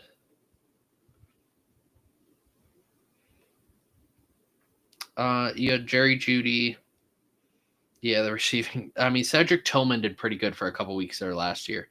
But, I mean, they got David Bell, DeAndre Carter, Jamari Thrash, Michael Woods. Not really a great receiving room. Ooh, Chargers took Keandre Lambert-Smith, a former Penn Stater that transferred to Auburn. All right. Chargers always draft receivers I really like. They drafted Ladd McConkey last year. Then they go and draft Brendan Rice. They got good names there at the receiving room, and then they got Quentin Johnston. I'm not a huge fan of Quentin Johnston. So yeah, I mean, I like Cleveland's. Cleveland, you'll go Gabriel or Shedeur. Then running back, you'll have Judkins or Sampson. And Jerome Ford is a nice third running back to have there. You need to figure out your other receivers outside of Jerry Jeudy, and Cedric Tillman. Your tight ends, if you're going a 2 tight end offense, then you're okay. You got Harold Fannin Jr. and David Njoku. That's a good duo to have. Your left tackle is going to be, who is going to be your left tackle? Cornelius Lucas, maybe. That's left tackle is probably a huge need. DeJuan Jones could move over. DeJuan Jones could probably move over to left tackle, or Jack Conklin, because one of them's playing right tackle. Batonio is going to be playing left guard. Who knows how long he's got. Right guard, you got Wyatt Teller, which obviously. And then center, you're going to have Ethan Pacic. I always have no idea how to pronounce his name.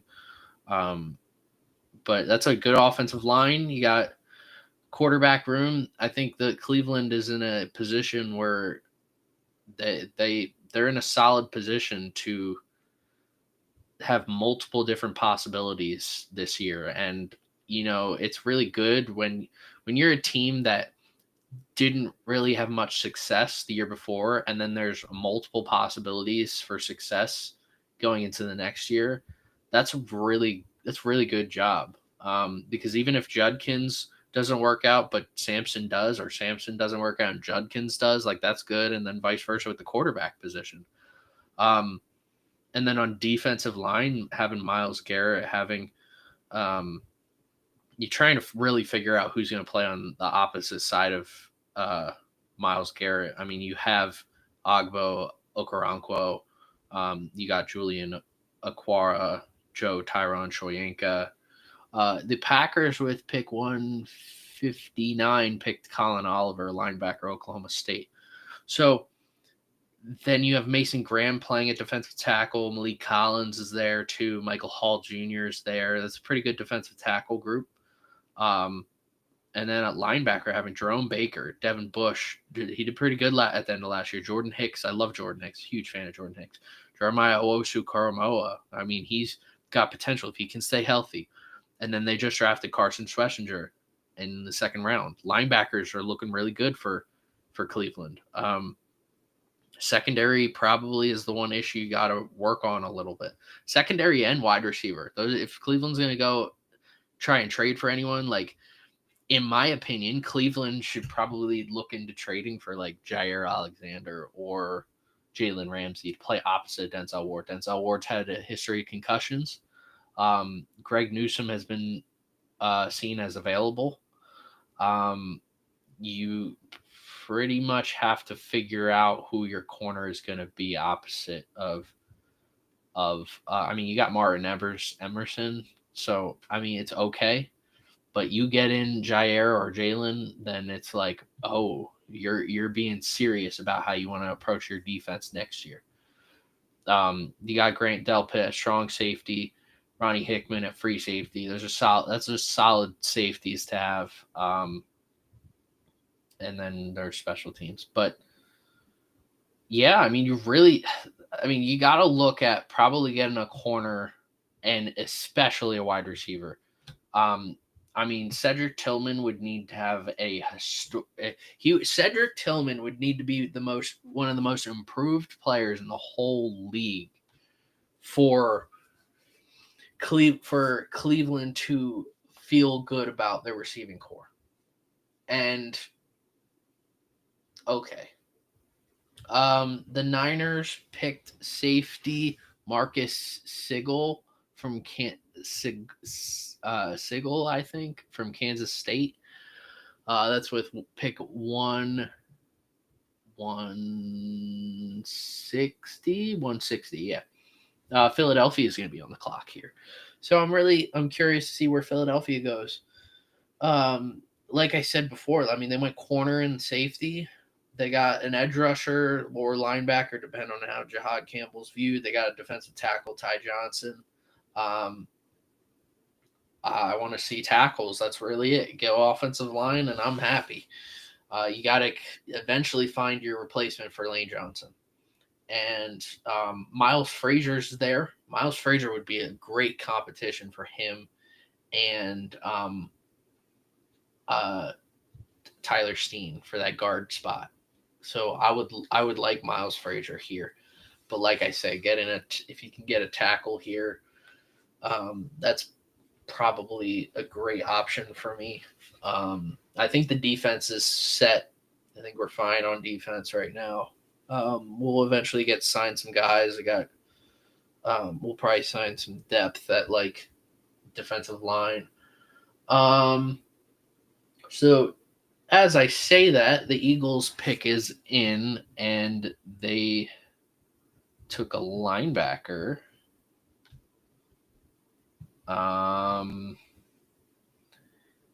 Eagles took Small Mondin Jr., linebacker from Georgia. Okay. I don't really know much about him. He's an off-ball linebacker. All of the Eagles picks have been on defense so far. And of course they go a Georgia guy. Of course Philadelphia goes to the Georgia player. Yeah, this is a tradition unlike any other. Getting Philadelphia a Georgia Bulldog. At this point, if you're a graduate of Georgia and you're trying to find a team to root for in the NFL, you're probably going to be an Eagles fan. Oh man.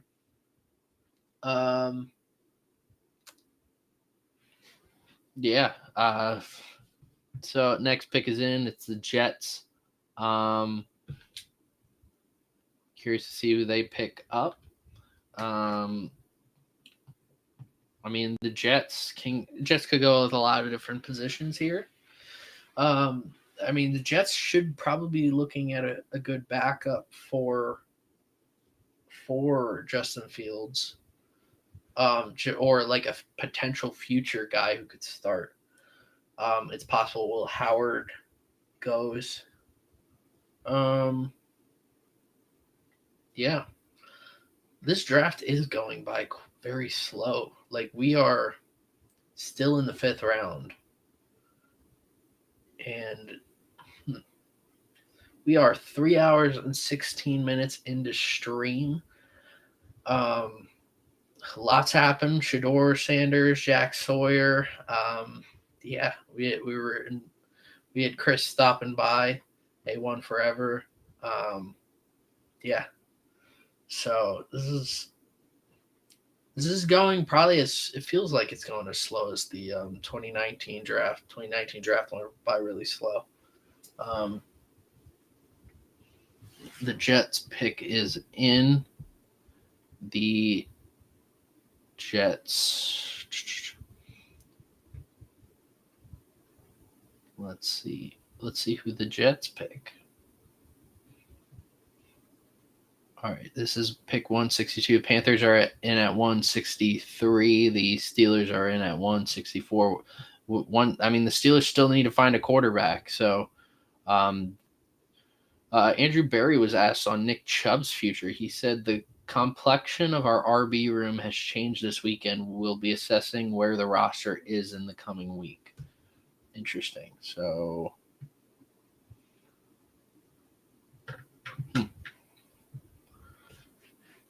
Interesting. Oh man.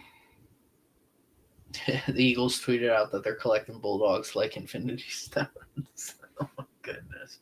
All right, the Jets. They've taken Francisco Mauigoa, linebacker from Miami. All right, so they get a linebacker. I know they cut CJ Mosley, so given the chance at a linebacker to compete for the job next to Quincy Williams. That's good. Solid pickup. He did lead Miami in tackles last year. So yeah. And Carolina is next. Curious to see who Carolina goes with.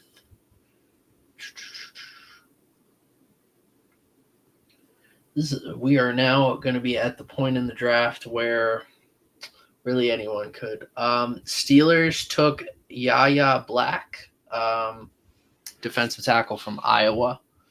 It seems like Steelers are allergic to quarterbacks.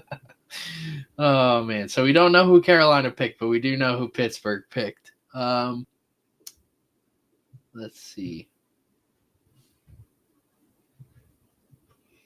Yeah, we do not know who Carolina picked, but we do know Pittsburgh picked Yaya Black.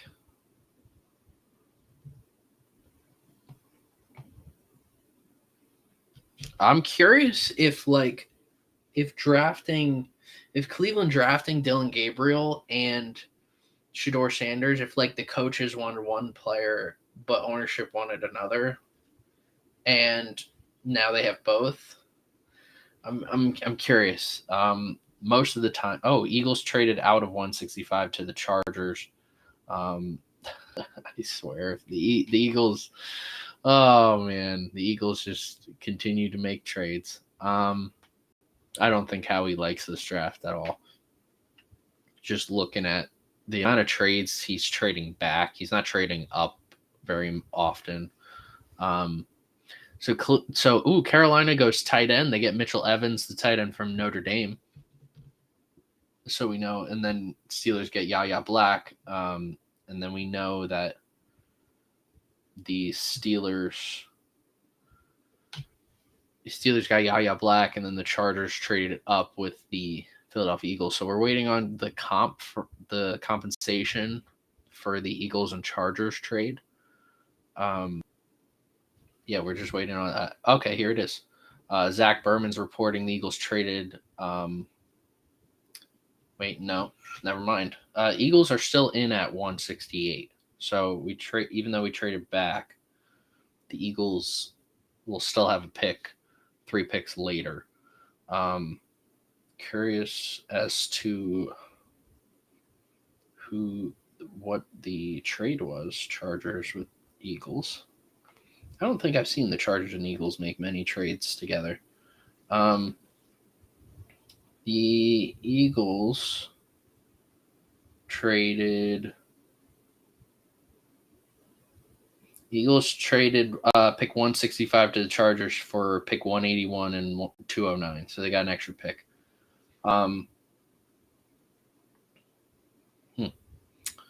So Eagles will be in at 168. We'll see who the Eagles pick.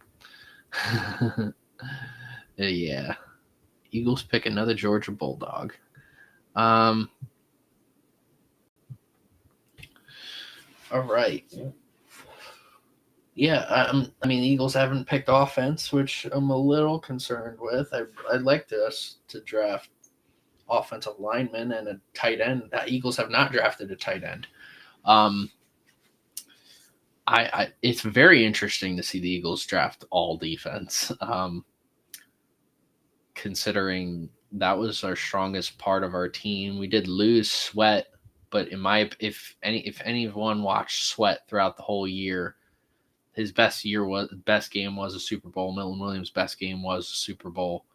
A lot of those guys showed up in the biggest game, which that's great, but you need to play great throughout the whole year in order to get to that position. And Sweat had a solid year. He was consistent. Milton Williams was solid. Our whole defensive tackle group is rotational, except for Jalen Carter. He's pretty much out there at all times. And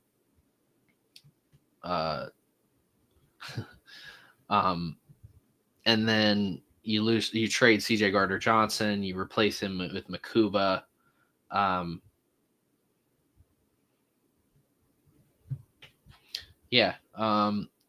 Roseman in the draft room. Yeah, Makuba is a very similar style player to CJ Gardner-Johnson. They have very similar heights, weights, just arm length. One issue is missed tackles, but in Vic Fangio's defense, that's not really the position that he's going to be playing. That's more Reed Blankenship's position. So, I mean, I get it. I mean, you lose Darius Slay. That one was probably the biggest loss because Nolan Smith came on a lot last year. Like he was doing really well uh later in the season. So so it's YA Black. YA Black. Okay. So I mispronounced the Steelers recent draft pick. YA Black. Um the So we lose Darius Slay. I love Keely Ringo and Eli Ricks. I think both of them are young enough and talented enough. Both had high potential in college that they can go and line up and be our second outside corner opposite of Quinyon Mitchell, and then Cooper DeJean can play the slot. So linebacker, we don't really know the extent of Nakobe Dean's injury. Jihad Campbell, it sounds like he's going to be playing edge rusher, but he could play off ball. If he's not going to be playing off ball, everybody loves Jeremiah Trotter Jr. I'm a big fan of Ben Van Sumeren. Every time he's been out there during preseason, he's played really well, and he hasn't gotten his opportunity to go play in this defense. And I think in Vic Fangio's defense, as if he played in Vic Fangio's defense, I think he could thrive really well. So you got Jeremiah Trotter or Van Sumeren playing linebacker. Jihad Campbell's probably going to be playing edge rusher opposite of Nolan Smith. So we'll have Campbell and Nolan Smith at edge, along with what is his name? I always forget his name. We just drafted him last year. Philadelphia. What the heck is his name?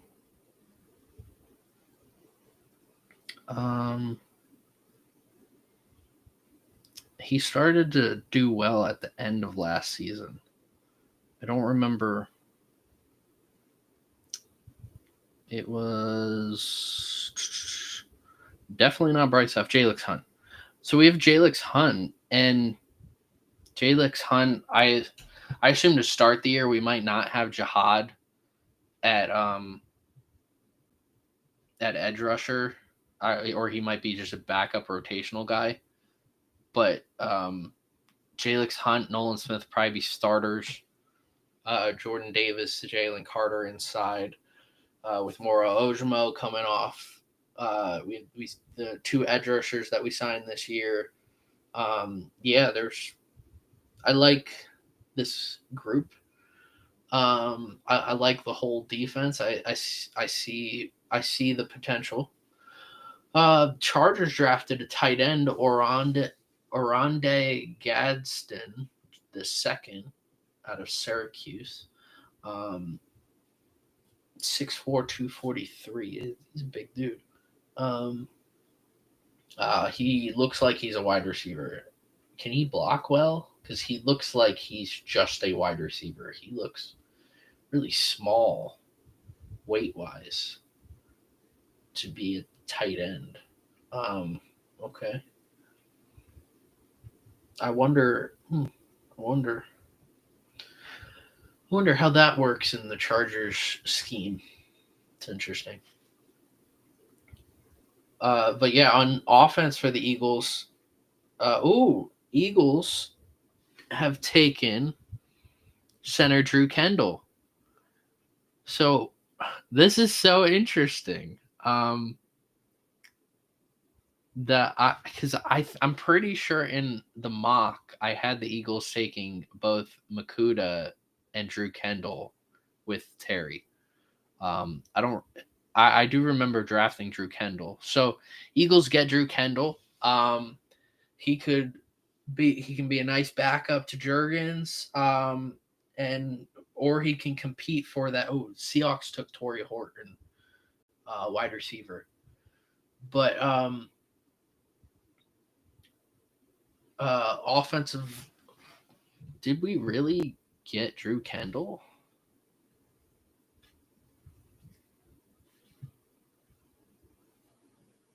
Torrey Horton. Eagles are up. They're taking Drew Kendall first off. Yeah, they took Zach Berman's reporting. The Eagles took Drew Kendall. Wow. So I assume he's probably going to compete. He might. I mean, he's probably going to be a backup center for Juergens. Then, and if he can be a really good player, he can compete with Tyler Steen for that guard spot. Otherwise, we got Jordan Mailata, Lane Johnson, we got Landon Dickerson. Offensive line's pretty much set. I would have liked to have gone tackle here, but the tackle position is kind of weak at this point in the draft. Interior offensive line looks solid. Speaking of offensive line, Titans took Jackson Slater, guard from Sacramento State. So we know in the next couple picks, then Chicago's gonna be up at 169. Let's see. So Chicago will be up soon. And yeah, like with the running back room for Philadelphia, we got Saquon, obviously. AJ Dillon, I love coming in for relief when Saquon needs a breather. Especially just both of them in physical situations, like in short yardage situations that we can't necessarily do the brotherly shove, or if it gets banned, who knows. Either way, we'll do some sort of sneak that just won't involve pushing. AJ Dillon probably, in my opinion, I think AJ Dillon should learn how to take snaps, because I think that would bode well for Jalen Hurts' health. But then we got Will Shipley too. They listed Drew Kendall as a center, so it's a good pick. I mean, we have depth at center. I was always worried about our backup center position after Juergens. So yeah, 5th round, we are a little over halfway through the first round, or through the 5th round. Then we'll have the 6th and 7th round, and then we'll be done for the day. We get Drew Kendall at 168, so we are at 169. Yeah, 169. Meaning we have 3, 6, 7, 8 more picks left in the 5th round. With the Eagles, how I imagine the 53-man roster right now is set up. Jalen Hurts, or just the starting lineup with potential backups that come in for injuries and stuff. Jalen Hurts is going to be the starter. Tanner McKee, I'm a huge fan of Tanner McKee too. He's going to be at quarterback too.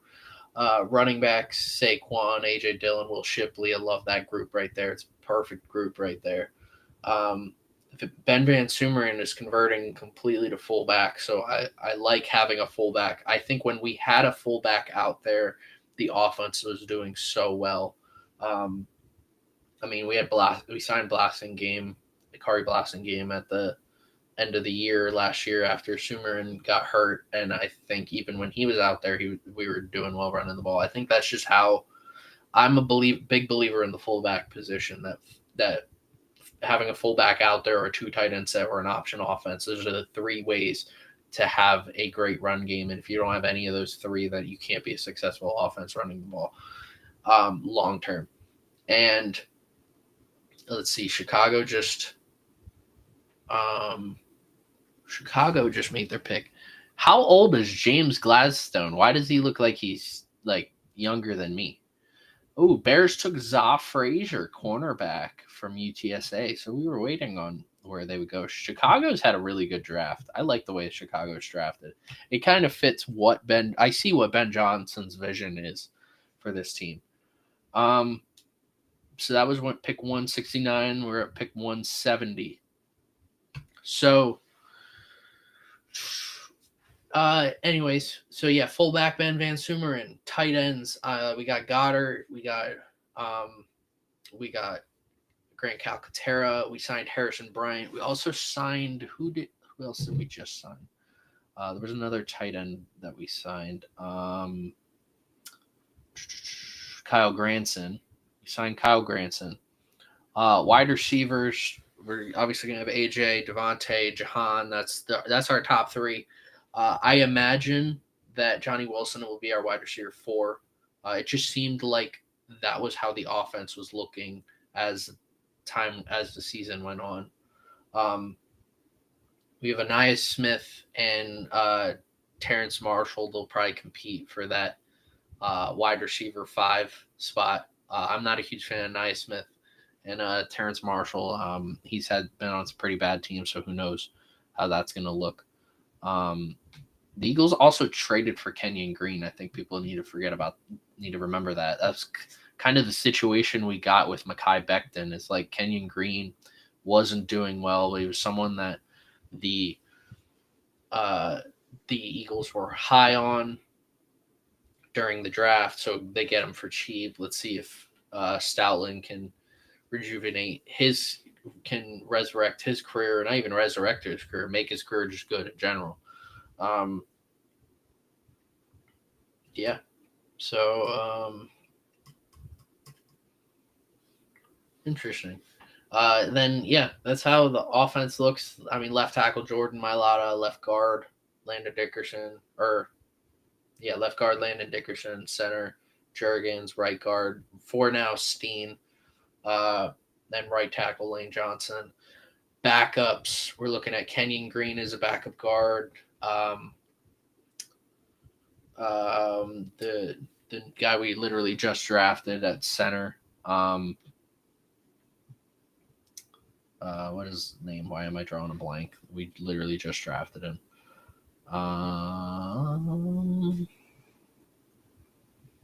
So the Bills just drafted cornerback Jordan Hancock. Drew Kendall. So Drew Kendall, Kenyon Green, Drew Kendall, Kenyon Green.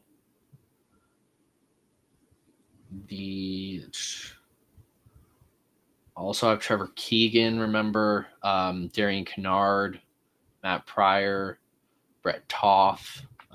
So we have some guys that Stoutland really likes. But it seems like the most important position right now is Lane Johnson's right tackle position. So, wait.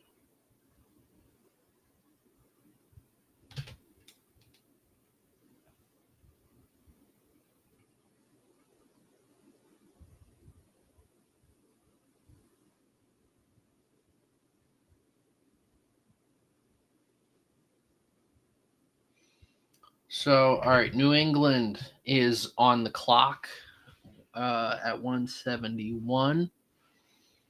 I don't know why they're not just like saying the pick is in. Like, you should already have your picks figured out by now. We're almost into the 6th round. Jalen Reed is still there. I can't wait to see Jalen Reed. Yes, the Bills pick is in for the Patriots. First ever. So, yeah, I like where the Eagles. I like the Eagles draft so far. I want to have a tackle. Patriots traded pick 171 to the Lions. Lions get pick 182 and 228. That was according to Doug Kyde. So the Lions are on the clock. The Lions pick is in now.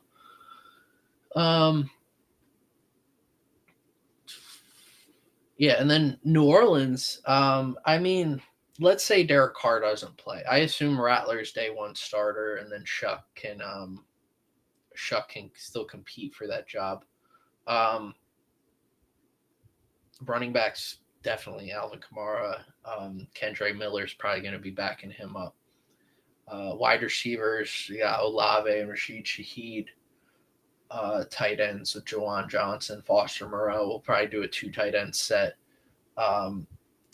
Tackle position, we're going to have Fuaga and Banks now at our tackle positions. I would love to, like I said last night and the night before, I would love to have Trevor Penning play guard because I think that would work. try to work well for him to try and get him to be a little better. But Cesar Ruiz is going to be the other guard, and then Eric McCoy is going to be playing center. But I like the way that offensive line looks. Just need to figure out that guard position, whether that be Trevor Penning. Defense, it's weird. So we're switching to a 3-4, but I don't know what Cameron Jordan's playing. Like, I don't know if Cameron Jordan's going to be playing Brandon Graham's role, like, which would be smart. Brandon Graham he was playing on the edge, but he really wasn't an edge rusher. I mean, he was sometimes lining up as a 3-4D end. That's what I see Cameron Jordan's role being. It's situational. So Cameron Jordan, Chase Young on opposite sides, I assume. I'm not a huge fan of that edge rushing group. And I wish we could have gotten another edge rusher. I wish we could trade for another edge rusher, maybe trade for Trey Hendrickson. I would be, if the Bengals accept a second round pick for Trey Hendrickson, a second and like a fifth for Trey Hendrickson, I'd be all for that. It sounds like the Vikings could be trading at a 172. Interesting. So then the interior defensive line, we have Brian Bresee, who is awesome. I love watching Brian Bresee. And Nathan Shefford and Khalil Saunders. I love that interior defensive line. That defensive tackle group is awesome. I love it. Linebackers have Demario Davis and P. Warner. That's a good group a good duo to have. P. Warner's great in coverage. Demario's great at everything he does. I mean, if Demario Davis had more accolades to his name, he'd probably be a future Hall of Famer. Let's see. Patriots traded 5th-round pick to the Lions. Lions received pick 182, 228. Yeah, I think I mentioned that already. Corner position is really the big question mark. I think we're going to have Alontae Taylor. We'll have Alontae Taylor and Kool-Aid McKinstry. But outside of that, I don't really know who that other position is going to be. It could be – there's a lot of guys competing for that spot. There was a guy from last year's preseason that was doing well enough that he actually made the team last year. What was his name? It was – it wasn't Ugo Amadi. I hated Ugo Amadi. Rico Payton. Rico Payton looked really good last year. The Detroit Lions picked Miles Frazier, guard. He was probably the best available player for a while there. But getting a guard, you don't really need a guard, but I mean, that's a pretty good pick. Yeah, but we have Kool-Aid and Alontae, I assume, as our starting corners outside. And Rico Payton, I think, should be in competition for that spot too. Quincy Riley just got drafted. There's possibly he goes Ugo Amadi, Isaac Yiadom. I'm not a huge fan of the cornerback group. I like Kool-Aid's potential and Alontae. Alontae had a great year last year. I loved seeing Alontae last year, but when he was in the slot, he's at his best. We need outside corners, and he's going to be forced to play outside. Ideally, in a perfect situation, we have Kool-Aid and Rico Payton playing outside and then having Alontae play in the slot. I would like that. And then at safety, having Tyrann and Justin Reed, those are our top two, of course, because I knew we needed another safety. What are the Detroit Lions wearing? I assume that's like a local school jerseys, that high school jerseys that they're wearing.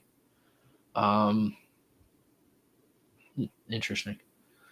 All right, 172 for the Rams. The Rams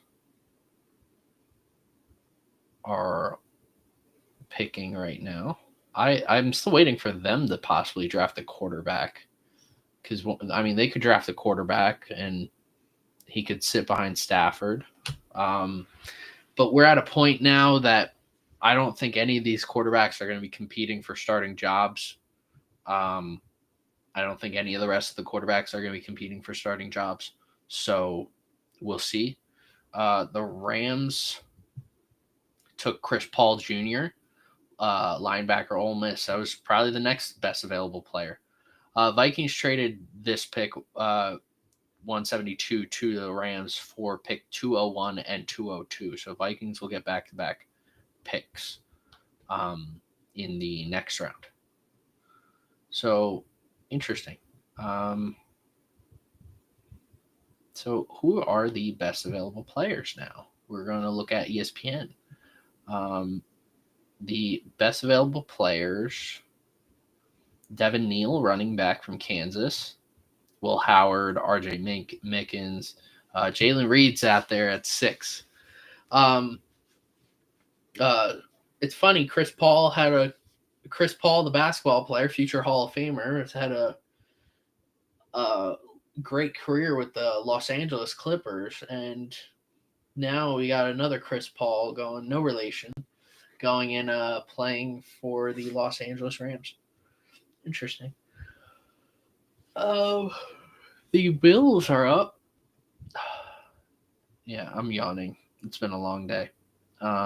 We are at 3 hours and 45 minutes into this stream.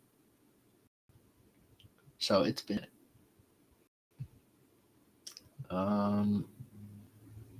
so the Bills, I want to see where Jalen Reed goes, because Jalen Reed is now one of the best available players.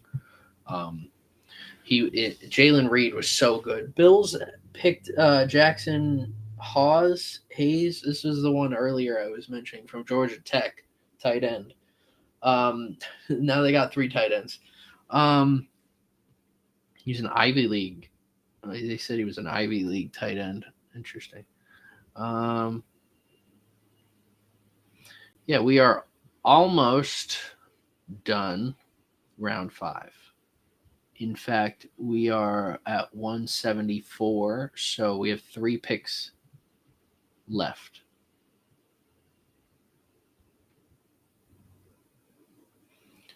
And the Cardinals pick is, in fact, in. So, Cardinals pick is in. I like the Cardinals draft a lot. They're probably one of my favorite drafts so far. I think they kind of do. They're getting everything they need. Cardinals and Bears, I think they've had solid drafts. I don't think one team has had like an awful draft. I think there's some teams that have missed on their needs and just went with the best available player. But otherwise, I mean, this draft's kind of been pretty standard. This has probably been a boring draft, if anything. Outside of Shedeur falling like crazy and then going and getting drafted by a team who already drafted a quarterback earlier, this draft has gone pretty standard. Nothing like spectacular has happened. I mean, when one of the biggest issues is the fact that the Falcons traded a first-round pick to get another edge rusher in this year's draft, is that like, if that's one of the biggest issues, then this draft has gone pretty standard. Nothing spectacular has happened.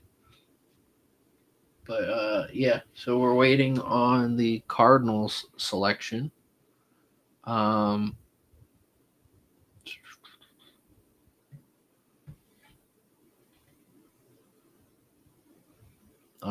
Definitely a lot of running backs still available.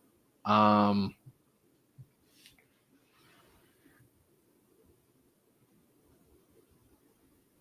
lot of running backs available.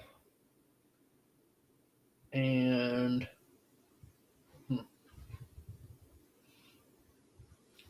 lot of running backs, tight ends, edge rushers still there. Of course, this group is really good, so it's very possible so the Cardinals pick cornerback Denzel Burke. It's crazy because like I do think that the Cardinals needed a corner, but I feel like they didn't go corner early enough. So this is the Cardinals. I think the Cardinals have had a good draft, but it could have been great if they drafted a cornerback earlier. So last two picks, Seattle and Baltimore in the 5th round, and then we go to the 6th round. And we will get to eventually to the Tom Brady pick, pick 199. Yeah. So yeah, cornerback Denzel Burke at Ohio State goes to the Arizona Cardinals. 175 Seattle Seahawks are on the clock. You start to wonder, will another quarterback be drafted?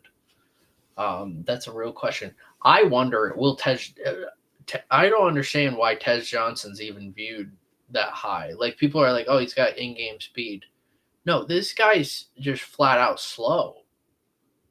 And he's small. Like, and he doesn't have great hands. So, like, why is he viewed so highly? I just don't understand. I don't really understand. I don't know how he will thrive in the NFL. I don't know how he'll just work in general in the NFL. Yeah, Seattle is on the clock. We are waiting for the Seattle Seahawks. Buffalo's draft has been good. Getting corner, defensive tackle, edge rusher, another defensive tackle, and nose tackle. Deion Walker will be playing nose tackle. Jordan Hancock at corner. So 2 corners, 2 interior defensive linemen, an edge rusher, and a tight end. And their tight end, I mean, you got Dawson Knox and you got Kincaid. So I don't really see how this guy's going to have much time at all. So, yeah, Seattle is on the clock. We're waiting to hear on Seattle's pick, and then Baltimore, and then Buffalo starts back up with the 6th round. We still have like 80 picks left. So we are over halfway. We're definitely over halfway through this draft. Yeah, waiting to see on what Seattle does with their pick. Interesting. Let's see. The Eagles have 3 picks in this round. So I'm curious to see who they end up picking. I wouldn't be shocked if they just trade one of those picks for a pick next year. They just said, we don't like this draft. Very possible the Eagles end up drafting a quarterback just to throw back there. I really hope it's not Quinn Ewers. I really hope it's not Will Howard. And I really hope it's not Riley Leonard. I really hope it's just someone else outside of those 3. I don't want any of those 3. All right, Seattle's pick is waiting on this. Seahawks pick at 175. We're waiting. They're taking forever. Wonder why they're taking forever.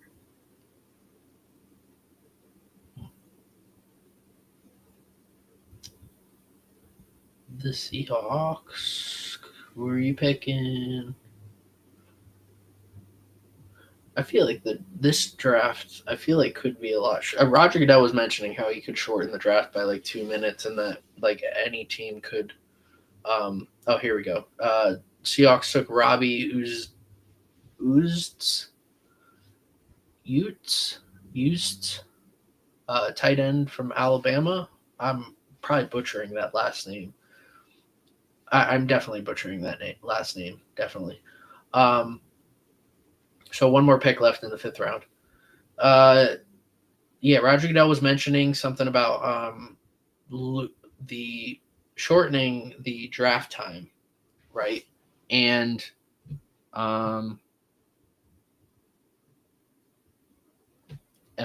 he also mentioned that there could be like a 2 minutes added to someone's time if if you want to, but you can only use it once.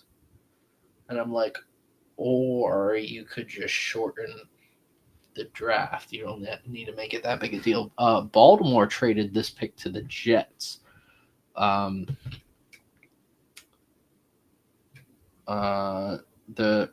to Aaron Wilson, Ravens traded round 5 pick 176 to the Jets for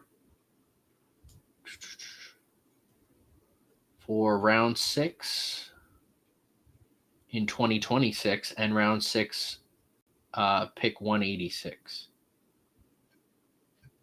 Oh, and round 5 pick 26. Wait, what? I feel like that's a lot to trade. Ravens, Jets trade.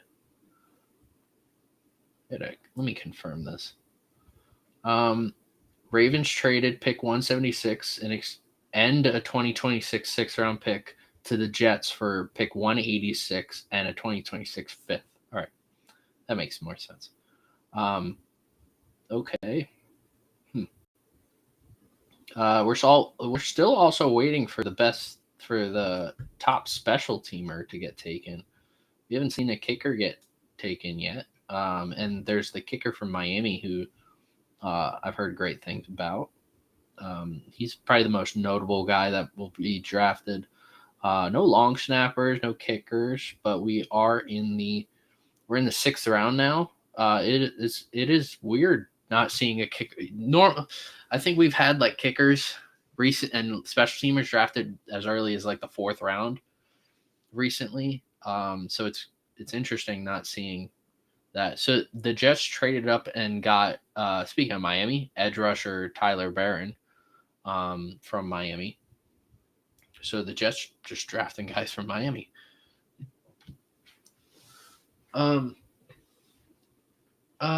Getting back to Roger Goodell and the time thing, maybe just shorten the draft. Like some team, because we all know that the first pick is told to like, hey, wait. And maybe just don't tell them to wait. Just draft when you're ready. So that's kind of stupid.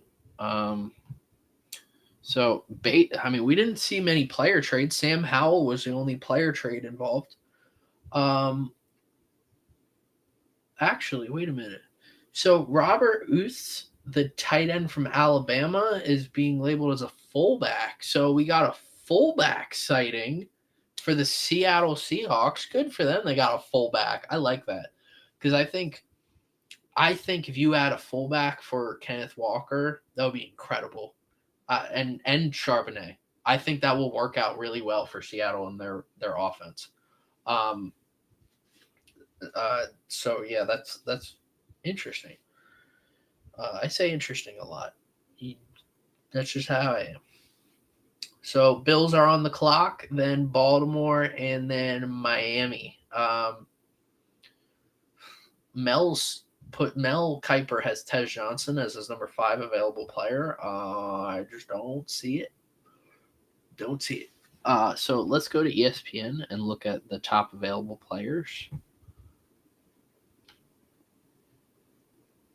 The Devin Neal is still available, the running back from Kansas. Will Howard from Ohio State, quarterback. R.J. Mickens, the safety from Clemson.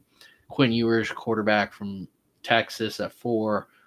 Cameron Williams, offensive tackle from Texas at 5. Jalen Reed, that's my boy, at 6. I want to see him get drafted soon. Let's see real quick if anyone got drafted. Nope. JJ Pegas, the defensive tackle from Ole Miss. I know there was a lot of hype with him.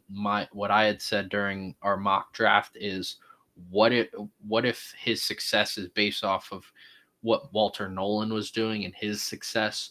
So I was a little worried about anyone about the Eagles or the Saints drafting JJ. I don't really know how successful he is on his own outside of Walter Nolan. Damian Martinez is in at 8, running back from Miami. Dorian Strong, corner from Virginia Tech, and then Seth McLaughlin, someone that Chris had mentioned earlier in the stream. He's the top center available. He had an injury, which is what ended his season, so there's understandable, but he probably would have been definitely would have been higher if he didn't get hurt. Isaiah Bond, I'm curious if he gets drafted at all. He's in at 11 with his off-field instance. I don't know how that's going to work. I mean, that's sort of a situation that you got to play it by ear and just don't draft him. And just if he ends up a free agent, then consider signing him. But yeah, those are the top 11 guys. And we are waiting on the Bills pick. So pretty much all the quarterbacks you expected to be here are still there. Will Howard, Quinn Ewers, Kyle McCord, Riley Leonard, Curtis Rourke. Those 5 are pretty much the guys who look like they're going to get drafted, right? Will Howard, I think we all looked at what Will Howard did and what Riley Leonard did, and we're like, it's mainly the success of the rest of the team, why they were doing so well. Quinn Ewers, we all saw that Texas was just so much better when Arch Manning was out there, and Quinn Ewers was just thrown behind the line of scrimmage way too much. But Kyle McCord and Curtis Rourke, those guys were those guys are guys that could be really good developmental pieces for like someone like Sean McVay, someone just a really good QB mind, or someone to just sit on the bench. And we noticed Pittsburgh has yet to draft a quarterback, so they have Skylar Thompson and Mason Rudolph still out there. So yeah, we are waiting on them. We have passed the 4-hour mark in this stream. This is the longest stream I've ever been a part of. Before this weekend, I was not a part of a stream longer than 2 hours. And I've passed that 3 straight days in a row. They have a kicker ahead of Jalen Reed for the top available players. That's kind of stupid. All right, Bills, who are you taking here? The Bills at pick 177. They took a while to make this selection. Mike Tomlin says Jack Sawyer is a Cameron Hayward endorsed player and is another one who has Steelers DNA. That's what Mike Tomlin said about Sawyer. Yeah, I think the Steelers got to steal with Jack Sawyer, especially today. Mike Tomlin on Aaron Rodgers signing with the Steelers said there's certainly a possibility. We've had really productive talks with him, and I've enjoyed having productive talks with him and getting to know him. That's not helpful for Steelers fans. All right. Bills took cornerback Dorian Strong. So Bills have drafted 3 corners. Is that right? Interesting. Okay. I mean, yeah. I mean, you still need some help on offense. Maybe getting Josh Allen another buddy to throw to. Interesting. So 2 developmental QBs apparently for Cleveland. That's what they're labeling. Dillon Gabriel and Shedeur Sanders. All right. Pick 178 is the Baltimore Ravens. And then 179 is Miami. I'm curious to see why it's taken so long for picks. We are in round 6, and it's normally they start flying. All right, Baltimore Ravens at 178. I mean, maybe consider a receiver here. You could probably consider a running back here. This is where I could see Devin Neal going. Someone to back up Derrick Henry. Maybe if you don't trust Keaton Mitchell. I like Keaton Mitchell a lot. I think Keaton Mitchell has a lot of potential. He just seems like he's a lightning in a bottle type of player. and I think he could complement. I think he could complement Derrick Henry very well when he's healthy. So I know he didn't get healthy much last year, and I was kind of waiting on him because I had him in fantasy league. So yeah. All right, Baltimore. Waiting on the Ravens pick. Okay. Let's see. Dolphins are back on the clock at 179. I mean, if Miami wanted to go running back here, they could. All right, Baltimore's pick is in, and the Ravens are picking cornerback Bill Halcone from Western Michigan. Okay. Ravens still have 5 more draft picks left. Wow. We are in round 6 and you have 5 picks left. That's crazy. Yeah,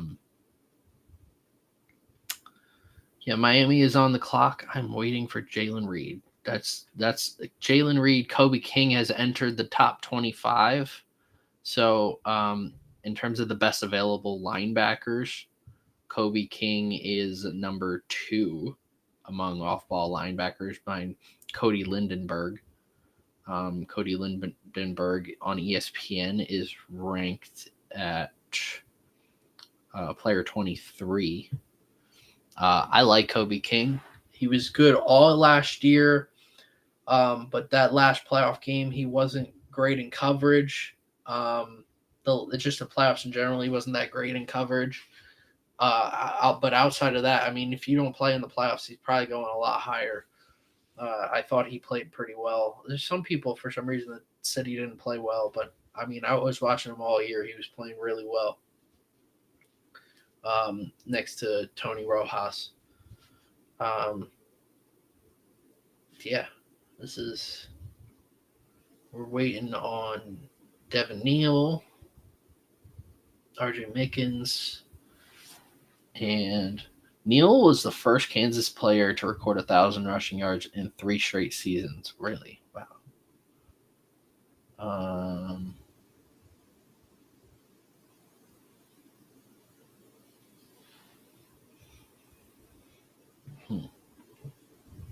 So we are waiting on the Miami Dolphins.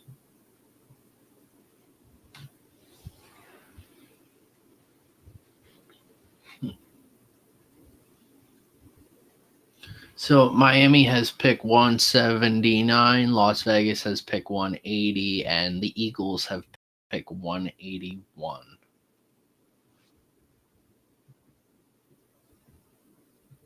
So the Eagles are almost on the clock for one of their 3 picks in this round.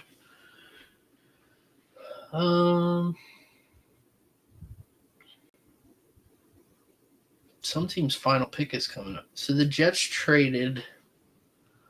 When was this? What? Oh, that was the Ravens earlier. Yeah. Never mind. No Jets trade. Wow. The Dolphins picked Ollie Gordon II. So that's a high potential pick. Because, like, we all knew, like, going into last year, a lot of people had Ollie Gordon as, like, a Heisman favorite. And, I mean, he just didn't do well this year. So this is a high potential pick. If you can get him to what he was in 2023, then this is a great pick. Whoa! The Eagles drafted a quarterback, Kyle McCord. Okay. Which kind of confirms the reports that the Eagles could have been drafting Shedeur Sanders, but no, the Eagles draft Kyle McCord. Okay. Like I said before, I'm not really high on Kyle McCord. Right now he's QB3 for me. I am Tanner McKee all day. I feel like Tanner McKee can be a starting quarterback in the NFL. and I feel like he is more competent for the offense. But yeah, Kyle McCord. So two interesting picks. Vegas is in between there. I didn't even see who they picked. Actually, now I know who they picked. The Raiders picked Jeremiah JJ Pegas. So three really good picks back to back to back. Going Ollie Gordon the second to Miami, JJ Pegas 180 to the Raiders, and then the Eagles get Kyle McCord at 181. So yeah, I'm like I said about Kyle McCord, I'm just not a huge fan. He's a big bodied quarterback. Um he's got a strong arm. I just no, I was he was a stereotypical quarterback that I think what did I say 20 years ago would have been in the conversation for the number one overall pick. So because he's a stereotypical quarterback that everybody wants, a big strong arm quarterback, I think got people excited 20 years ago, but it doesn't get people excited right now. So yeah, Kyle McCord's just going to be competing for that QB3 spot, in my opinion. Tanner McKee has done enough that he is the QB2. And I did not know this. Kyle McCord grew up in Mount Laurel, New Jersey, and he went to St. Joe's, which is interesting. He went to St. Joe's. So yeah, McCord.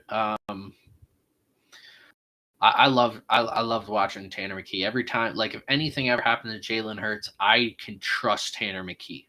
I couldn't trust Kenny Pickett last year. I mean, you saw him try to throw the ball and he slipped and fell and threw the ball down in the ground. It was just he's ridiculous. He's not that good. So yeah, Kyle McCord, welcome to the Eagles. Welcome to Philadelphia again.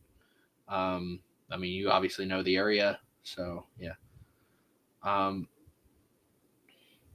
mean, he should probably thrive. I mean, if anything happened to Hurts or McKee, I mean, he should be able to just thrive with the talent we have around. As long as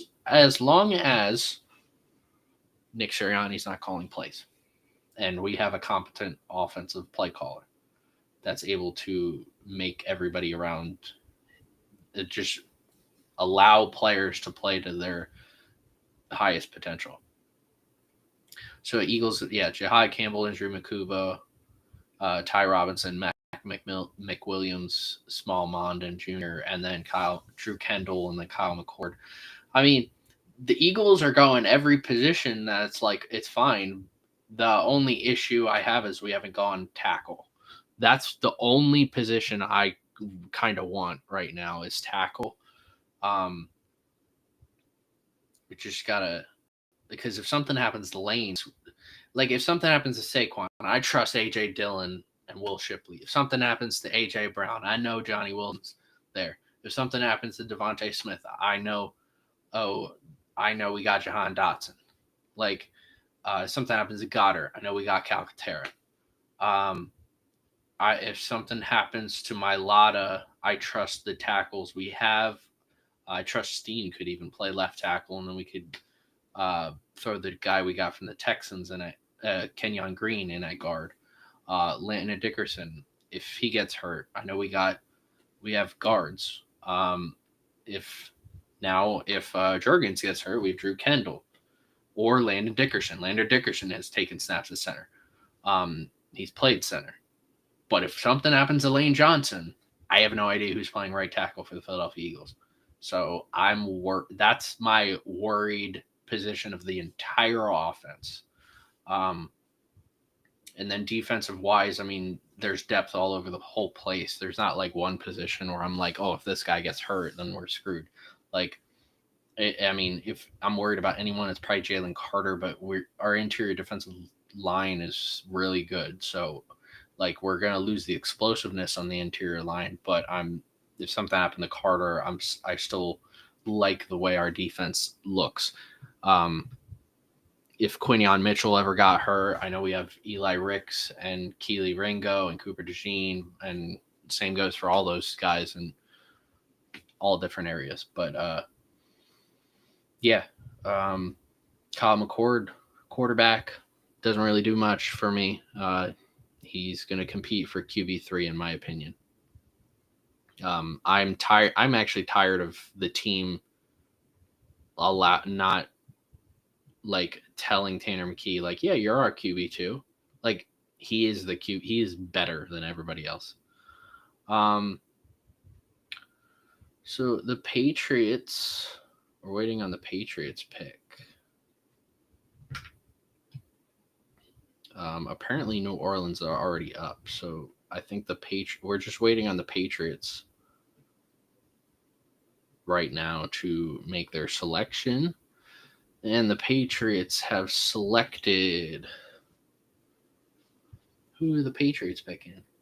Andreas Borregales. We have a kicker sighting. We have a kicker from Miami. Yes. Andy Borregales or Andreas Borregales. Good job. You got a kicker. Finally, a kicker gets drafted. Are we going to see a punter get drafted or a long snapper? Or are we going to see a gunner get drafted? It's a big question. These are important questions that I'm asking. So let's see. Tennessee's up, then New Orleans. Right now for the Saints, I mean, we got a quarterback. Maybe consider a running back here. Or wide receiver. There's wide receivers. There's a lot of good wide receivers available. Interior offensive line isn't a bad idea. Getting a guard. Willie Lampkin's still there. I would love Willie Lampkin here.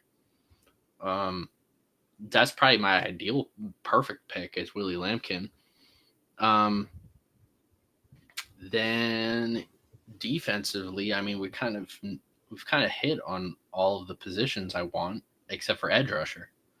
And with the depth of edge rusher, yeah, you go edge rusher or Willie Lampkin, I'll be happy.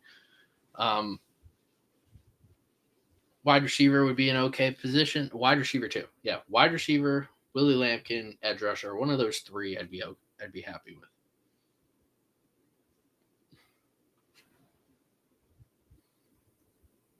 All right, Titans picked cornerback Marcus Harrison from Cal. So that's the Titans pick. So New Orleans is now officially up. So we're going to wait on who the New Orleans Saints pick. All right. I am going to step away for a second, and I will be back very shortly.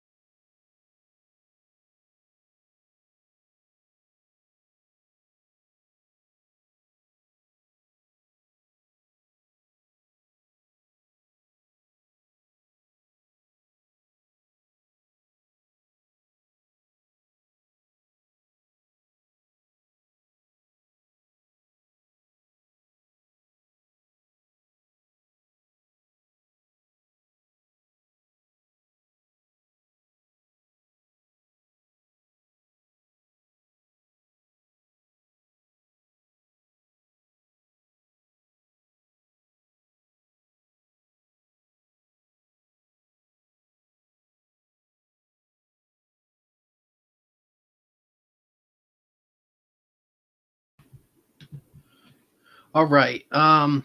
Marcus. I think I said Marcus Harrison got drafted by the Titans. It was Marcus Harris got drafted by the Titans. Someone said, I saw when it got first reported, someone said Marcus Harrison. We do know Pittsburgh has drafted a quarterback. I don't know the Saints pick, but the Steelers are going Will Howard, quarterback from Ohio State. So, I mean, I feel like that was going to happen. So we do have a run on quarterbacks, but I want to know who the Saints picked. So we know Saints picked Devin Neal, running back. There you go. Went with the best available running back. I need to see what was my scouting report on Devin Neal. I said a slower Jordan Howard. Which, I mean, if you told me we got a slower Jordan Howard to complement Alvin Kamara, I'd be like, all right. And even then, we got Kendre Miller. So, like, this pick, he's going to compete with Kendre Miller for that second spot. I'm not a huge fan of it, but hey. Oh, well. So, Saints go. Titans went Marcus Harrison, cornerback. Saints went at 1. What number are we on? 184? 184. The Saints went Devin Neal, running back from Kansas. And then the Steelers at 185 went Will Howard, quarterback. Yeah. So we got a run of quarterbacks. It is possible. I mean, with Will Howard coming off the board, Quinn Ewers is the top quarterback. Quinn Ewers and Riley Leonard and Curtis Rourke, those are the top quarterbacks. I'm curious to see where they go. I personally wouldn't touch Quinn Ewers with a 29.5-foot pole. But curious to see if he gets drafted. Baltimore is next, and then Houston at 186 and 187.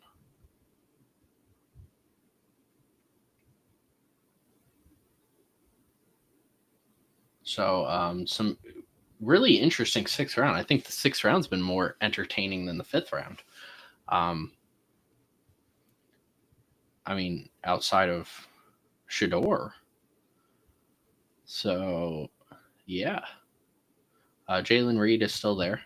I'm waiting to hear Jalen Reed's name called, Kobe King's name. And to see if Seth McLaughlin gets called.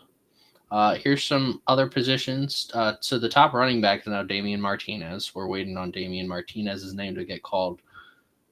Marcus Yarns from Delaware. That's the guy I was talking about earlier. That was an underrated name that I had.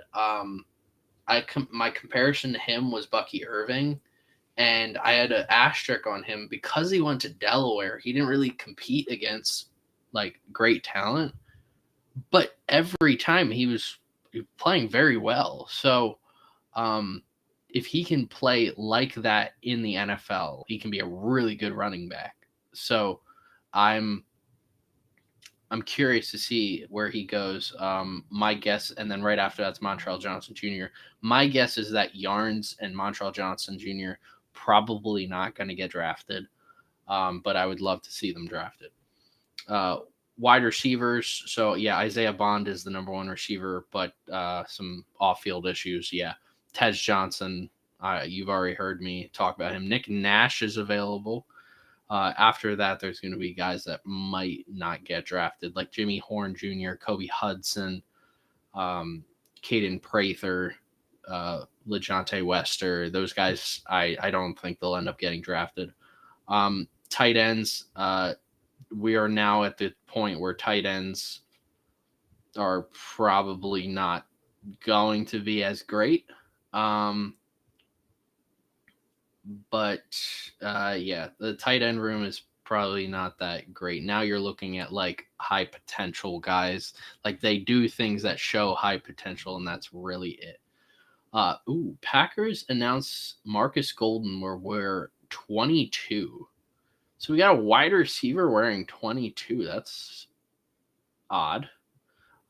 So initially he was going to wear 81, but then he switched to 22. That's an interesting strategy. So yeah, so now we wait on the Baltimore Ravens after this really interesting run of picks.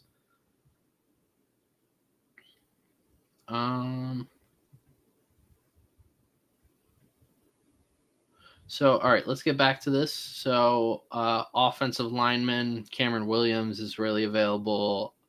Ajani Cornelius from Oregon. Those are some good guys to look at. Garrett Dillinger, Joshua Gray. I like those two. I like the interior offensive line. Willie Lampkin. Really like the guards that are available right now and centers. Seth McLaughlin and Jake Majors. I like this group of interior offensive line. If you need an interior offensive lineman right now, you're probably having a field day. Defensive tackles. I mean, a lot of nose guys. That's really what you're looking at for most of these interior defensive linemen, like Jay Toya from UCLA. I mean, he's 342 pounds. Linebackers, we got Cody Lindenberg. And like I said, Kobe King. I'm a big fan of Kobe King, so I can't wait to see where he gets drafted. Edge rusher is still a great position right now. Like we are going strong into edge rushers. Cornerback, Tommy Hill, Robert Longerbeam is still available. Kobe Bryant. Got some high potential corners right here. And then safety, RJ Mickens, Jalen Reed. I love Jalen Reed. I'm rooting for him. Outside of that, I don't really know the rest of these guys. Kicker Ryan Fitzgerald is probably the best special teamer available. Outside of that, not really many guys. So those are some of the top available players. We are waiting on Baltimore to make their selection. So I'm wondering, will Quinn Ewers get drafted? 14 picks for Ohio State is tied for the most in Ohio State in the common draft era. So, and I mean, Seth McLaughlin, I assume, is going to get drafted. So they'll probably have the most. This is going to be the most picks in Ohio State history. Good for Ohio State, I guess. I don't like Ohio State. So we are at pick. I don't know what's the Ravens are waiting on, but we're at pick 186. Then Houston's at 187, and Tennessee is at 188.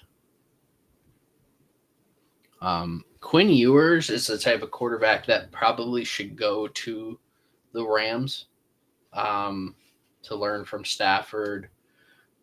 Stafford's one of those guys that can extend the field, throw the deep ball, like as a perfect quarterback to learn from. And then Sean McVay with his style of offense could very complement him pretty well. So like if you're going to try and better Quinn Ewers in multiple different areas, the Rams are probably the best bet.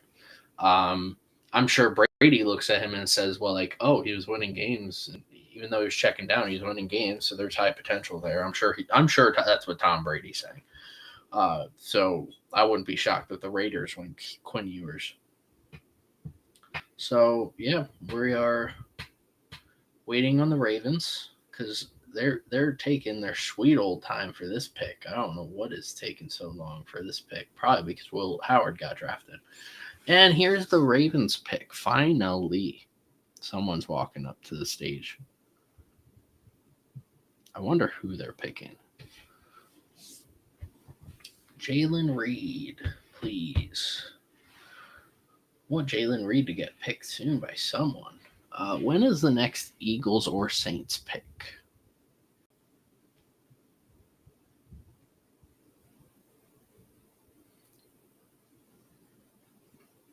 So the Eagles pick at 191, and the Saints do not pick in the 6th round.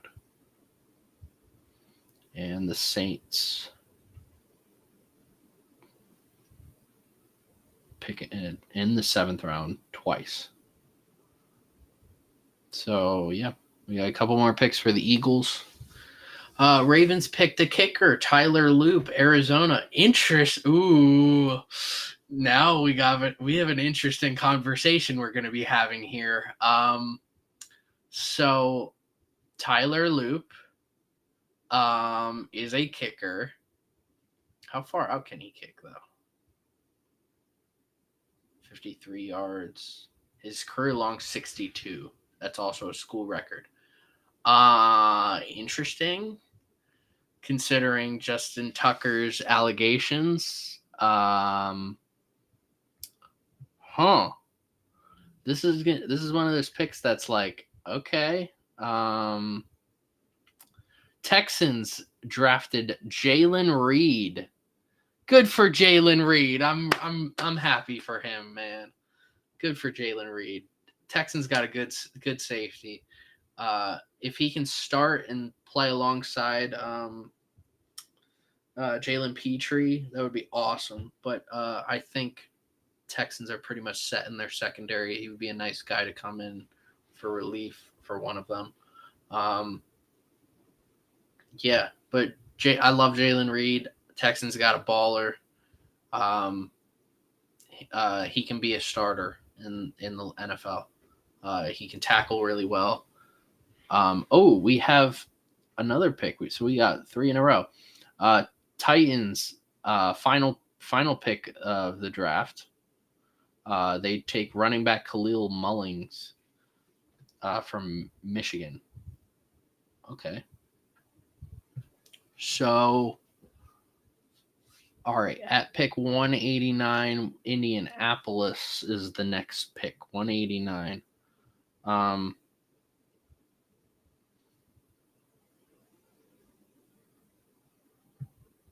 So Eagles will be picking soon. So Jalen Reed doesn't go to the Eagles, dang. I love Jalen Reed, man. He's a baller. He's good in coverage. He's really good at tackling. I like him a lot. Yeah, it's gonna be a good pick. If he can actually play with Houston, because I know Houston's got a lot of young guys in that defense. So, but I think he can thrive really well, especially with that defense. So yeah, I'm just waiting on Kobe King now to get drafted. I really want to see Kobe King get drafted. Then I'm gonna look at some of my top players. Kobe King, really excited. That's like a pick that the Eagles and Saints have kind of already drafted linebackers. So, but the Eagles haven't drafted an off-ball linebacker if Jahad Campbell's going to be playing edge rusher. So it's possible that Kobe King goes to the Eagles, but with the linebacker depth, I extremely doubt that. So we are just waiting on the Colts. The selection of Tyler Loop marks the first time in Ravens history they have drafted a kicker. I'm just saying, with the stuff with Justin Tucker, if they wanted to move on from him, especially last year, he was not good. Last year, Justin Tucker just straight up was not a good kicker.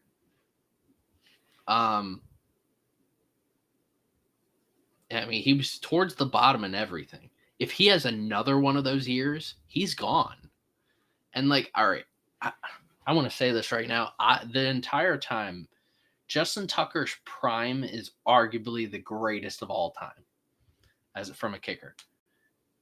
But I never called him the greatest kicker of all time, because for kickers, there are the end of your career ends up being what the end of your career is what ends up finalizing your career. So I think Justin Tucker has a ways to go. That field goal percentage can drop. That extra point percentage can drop. All those can drop. You can miss game-winning field goals here and there.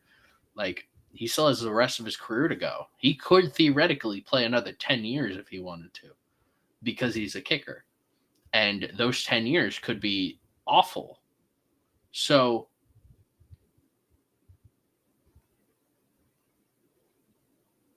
Okay. I just got spoiled from a commercial for a show that I used to watch. Yeah, I mean I've never I mean for me the best kicker of all time is Adam Vinatieri and then Morton Anderson. Um and then Justin Tucker's he still has the rest of his career to go. So I'm not going to call him the greatest kicker of all time. And it's situations like this, like the situation he's in, that can bring his career to an end really quickly, end his play on the field. So there's multiple situations as to why they're not. Eagles have taken an offensive lineman, Miles Hinton. I don't know what position he plays. I hope it's tackle. If it's not tackle, then I'm disappointed. Miles Hinton. Let's go to. Please be a tackle. It is a tackle. All right, he played tackle. So the Eagles, honestly, I don't care what you do with the rest of your picks. You did everything I wanted. Yeah, that's really it. You did everything I needed you to do. And that's it. You can go draft quarterback, running back, wide receiver, tight end, kicker, punter. I don't care. Head coach, you can draft. The Colts drafted Riley Leonard. Huh. Interesting. So Riley Leonard, I see. That's the type of situation, though, that I do think he might be able to compete with Anthony Richardson and Daniel Jones. I don't like any of those three quarterbacks. I think Indianapolis is in a really weird situation. Like Riley Leonard's a developmental quarterback. He's your he can do a lot of things, but nothing at like an extremely high level. Anthony Richardson is an athletic freak, but is not a great quarterback. If you took Riley Leonard's like just averageness with Anthony Richardson's athleticism and just body, that would be an extremely great quarterback. And like if you combine Daniel Jones, Anthony Richardson, and Riley Leonard into one quarterback, that would be a great quarterback. But on their own, they're not good quarterbacks. So, yeah. I'm literally, I just said this, and Benjamin Solak from ESPN just said, quote unquote, I can't stress this enough. Riley Leonard, in terms of play style and traits, is like if you fused Anthony Richardson and Daniel Jones. I just said that. So he gets it. That's what I've been saying is that like, oh, that's so funny. Like the Colts are doing everything well except get a quarterback. I couldn't imagine what Andrew Luck would be doing right now if Andrew Luck was still playing. Oh man, that would have been crazy. Think about that. I think about that a lot if Andrew Luck was still playing in the NFL. Yeah. So right now, Philly drafted the offensive tackle. I don't care what Philly does after this. Then Seattle is on the clock. At 192.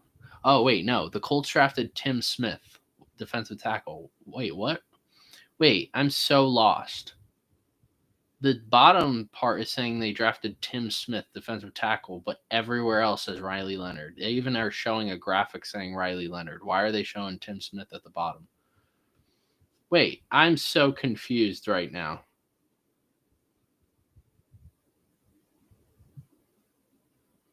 Who got picked?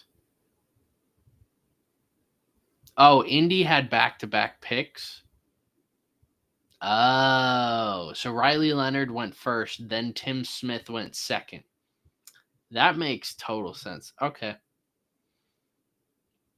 So Tim Smith, a defensive tackle from Alabama, goes to Indy right after Riley Smith or Riley Leonard goes to Indy.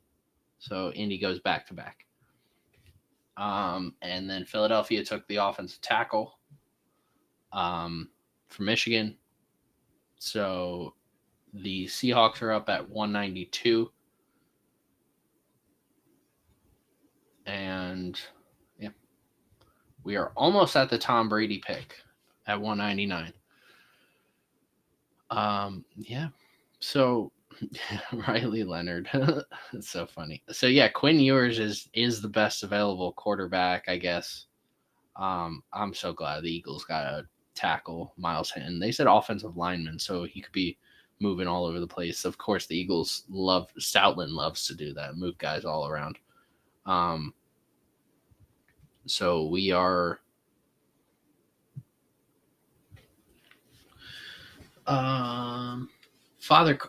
Miles Hinton's Chris Hinton's son. I did not know that. Interesting. Chris Hinton, obviously a legendary tackle in the 90s. He played with the Colts and Falcons. He's probably a borderline Hall of Fame tackle. It's one of the best tackles of his generation. This is Miles Hinton's son.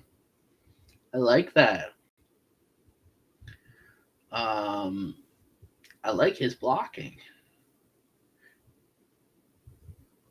This looks like a guy that Stoutland's going to love. Oh, man, what a pancake. Okay. This guy's got fire under him. Yeah, Stoutland's going to have a field day with this guy. This is going to be fun. All right, Seahawks pick is in. Seahawks.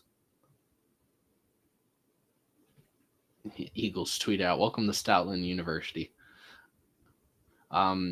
This is a swing tackle. Like Fred Johnson was our swing tackle, but this guy is a swing tackle too. So like, this is perfect. I like this pick.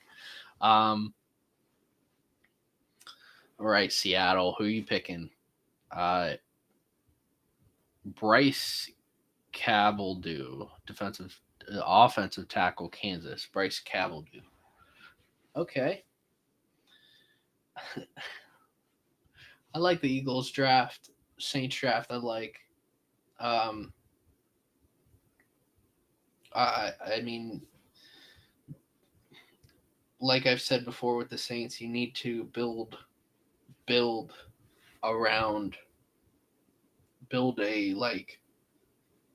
a team for a quarterback to play with, and like you can't just draft a quarterback and then throw them in there. Not everyone can be Peyton Manning and build this like fantastic team and immediately be successful, right? So the Bengals selected Taj Brooks, running back, Texas Tech. Let me see what I do remember looking at Taj Brooks, but I don't remember what I said about him. Taj Brooks. Oh, I guess I did not look at Taj Brooks. Okay. I did not look at Taj Brooks.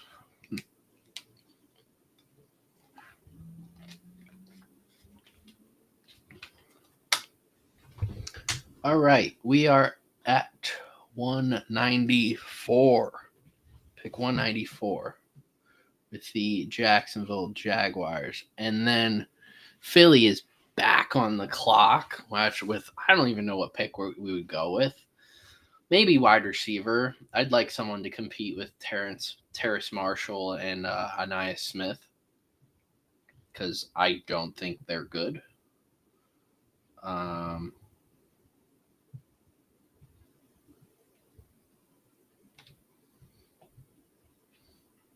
Let's see here.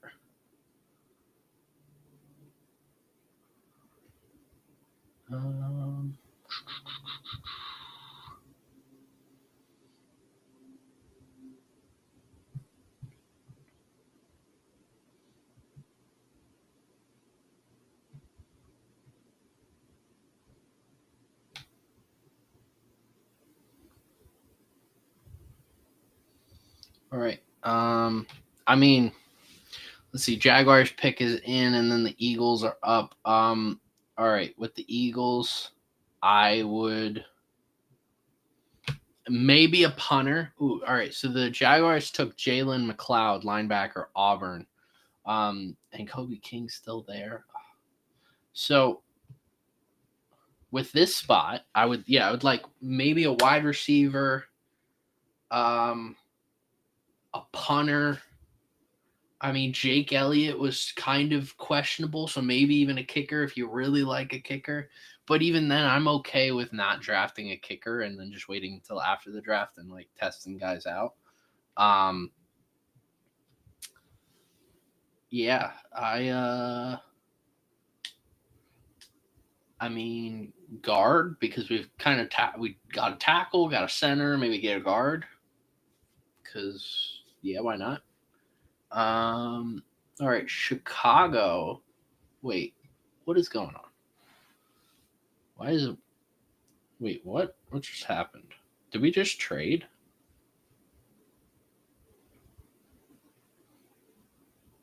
I think the Eagles just traded with the Bears.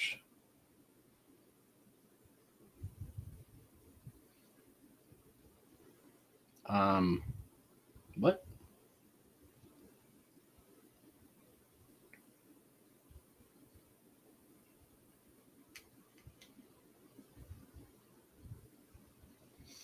I'm confused.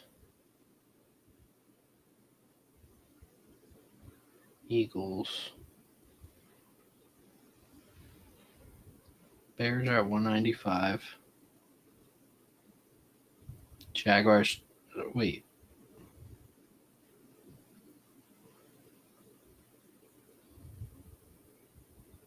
Maybe it was Chicago. I don't know why I was saying Philly was up. Chicago took Luke Newman, defensive, the offensive tackle or defensive tackle. I hate ESPN's font because it looks like the O's are D's. Luke Newman, offensive tackle. Okay. All right. I don't know why I said Philly was up. I probably saw the HI. Thought it was Philly. My TV's like pretty far away, so I'm not blind. Detroit is up next. So we are almost at the end of the 6th round. I mean, we only have a couple more picks for 200, and then after that, we were 57 picks away from the end of the draft. So yeah, Chicago takes a tackle, and Detroit is up next, and then Denver, and then Green Bay.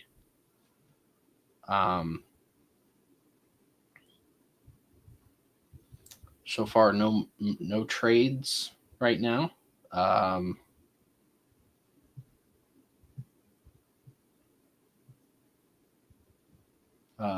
Luke Newman also played guard, so they said tackle, but they're gonna move him to guard. That's interesting. I wonder if what Ben Johnson thinks about him. Whether that's, I assume they're gonna probably move him to tackle then. Philadelphia has one more pick this round, and they have no 7th round picks. And then New Orleans has no 6th round picks left and 2 7th round picks.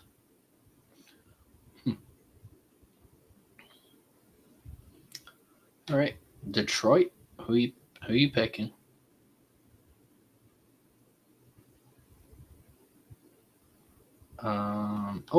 Another trade.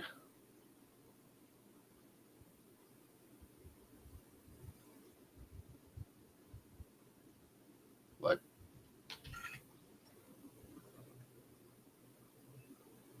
All right, Texans social media team needs to figure some things out. All right, the Texans traded up and took Graham Mertz, quarterback. That's an interesting trade. Texans made a trade for 197, which was Denver. So the Broncos traded 197 to the Texans for 216 and 241. So and then the Texans went and got Graham Mertz. Interesting. So they trade up for a quarterback. Detroit, by the way, we're still waiting on Detroit. Detroit's pick. So we know Houston's pick next. Houston traded up with Denver and get Graham Mertz, backup for CJ Stroud. And the Detroit Lions take Ahmed Hassanin, edge rusher from Boise State. So Detroit finally gets an edge rusher that can try and play opposite of Aiden Hutchinson. I thought the whole draft that like Detroit needed edge rusher first and foremost. So this has been an interesting draft for Detroit. And then Houston goes, and then Green Bay is up then next. Since we do know that Graham Mertz, following a trade with Denver, the Texans take Graham Mertz.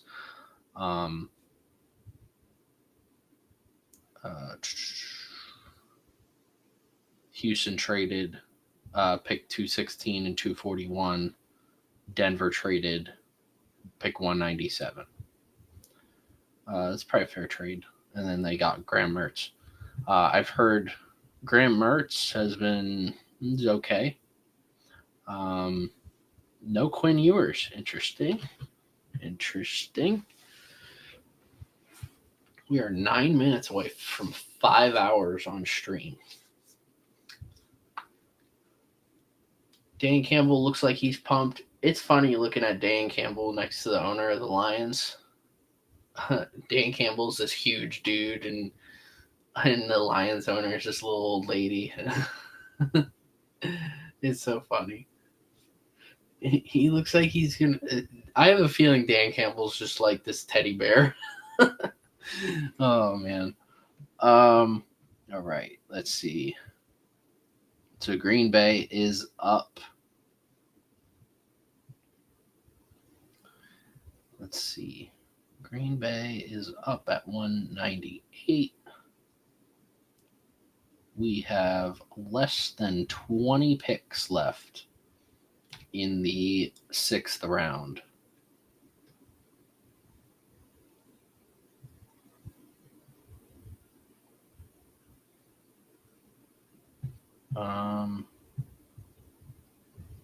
Yeah. So we are waiting on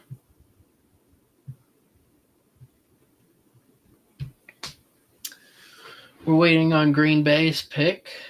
And then it's the Chargers at in the Tom Brady slot.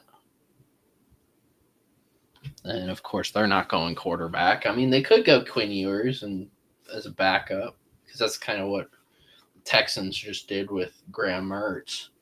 So, yeah, we'll see.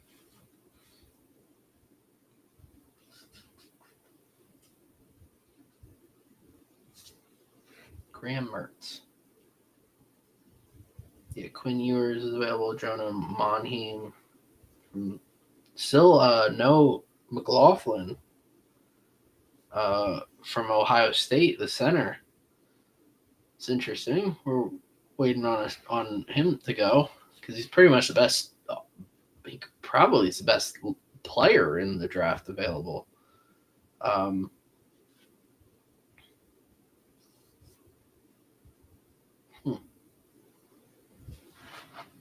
All right. Well, the Texans are taking way too long for it to be Graham Mertz.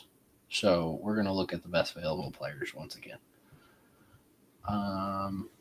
Cameron Williams is still there. ESPN, according to ESPN, Cameron Williams is the best available player at offensive tackle. They had him at 113, and we're at 197 right now.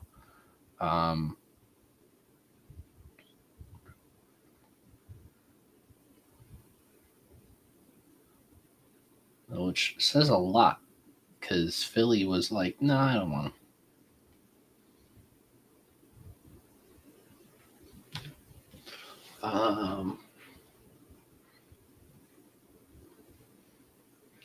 Let's see. Oh, wait. Cameron Williams is not the best overall player. He's the third best player. RJ Mickens is the number one right now as a safety. He was picked player 108 in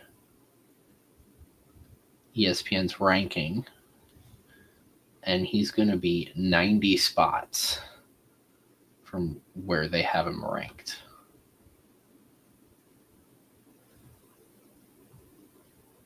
Wait. I need to look at this guy for a second. Mullins. So I thought it was Khalil Mullins. It's Kal-El Mullins. And he said he was named after Superman. That is so cool. So his name's Kal-El Mullins. Dude, that's an awesome name. You're going to get you know what? Okay, that's cool.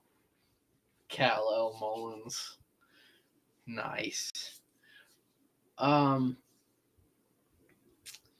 All right, so there's notable 6th-round picks: Terrell Davis, Matt Burke, Matt Hasselbeck, Tom Brady, Antonio Brown, Jason Kelce. I see 4 Hall of Famers. Matt Burke was a really good center, and then Matt Hasselbeck.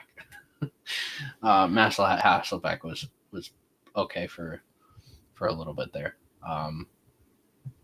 But TD's in the Hall of Fame. Jason Kelce would be in. Brady, obviously, and AB will. I think Antonio Brown should be in the Hall of Fame. I don't know.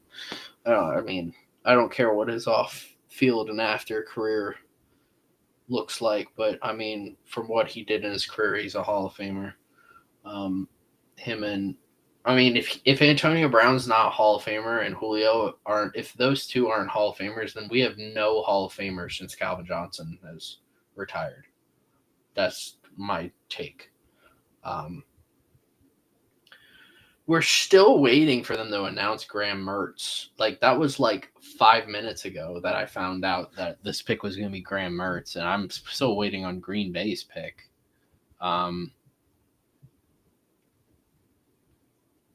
It's kind of weird. They always take forever on quarterbacks. Like, just move on.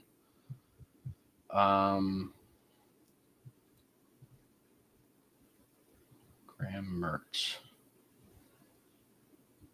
Green Bay, and then Los Angeles.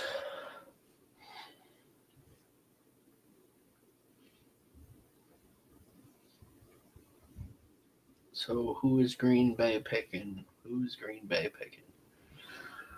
Oh, man.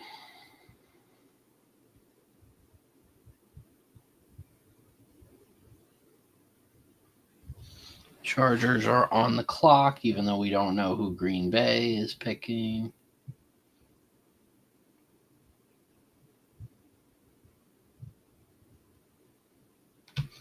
Oh, wait. Yeah. Graham Mertz, Florida. I know Dylan, who was in here before, he had mentioned that he likes Graham Mertz. 6'3", 212.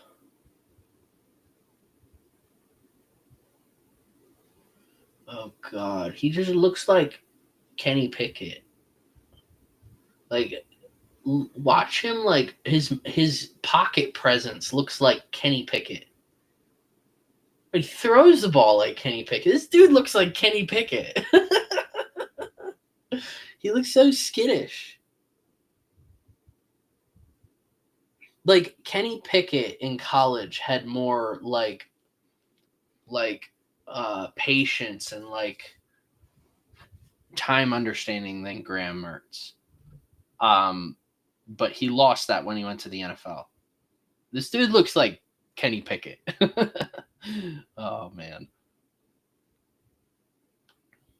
All right. We are waiting on Green Bay because the pick is in. We've been waiting for like 20 minutes now. We're coming down to the end of the 6th round right now. I mean, we're almost at 5 minutes. We're like 40 seconds away from 5 hours to the draft. So, yeah, I knew today was going to be the long day. This is the day I've dreaded. I knew it would probably go until 6 o'clock. So this last round better chop. So yeah, we are waiting. We're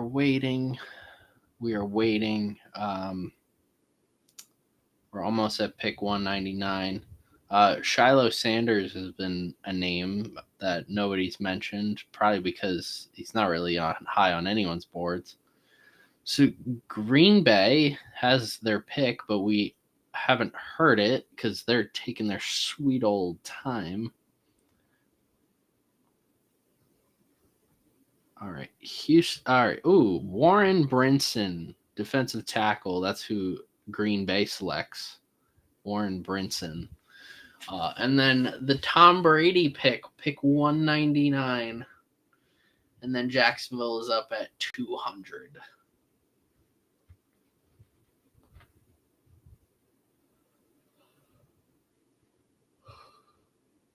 All right, 199. Do we have 199? We do not have 199 yet. Matthew Brendan, defensive tackle, Georgia. And there he is playing defensive end. Interesting. I do remember this guy. This guy was really good. Like, he wasn't great or anything, but he was showing up. I remember watching him during the national championship runs. I was like, this guy looks pretty good. Warren Brinson. Huh. Interesting.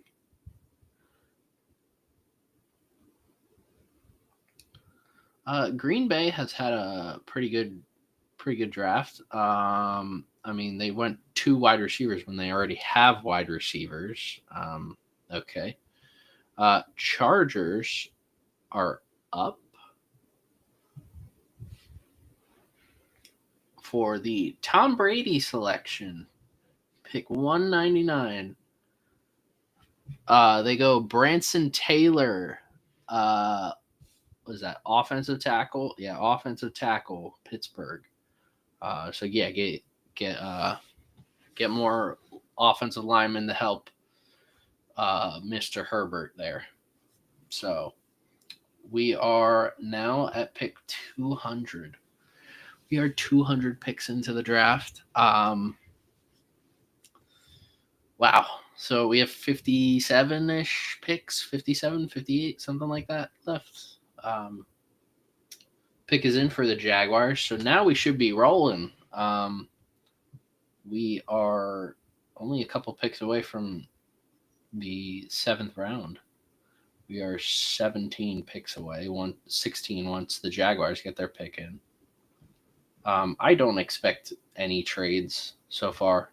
I mean, usually when it gets this late, we might see one more trade. And when it gets this late, you don't see many trades because then you're just giving up something unless you really love a player and he's there and you don't want him to be a free agent and sign with someone. Yeah. I mean, before the draft even ends, we normally see players being brought in for visits to sign. We already see players sign with teams while the draft is still going on and finishing up because they know they're not getting drafted or they already know the players that are being drafted. So with that being said, we will end up, the NFL teams end up making lists of all the undrafted free agents they end up signing, and we'll end up posting those as the week goes on, and when each team posts their finalized list of undrafted free agents that they sign post-draft. Jaguars pick is in. We should be hearing that shortly. They took Rayon Lane the third from safety from Navy. Ooh, a Navy safety. That's interesting. 47 solo tackles, 3 forced fumbles, both career highs. Tackles, okay, 3 forced fumbles. That's pretty good. All right, Minnesota at 201. Minnesota and at 202. Oh, that's right.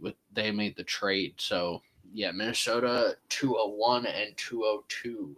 Quinn Ewers is still there. I'm wondering where Quinn Ewers ends up going. I wouldn't be shocked if Quinn Ewers went to the Cowboys. That just seems like the type of pick that they would make.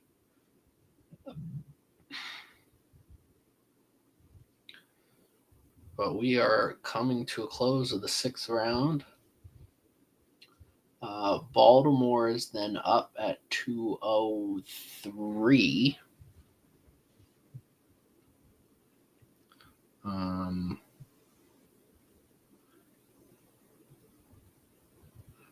Yeah, we are waiting on Minnesota back to back. See, you should just be able to just like, here's our 2 picks at the same time. Jake Majors is still there. A lot of centers are available. A lot of centers. Which, I mean, this center class wasn't... I liked the center class a little bit. I thought there was some talent. There was just... They just had some bad things going. Vikings went Kobe King, baby. Love it. Linebacker, Penn State. I love it. Kobe King. I love that spot for him, too. I think Kobe King with Brian Flores...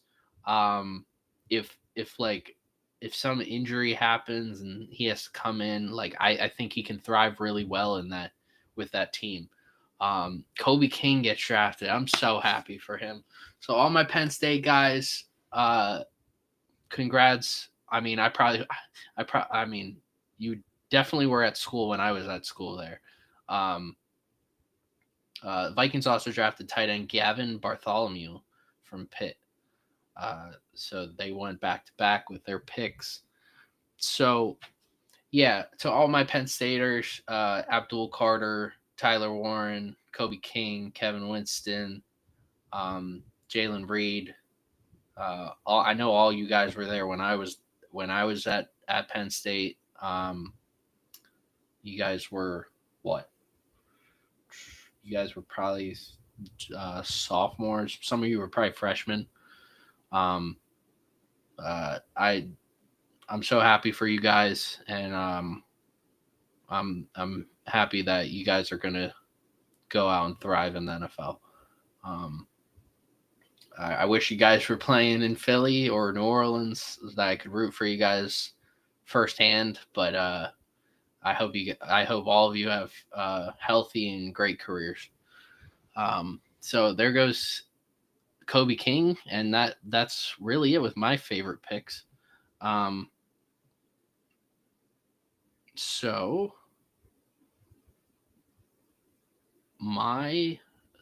Baltimore picks LaJohntay Webster.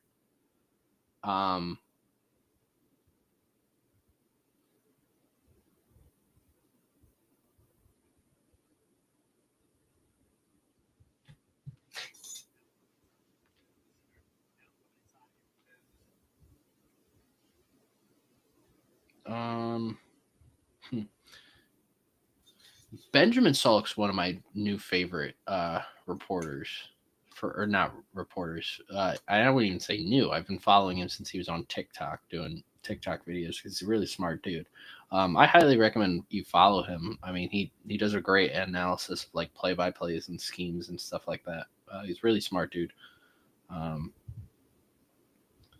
Let's see. Yeah, LaJohntay Webster. I didn't think he was even going to get drafted, but that seems like a Ravens type of pick. They always draft wide receivers that probably are going to get drafted a lot later than that. They just kind of want to secure their guys. So, yeah, Colorado, LaJohntay Webster goes to the Ravens at 203. 204, we got the Cowboys. 205, we got the Commanders. And 206, we got the Bills. The Cowboys are taking Ajani Cornelius, offensive tackle, Oregon. of course, I feel like every time, I feel like Jerry Jones is just listening to me at this point. Yeah, I feel like they're just listening to me, saying, "Oh yeah, this guy said this." Yeah, I hate Jerry Jones. Yeah, so Kobe King gets drafted. I'm so glad Kobe King got drafted. Really excited for him. So the top players of my favorite players available is probably, I mean, it's probably Seth McLaughlin. I mean, he's probably my favorite player available. Robert Longerbeam too, and Jake Majors. I mean, I think there's some centers available. So, R.J. Mickens. What happened to R.J. Mickens that he's not getting drafted? R.J. Mickens draft profile, because like that's kind of crazy. I mean, he was projected pretty high. All right. So he was projected as a Mickens was projected as a 5th round pick. We are almost done the 6th round. Weaknesses: scouts have doubts about his top end speed, can be a bit leggy in his coverage movement and small spaces. I think it's hilarious, some of the NFL's like wordage that they use for some of these. Could be limited by scheme on the next level, needs to be consistent, slipping and attacking blockers near the box. All right, well, impressive instincts help him play faster than his time speed. So he's instinctive rather than fast. I mean, I'd rather have an instinctive player than just a fast player, because otherwise, like, you look at Jalen Reagor, he's all speed, no instincts whatsoever. Versus, like, Tyreek Hill has the combination of both instincts and speed. And then there are players who have no speed and instincts, like Cooper Kupp. And I mean, I know I'm saying wide receivers, but those are just like examples of like really fast players and then not so fast players. So Commanders are up, and then the Bills, and then the Eagles. All right. I wonder who the Eagles are going to pick. We might trade back, or we might just trade this pick altogether and be like, yeah, everybody go home. All right. So who are the Commanders picking? I mean, they could go O-line here. I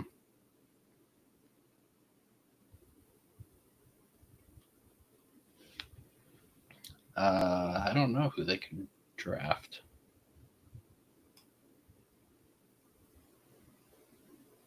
I'm curious why R.J. Mickens has fallen.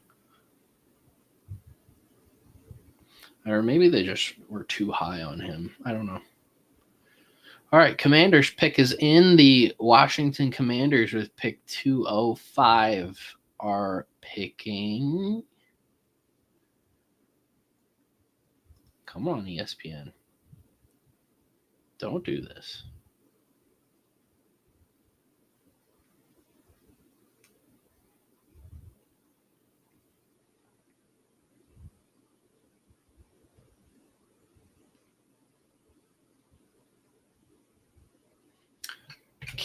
Kane Medrano, linebacker, UCLA. All right, linebacker, UCLA. Not bad. All right, Philly's going to have 2 picks coming up, 207, 209. So we'll see. I mean, like I said, they could go anywhere. They could go punter here. I'd be okay. They can go guard. I'd be okay. Wide receiver. I'd be okay. I mean, they kind of got all the positions kind of figured out. It's nothing I really am dire for. I mean, R.J. Mickens is still there. They kind of go with the best available players, and that's probably R.J. Mickens. I don't want to touch Isaiah Bond at all. I wouldn't be shocked with a Robert Longerbeam pick.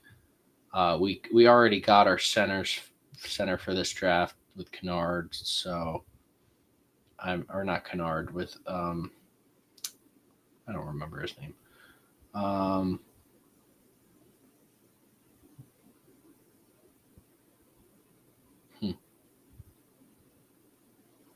So the Bills pick is in. The Bills are picking. Who are they picking? Chase Lunt, offensive tackle, UConn. Chase Lunt, offensive tackle, UConn. He's 6'8". Oh my goodness. All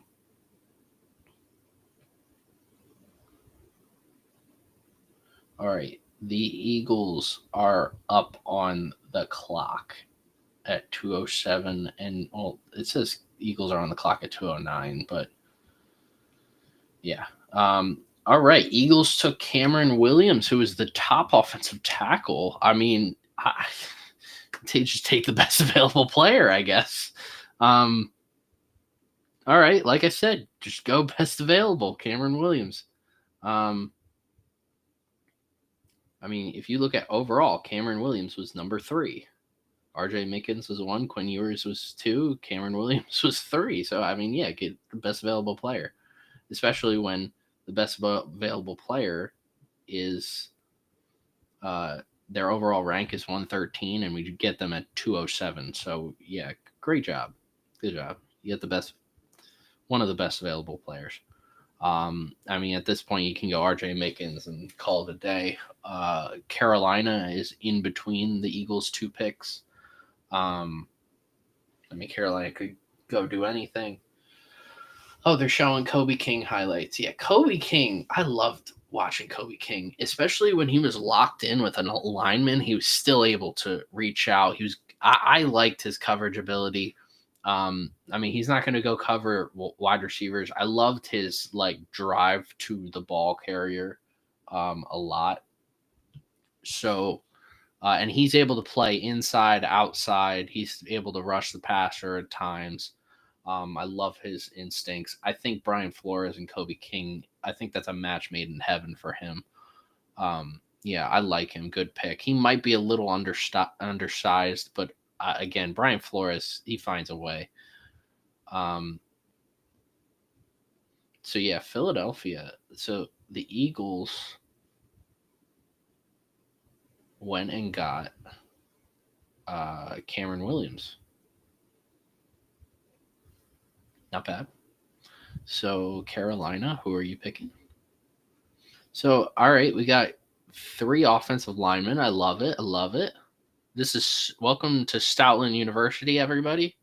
Your classes start immediately, and yeah, look forward to seeing y'all. Hopefully, one of you is the future right tackle when Lane Johnson retires, or we got 12 guys who could be playing right guard next year. So Tyler Steen, I think, has first dibs. Every time Steen was out there, we were just dominating. Cameron Williams is 6'6", 334. My God. That is incredible. 6'6", 334 with 34.5-inch arms. At one point was 380. He was a 1-year starter at Texas. So a lot of people said if he went back to school, he'd be in early mocks of a first round for next year. So Philly always finds a way. Howie just knows. Howie knows. You got Stoutland doing offensive line work, got Vic doing defensive work. That's all that matters. Howie does everything else with the offense. Special teams is kind of like one of those things. All right, so Carolina, who are you picking? And then I want to know who Philly picks at 209. So Philly with 2 picks. and this is Philadelphia's last pick of the draft as of now. Unless they trade this pick or trade back into the first round or into the 7th round, this will be the last pick for Philadelphia in the draft. I love this draft. I think we got everything. I think the Eagles got everything that they needed. Getting an edge rusher or a linebacker, however you want to view him, getting a defensive tackle with pass rushing ability, getting a corner, getting a safety. You got a center and a potential guard and a tackle. Yeah, I mean, you kind of got, and I mean, you got a quarterback. That's that one was kind of like a throwaway. That was in all the mocks that I did. That was the one that that area of the draft for all the picks. I was like, okay. So we got Chris Hinton's son, Cameron Williams, who could have been in a first rounder next year, and we got a nice center, one of the top center prospects in the draft. So I see this as an absolute win. All right, Carolina, who's your pick? All right, the Panthers took Jimmy Horn Jr., wide receiver from Colorado. So both Colorado boys, 3 Colorado receivers all got drafted. So Jimmy Horn Jr., wide receiver for Colorado. All right, and Philly, I mean, you could go any position, I said. Wide receiver, tight end's a little deep now. Tight end's one of those positions that maybe that's something to look at for the first round next year.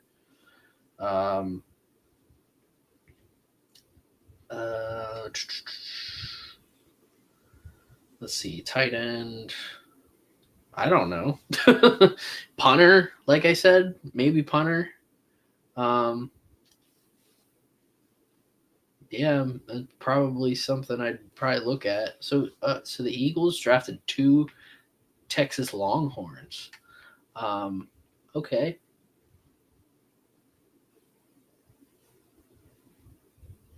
Interesting.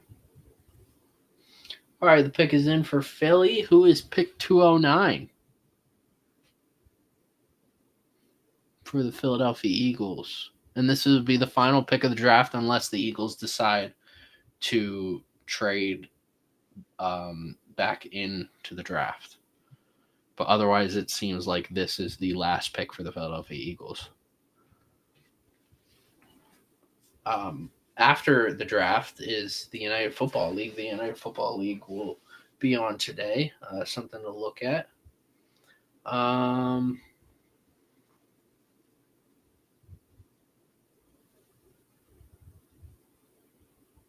Curious to see what this pick is.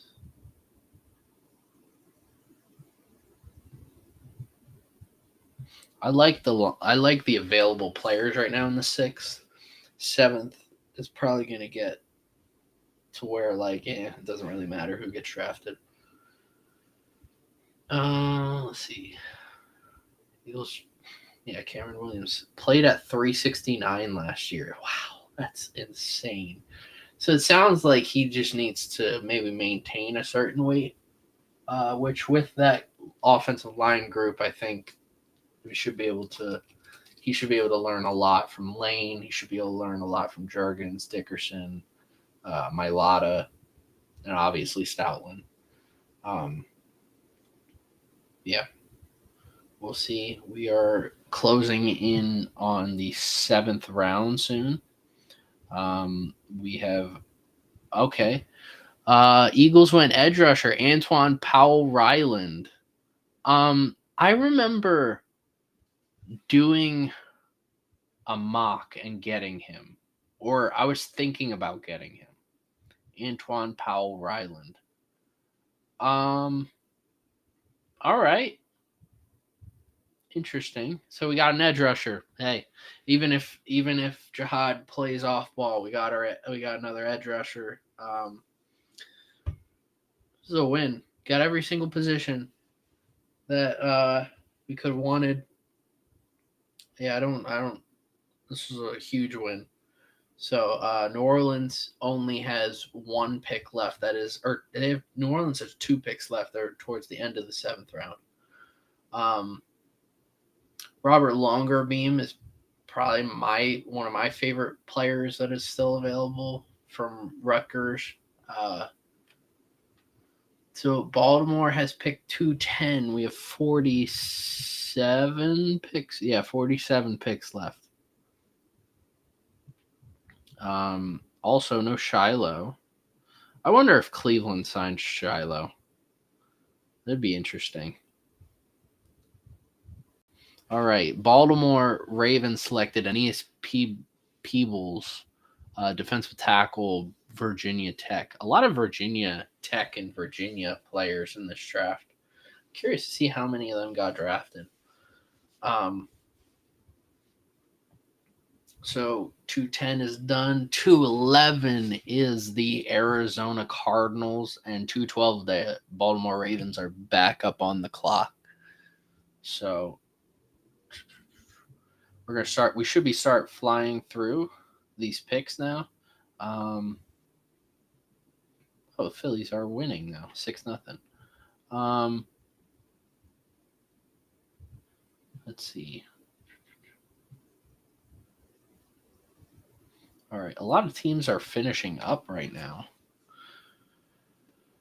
All right, Cardinals, Ravens, and Raiders. Sorry, long day.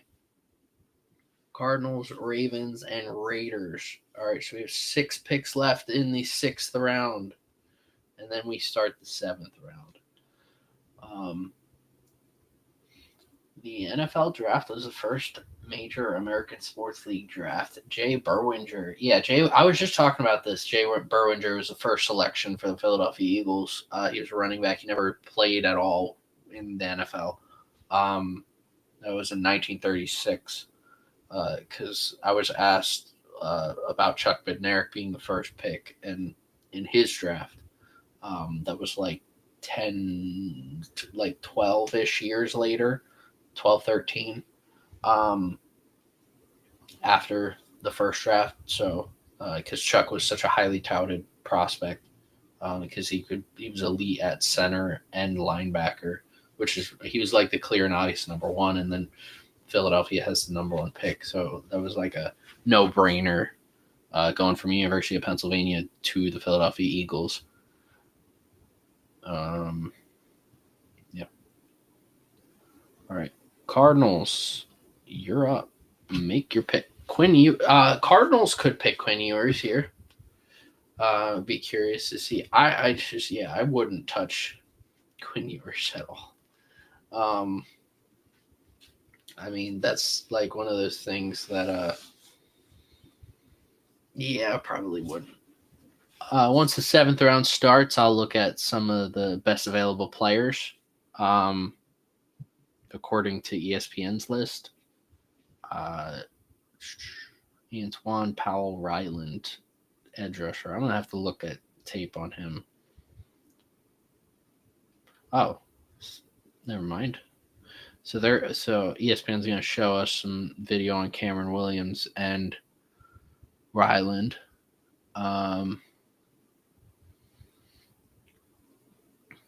Let's see. Not bad. See, Quinn Ewers holds on to the ball so long. Oh, Cardinals took Hayden Connor, offensive lineman, guard from Texas. Speaking of, while we're looking at Connor Williams, might as well look at Hayden Connor.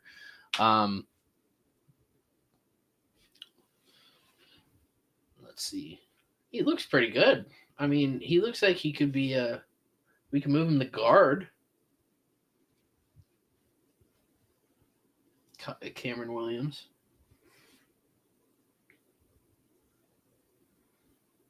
Chargers are listing Branson Taylor as a guard according to Daniel Popper. So he'll be playing guard as of now. Eagles draft is done unless they want to hop back in because they like someone, but otherwise, he's done. So Jimmy Horn going to Carolina. That's interesting.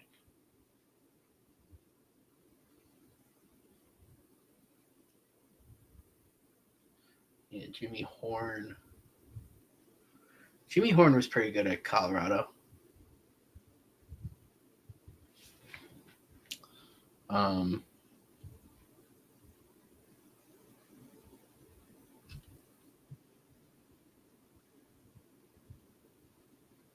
thought he was pretty good at Colorado. All right, we will probably we are definitely going to pass the 6-hour mark unless for some reason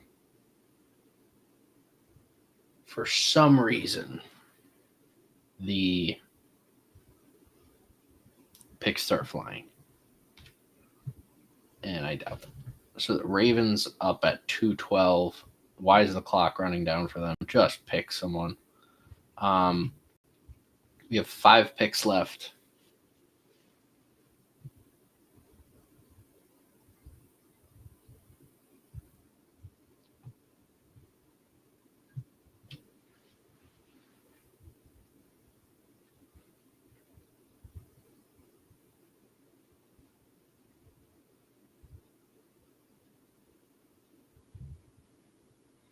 Oh, and then they're going to show us Antoine Powell-Ryland highlights. This is what I wanted to see because I don't really know much about this guy.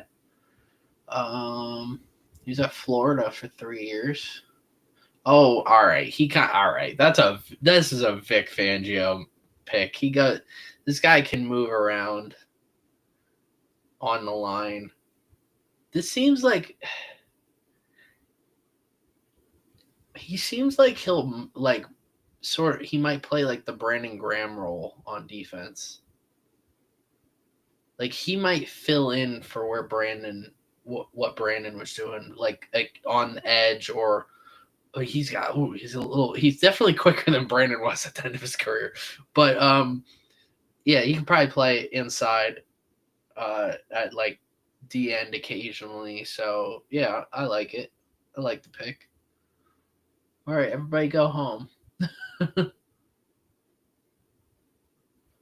Fist bumps from Howie. All right, why are the Ravens not making their pick? Aeneas Peebles.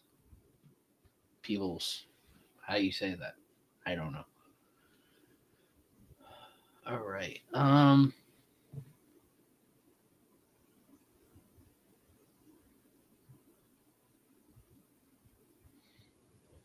right.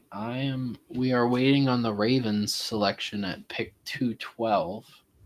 And then we have 4 picks after that left in the 6th round. So, yeah, 7th round needs to get here and start flying. 30 picks in the 7th round. 30 picks. 1, 10, 20. Wait, no, 40. No, 30. Is there really 30 picks in the 7th round? No. I'm completely off. 40. 40 picks in the 7th round. Robert Longerbeam going to the Ravens. Ravens have had such a good draft. They're getting everything. I don't think they have a good receiving core. Like D-Hop's good. I get it. I don't know. I don't think at this stage of his career he's that guy. Zay Flowers is solid. What's his name? Rashad Bateman is a solid 3rd option. Nothing like pops out. Their tight end group's great. And that's kind of like Mark Andrews is pretty much your number 1 option. And then your 2nd option is Isaiah Likely. So, yeah. Interesting. All these Texas players getting taken and no Quinn Ewers. Yeah, Robert Longerbeam. That was a good pick this late for the Ravens. Some people had him a lot higher. Some had him as like a day 2 pick. The Cardinals also had a great draft. All right, 213 Raiders. The Raiders pick is in. Let's see if we know that already. We do not.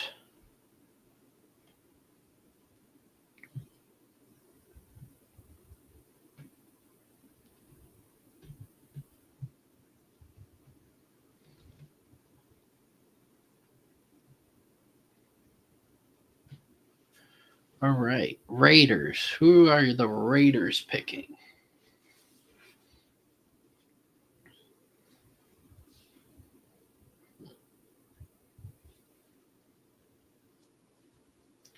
Raiders.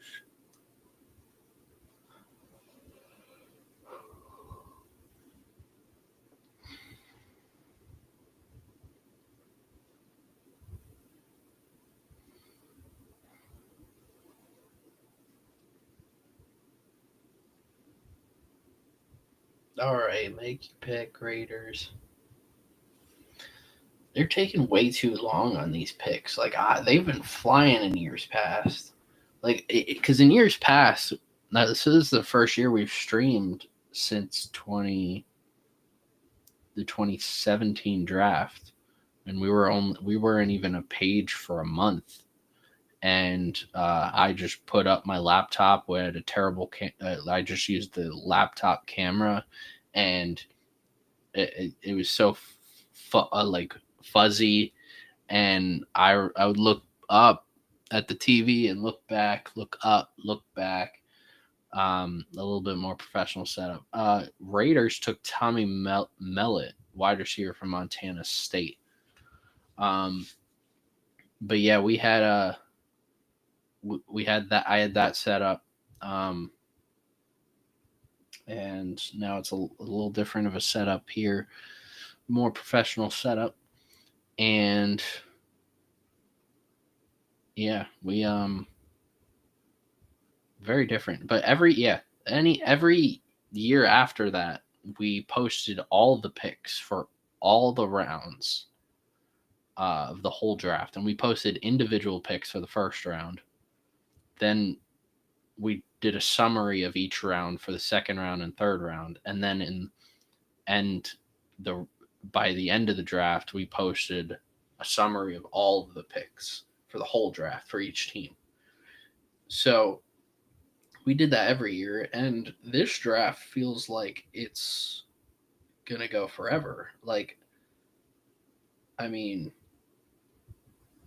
normally the draft goes until like 6 o'clock, because last year I remember the draft being over and then the United Football League game coming on.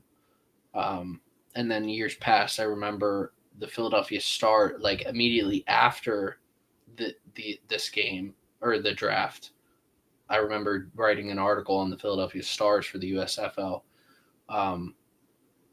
immediately after that, because it was right on ESPN. So this the draft has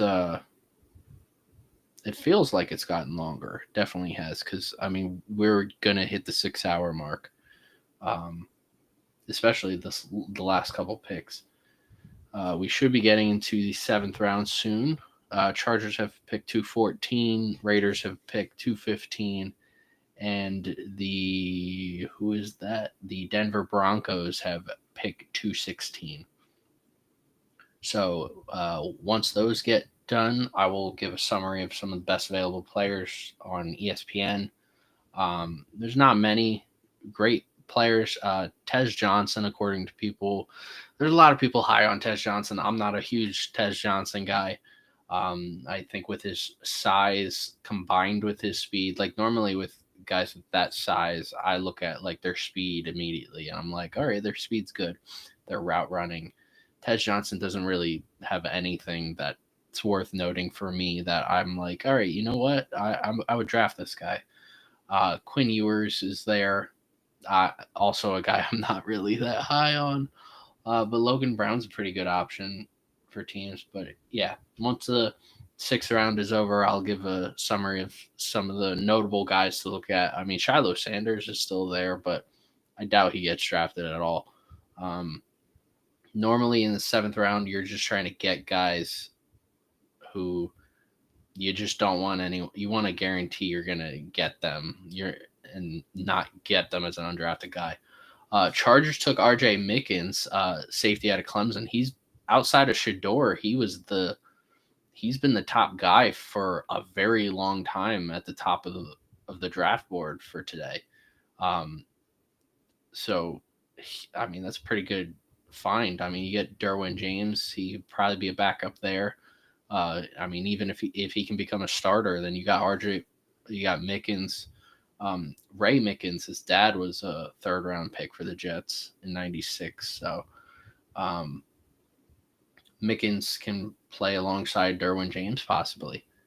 Yeah, I love that Robert Longerbeam pick for the Ravens. Ravens getting Starks, Mike Green. If Mike Green can keep his head on right, that's such a they've had a good draft. I really like the Ravens draft. Malachi Starks, Mike Green, Emory Jones, Teddy Buchanan. That's really good. The Tyler Loop pick threw me for a loop with because I mean with Justin Tucker, his whole situation, we really don't know how that's going to play out. We don't know if Justin Tucker is going to go and he didn't have a good year last year, Justin Tucker. And on top of all the issues that are going on right now with him, so you kind of needed to get a kicker that could potentially take over for him. Now, yeah, Tucker could go and play 10 more years if he wanted to, but that's if he's not getting into any issues and he was playing like he did before this past season. So, yeah, we are waiting on the Raiders pick and then the Broncos pick, and then we're into the 7th round. The Raiders took Tommy Mellett, quarterback from Montana State. So no, Cam Miller. Why did they say second pick is? I'm confused. I have a source, Raiders beat writer, saying Tommy Mellett, but that says Cam Miller. All right, I guess the Raiders took Cam Miller, quarterback. Oh, so apparently Tommy Mellett is going to be playing wide receiver. He played quarterback in college, but he's going to be playing wide receiver. It sounds like wide receiver, punt returner, emergency quarterback. That's what a Raiders beat writer just said. Ian Rappaport said, sounds like a Julian Edelman, whom certain Raiders minority owner knows well. Yeah, that Tom Brady. Kobe Bryant is still on the board. That's another interesting name that hasn't been talked about yet. So Raiders should go draft 2 quarterbacks, but one of them's going to probably be like a receiver, return specialist type guy. So Cam Miller is the quarterback the Raiders went with. I mean, with Quinn Ewers still there, that's a little shocking. Yeah, it's an interesting selection. So we have one more pick left in the 6th round, and then we'll get into the final round of the 2025 NFL Draft. Cam Miller, let's see, he was 3rd in QB wins in North Dakota State history, 1st in completion percentage, 1st in passing yards, 2nd in passing touchdowns. I'm sure Carson Wentz and Trey Lance are probably at towards the top of those lists. Let's see him throw, because I didn't look at film on Cam Miller.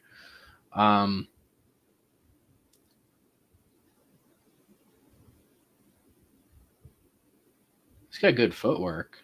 A little mobile. Oh, yeah, he's pretty mobile. Huh. All right, Denver's pick is in for the final pick in the 6th round. Wow, this guy looks pretty good. This Cam Miller guy. He looks a little skittish. I don't like that. I like that he looks down the field. Broncos went punter, the first punter off the board, Jeremy Crawshaw. So Broncos go punter, and that's the end of the 6th round. We have 1 round left, and the Dallas Cowboys are on the clock. So, yeah, we are in the end game now. With Denver selecting a punter. Are we going to see a long snapper get drafted? I'd like to see that. All right, let's look at the top available players right now. According to ESPN, Quinn Ewers is the best available player. I personally wouldn't draft him, but that's me. Damian Martinez, running back from Miami. That was a name that a lot of people talked about going into today, and he just has fallen to now the 7th round. Seth McLaughlin coming off of an injury. I expected him to be drafted. So some people said 5th round. We're in the 7th round. I think that's a steal for whoever gets Seth McLaughlin. If he can just be exactly the same player he was, then this is a steal coming off of an injury. Let's see. Isaiah Bond, he's got his off-field issues that I don't think anybody's going to touch him. I think he will be undrafted, and I don't know if anyone's even going to have him signed for an undrafted free agent until after his whole situation is cleared up. Logan Brown, offensive tackle from Kansas. That's the second best offensive lineman available. Tommy Hill, cornerback from Nebraska, is the top cornerback available. Joe Huber, we got guard from Wisconsin. You can always trust Big Ten offensive linemen, especially Wisconsin offensive linemen. CJ Dupree, tight end from Alabama. Keaton Crawford, safety from Nevada, and Zaya Alexander, cornerback. Those are the top 10 according to ESPN. My notable guys to look at, let's see. I mean, Curtis Rourke, I want to know where he ends up going. If he doesn't get drafted, and if he doesn't get drafted, and a team offers him like a really low contract, I would not be surprised if Curtis Rourke ends up in the Canadian Football League, and he'll be the number 1 overall pick in the Canadian Football League because his brother is also in the CFL. Running backs, like I said, with Marcus Yarns, for me, watching him, he looked like Bucky Irving. The big asterisk or question mark I have with him is because he played for Delaware, is he able to do that, what he did there, also against NFL, top talent, especially NFL teams? So Marcus Yarns, definitely a name to look at for running backs. Montrell Johnson Jr., again, I'm really high on him. He's someone I'm looking for and wondering where he's going to get drafted. I think he's a steal. Looking at wide receiver position outside of Isaiah Bond, because we've already looked at him. Nick Nash is a name to look for, wherever Nick Nash ends up going. Let's see. Kobe Hudson from UCF. That's a name to look for. Caden Prather from Maryland. Those are 3 names that I'm looking for. Tight end position, we're kind of in the spot that we're don't really expect many names. Let's see. Offensive linemen. Not many offensive tackles that are available. Guard, like I said before, with the interior offensive line, I think there are a lot of great value interior offensive linemen available with Garrett Dillinger, Joshua Gray, Willie Lampkin. I really like Willie Lampkin. I think Willie Lampkin would be a steal for anyone, but I think he'll probably go undrafted at this point with the amount of talent ahead of him. Outside of Seth McLaughlin, Jake Majors. Jake Majors is there. I think Texas's whole offensive line should be drafted based off how they did last year. Let's see. Defensive tackles, Howard Cross III is available. Someone to look at. Cody Lindenberg, the Minnesota linebacker. That's someone that should probably be drafted. Let's see. Edge rushers, Jared Ivey from Ole Miss. Tyler Batty from BYU. That's another name to think about. Tyler Batty, a lot of people were pretty high on him. Corners, not were kind. The corner was already pretty weak to begin with, so not really many names to look at there. The Cowboys selection is in. And then finally, kicker Ryan Fitzgerald. Is he going to get drafted, and where would he get drafted? Ryan Fitzgerald is definitely the best special teamer available. So the Dallas Cowboys take Jay Toya, defensive tackle. Like I was saying earlier, I was like, he's pretty much a nose tackle at that point.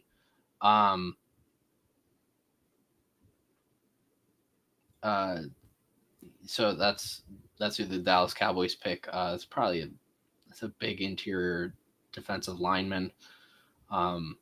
I don't know how much playing time he's going to get. I don't know if they think Mozzie Smith is still going to be good or not. I was never big on Mozzie Smith coming out of college, so they don't expect him to be much. So, yeah, those are the best available players. It's really a question for Curtis Rourke for me. And then is Quinn Ewers going to get drafted? Because I don't think he should. And if he doesn't get drafted, the NFL is just showing me that I was right about him. So, yeah, we are just under 10 minutes away from a 6-hour stream. Yeah, I don't expect to do this again, maybe until next year. So 7th rounders, Julian Edelman was a name to look at in the 7th round.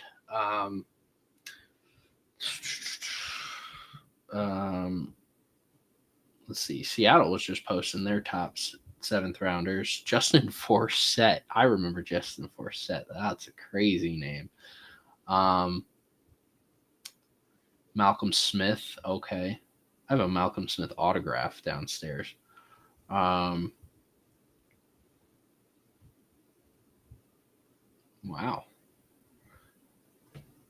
Yeah, 7th round is an interesting round. All right, Falcons take Jack Nelson, defensive tackle from Wisconsin. So notable 7th rounders: Rayfield Wright, Hall of Famer; Shannon Sharp, Hall of Famer; Donald Driver, really all-time leader in receiving yards in Packers history; Marcus Colson, all-time leader in Saints history in receiving yards; Julian Edelman, and Brock Purdy. I mean, at this point, Brock Purdy's the greatest. Jack Nelson, offensive tackle from Wisconsin. Oh, sorry about that. Like I said, the O's and D's, they need to fix that font because I've been saying that for like 10 years now. He's Todd Nelson's son who got drafted by the Cardinals. Yeah, I think we all know Brock Purdy's the best Mr. Irrelevant in NFL history. We'll see who Mr. Irrelevant is this year. The Giants are on the clock with pick 219. 219. Should start seeing them flying through. Yeah, we got 8 minutes until we are at the 6-hour mark. It is 5:40 Eastern time. Yeah, Jay Toya, 340 pounds. Yeah, this dude's playing nose tackle. All right, Giants went Thomas Fedone, the second tight end from Nebraska. I know the Saints got 2 picks left in the 7th round, so I mean, I would probably look at. We went running back already. Maybe look at an edge rusher. I would look at an edge rusher probably. An interior offensive lineman too. Like literally anyone in the interior offensive line. There's so many centers available. Probably look at one of them. Yeah. Tom Thomas Fedone the second from Nebraska to the Giants. You're in a 4.740. Wow. And Jack Nelson going to Wisconsin. So the Patriots are up on the clock at 220. The Jaguars are at 221, and the Raiders are at 222. The Patriots are on the clock.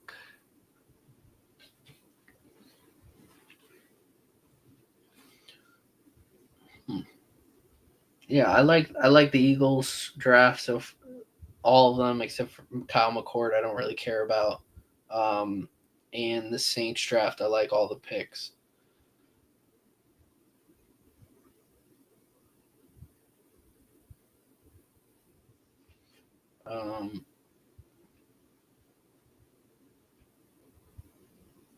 So Cam Miller, the Raiders pick, was the runner-up for the Walter Payton award for the top offensive player in the FCS. It's pretty good. Cam Miller looked pretty good. Patriots went offensive tackle Marcus Bryant at pick 220.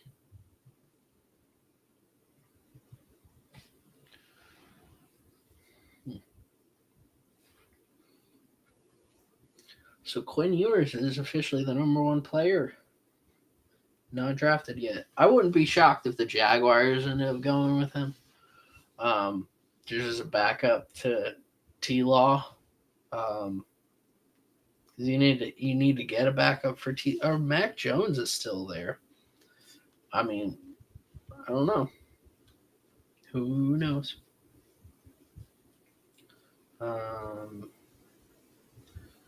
Jaguars. Mel Kiper says the Patriots needs our wide receiver defensive tackle. They went defensive tackle in this draft, but they also have Christian Barmore and Milton Williams. So I think they're fine at DT. Quinn Ewers, Logan Bryan, Jonah Monaheim. There's a lot of good centers available right now. A lot of good centers still available.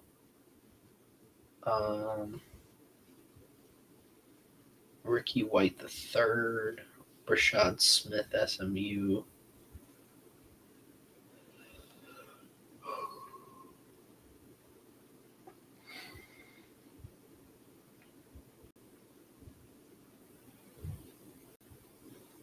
Yeah, it seems like the Eagles are done, and I think everybody's going home from the draft room. I mean, I'm sure Howie's probably talking to potential undrafted free agents.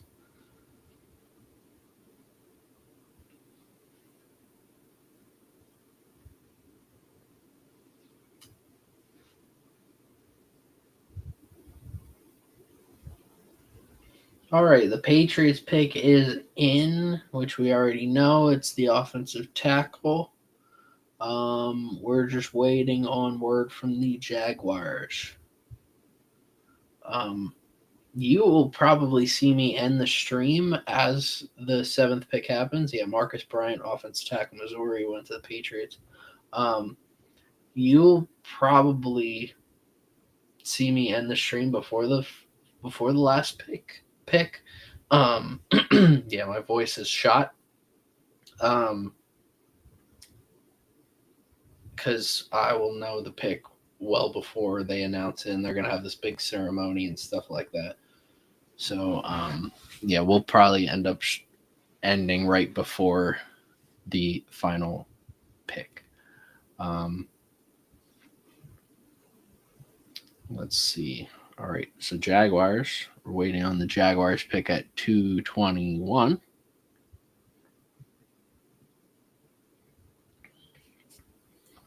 Um, 221 Jaguars select.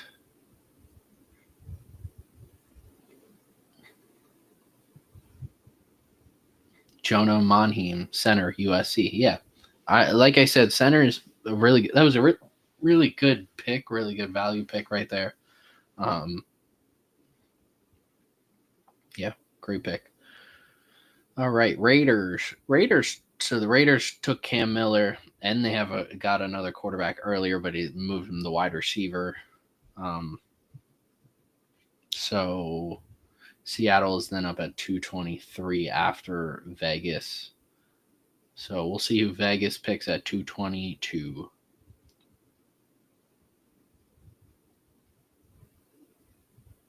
All right, Raiders pick is in. All these picks are going to be in now. If I see a timer, that's just ridiculous.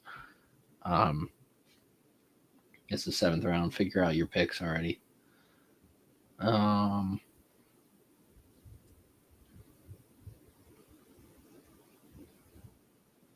right, Raiders are picking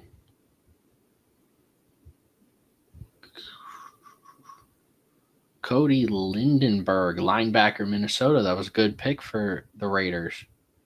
So all the linebackers I think are gone that like I expected to be gone.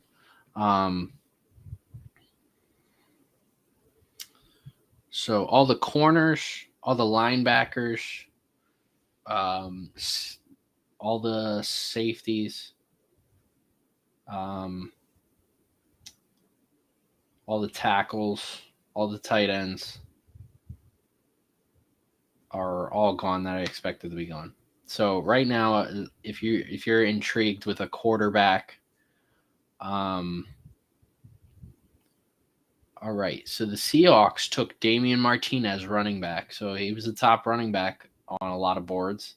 So they got Damian Martinez as a third running back behind Zach Charbonnet and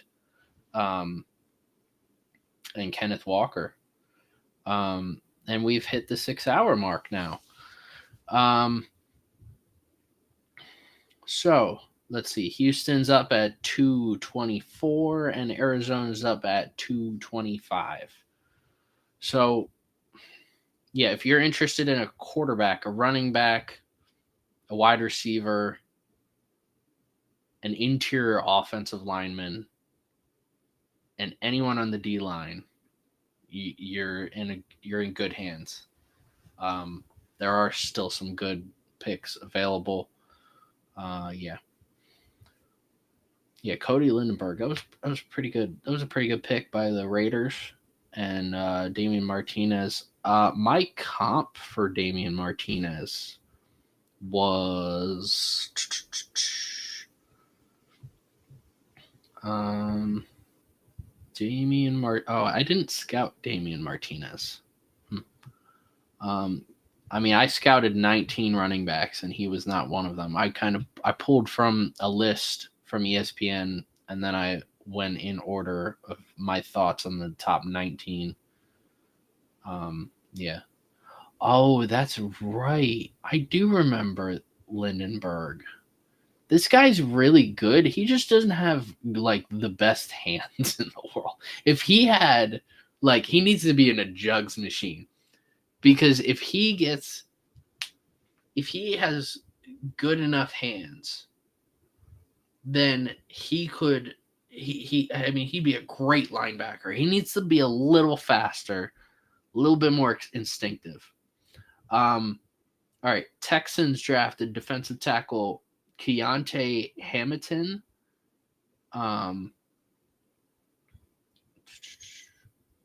Keontae Hamilton.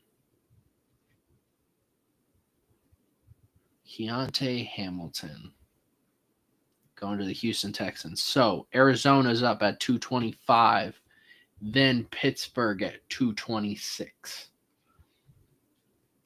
Picks are finally flying. We are almost at the 30 pick mark.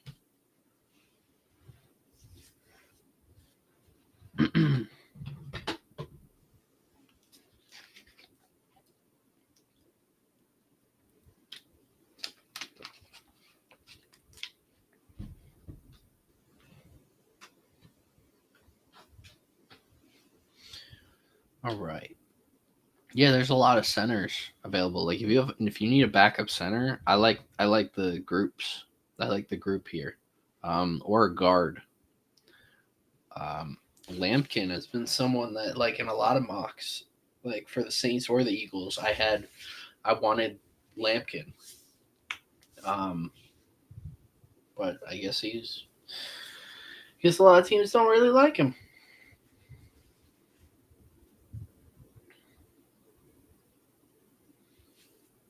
All right. Damian Martinez is listed at 6'2", 217.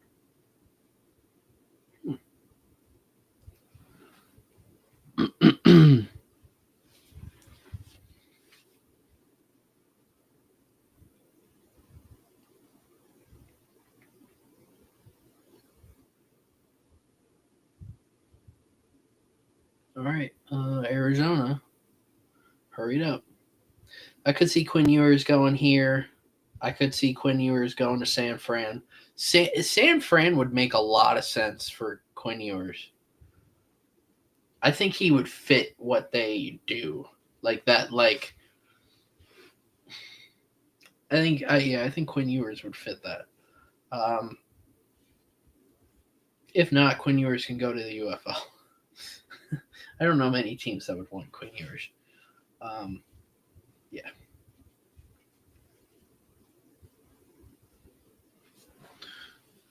All right, Arizona, hurry up. Pick Logan Brown or something.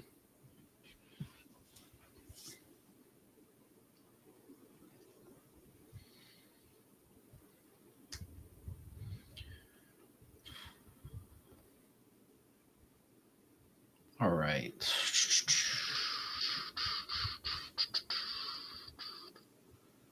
All right, Cardinals pick is in. Thank you. So, Arizona is picking. Who are they picking? Shush.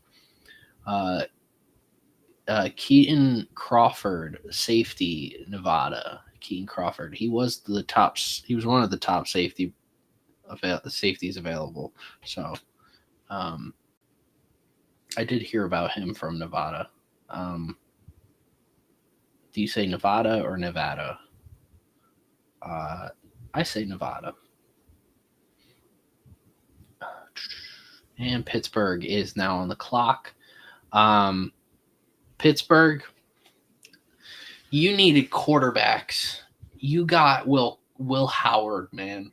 Like, you're going to have Aaron Rodgers as your start. Aaron Rodgers is probably going to Pittsburgh, or he's going to retire. There's no other in between. If he doesn't go to Pittsburgh, I wouldn't be shocked if Pittsburgh traded for Kirk Cousins. That's just what I could see happening. So I don't know why Pittsburgh didn't just go quarterback early. Like, it's going to be one of those things that if Shedeur plays just solid, then it doesn't matter if Will Howard touches the field or not, because you'll be told, as long as Shedeur plays better than Will Howard, which I think is going to happen, teams are going to be or people are going to say you missed out on Shedeur Sanders. You could have had him in any round you wanted, in any of the first 4 rounds, and you chose not to.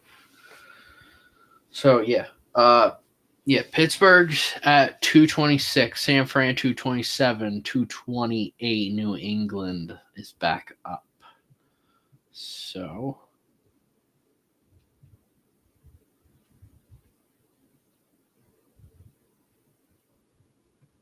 I think the Phillies are doing well.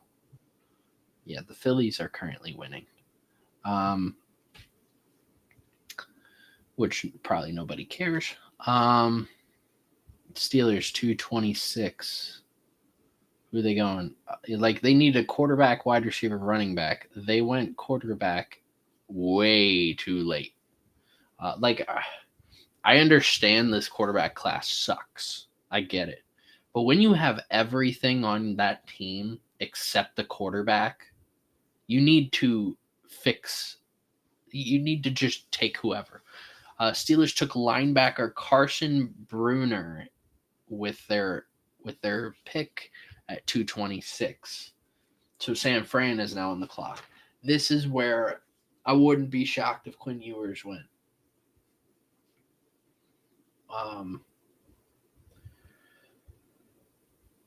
Yeah.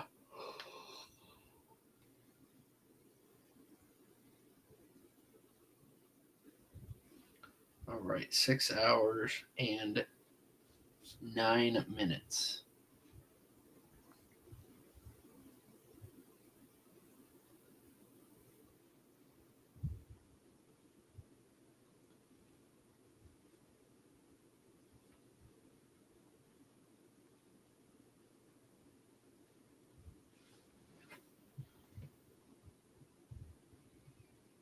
Apparently, there was a fight in a soccer game. I don't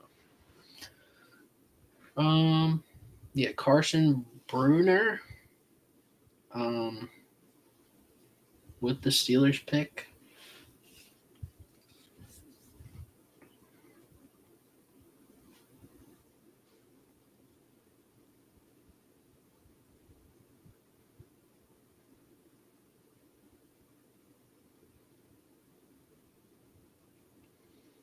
Oh, that's why they're taking so long. Okay.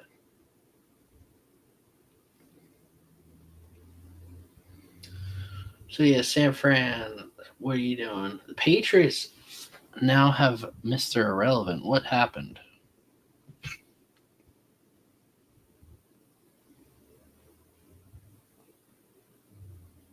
All right, so we have a trade. We have a trade this late. It's probably the last trade that happens. So the Patriots are going to receive round 7 pick 251 and round 7 pick 257, which is Mr. Irrelevant. And the Chiefs are going to get pick 228 in round 7, obviously. So we have a trade. New England decided they wanted Mr. Irrelevant. Chiefs clearly like someone that's out there. I don't know who.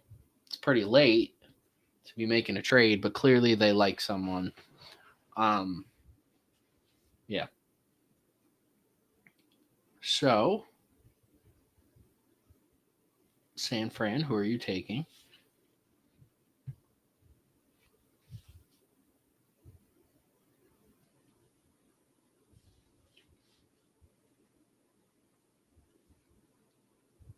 Pittsburgh took like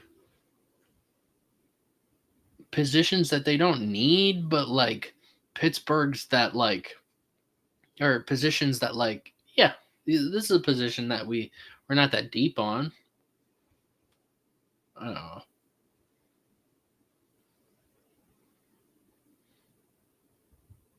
All right. Ooh, the Niners took Curtis Rourke.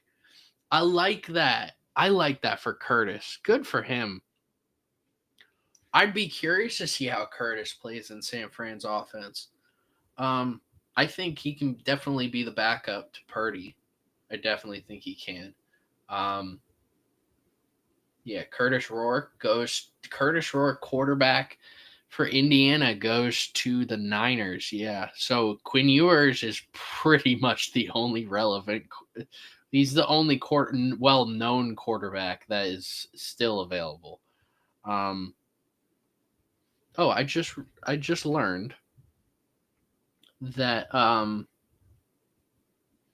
Carson Bruner is the son of former Steelers tight end Mark Bruner, who this is according to Jordan Schultz. Wow.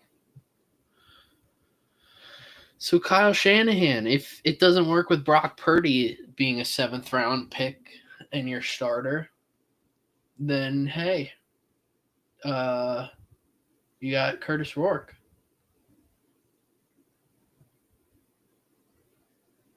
I'm seeing a lot of the Chiefs took Brashard Smith with their pick, running back from SMU. I believe I did look at Brashard Smith. Let's go look at the analysis. Brashard Smith. So I compared him to a slower Devon Achane. So obviously Devon Achane's like one of the fastest running backs in the whole NFL. So saying he's a slower Devon Achane, he's still fast. He's just not Devon Achane fast. Good pick for KC. I like him. I think he'll fit in with Kansas City a lot. I mean, Kansas City kind of needed a running back because we don't really know. Pacheco's kind of been injury prone. He's coming to the end of his contract. We don't really know what Isaiah Pacheco is going to be like. So in the future for Kansas City, we don't know if he's the future of the position. And Kareem Hunt was playing really well at the end of last year. So, and Kareem Hunt's not getting any younger. So who knows? So yeah, next up is I just heard an ice cream truck. That's redonkulous. So let's see. Next up, Pittsburgh at 229. Pittsburgh, you need to stop taking so long on your picks and just like, are you faxing them in?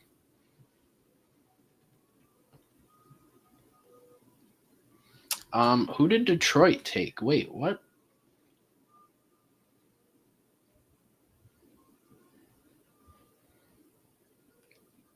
Lions took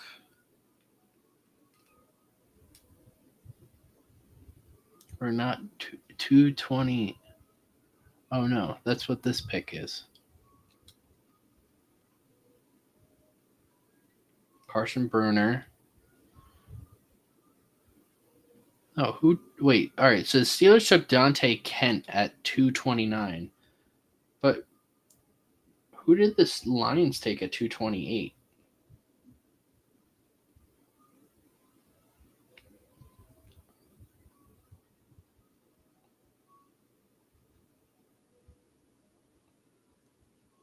Or that was the Patriots.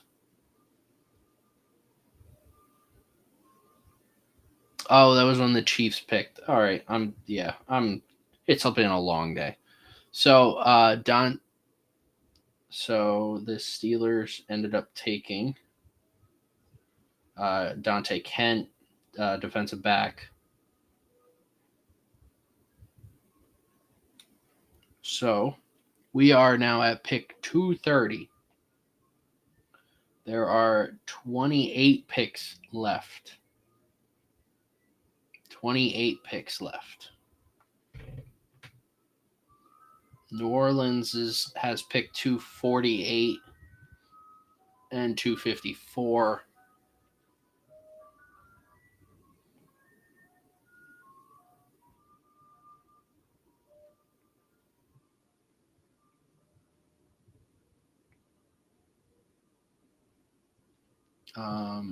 So the Lions pick is in.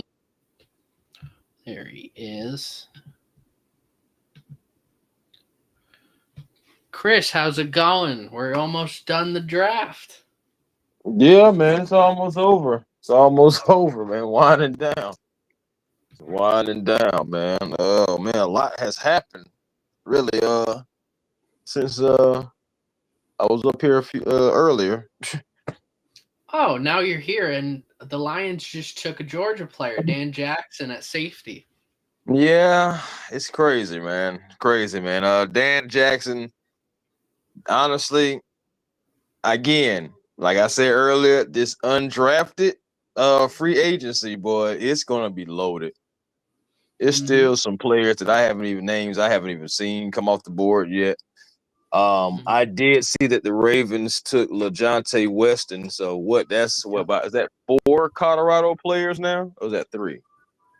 Well, Jimmy Horn also went off the board. Okay, so yeah, 4. So 4, I believe. Yeah. Where now that's where I didn't see where he went. Where he ended up going? Who? Jimmy Horn?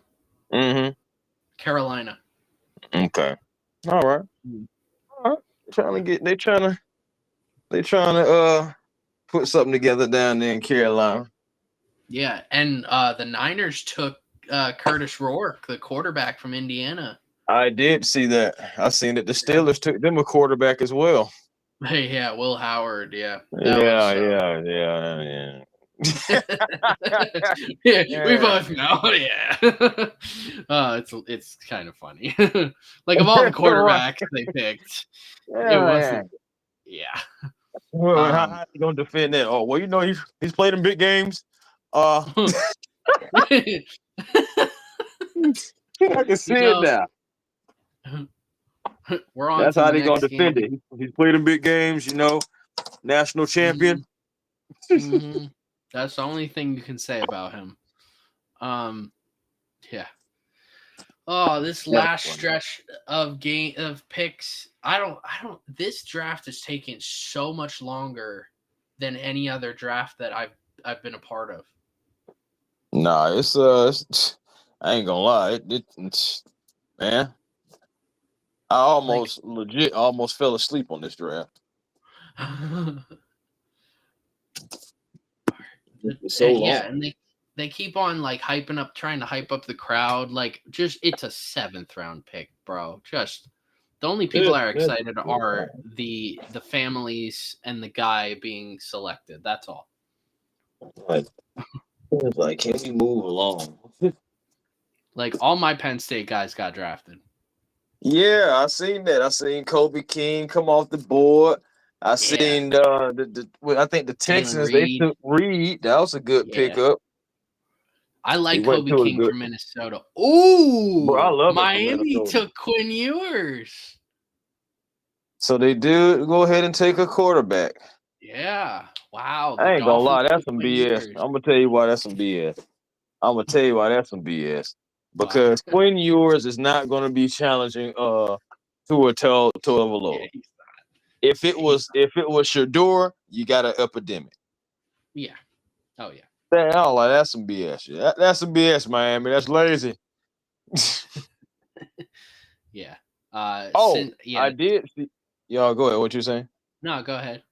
No, I was gonna say I did see the report from Ian about Jalen Ramsey though, and how him and the Dolphins they have mutually officially mutually agreed that the best thing for Jalen Ramsey to do is to play somewhere else.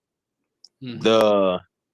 Now what this is coming from is him and Mike McDaniel. Their relationship is just it can't be repaired. It's over with. Mm-hmm. Yeah. So I'm wondering now, especially now that the draft is about to end, where will he play in 2025? I don't know. It's a good question. I mean, the thing is, like, you're going to be the Dolphins want whoever trades for him to take on his contract, and he's an aging cornerback. Like, he's definitely not the corner he used to be. Like, to put this in a perspective, where Jalen Ramsey is at in his career versus like where Darrelle Revis was at this second time he joined the Jets. Like, the second time that Revis joined the Jets, he was still a great cornerback in the NFL. The Colts just took Hunter Wohler, safety, Wisconsin. So where Ramsey's at is he's not at a Pro Bowl level anymore. At times he's getting burned by players. So I don't like a team trading for him needs to take on his contract and he has to go to a certain scheme. There's just so much involved with that. Like, I would rather have Jair Alexander right now than Jalen Ramsey. Hey, I ain't gonna lie to you. I made a video before talking about how he could, I think he could be on the move possibly, but yeah, I think he is. Yeah, I think I don't think it'll take. I think it might take as much to trade for Jair as it will Jalen Ramsey. And it comes down to, all right, which would you rather have? Well, if I'm the Eagles or the Saints, I would rather have Jair, because I know Ramsey's baggage that comes with him. And he's so outspoken every single time. I said this last night that if Ramsey joined the Eagles, it would be the equivalent to having AJ Brown on defense. And there's enough. Like, AJ Brown, look, I love AJ. He's great in all. Yeah, but having you two know. of him would be too much. Yeah. He just when he's getting the ball and we're winning, that's when he's happy. If he's not getting the ball and we're winning, he's not happy. If he's Right. not getting the ball and we're losing, he's not happy. The only time he's happy is when he's winning and getting the ball. And for Ramsey, it's like the only time he'll be happy is if they're winning and he's shutting down guys. Bears just took Kyle Monangai from running back Rutgers. He was pretty good last year. But yeah, Ramsey, I don't want another AJ Brown on the Eagles because that'll be way too much. Like Jalen and Saquon and Devontae know how to calm down AJ. Nobody will know how to calm down Jalen Ramsey. And we have enough Jalens on this team. We have like 5. Another Jalen. Go ahead and add to the Jalens, man. You already keep on adding Bulldogs. I ain't gonna lie to you, the Eagles, something wrong with y'all because it's them jokers had tweeted talking about some collecting Georgia Bulldogs like Infinity Stones. I just don't understand. I just really don't understand you people. And it's like, what are you doing? Are you okay? It's like Howie Roseman. If Howie Roseman doesn't have a home in Georgia somewhere, something is wrong. I don't know what he's doing. If he doesn't, I don't know what he does. Oh man, it don't even make any sense. You know what I mean? Might as well have a summer home here or something, and you just can look at Georgia players whenever you want to in the spring and in fall. So what are your thoughts on the Falcons draft so far overall? Overall, I think it's a pretty solid draft. I feel like the tackle, he was projected to go in the 5th round, Nelson. So I mean, to get him in the 7th round, that's automatically, a value. Now, one thing that is a knock on him is his strength.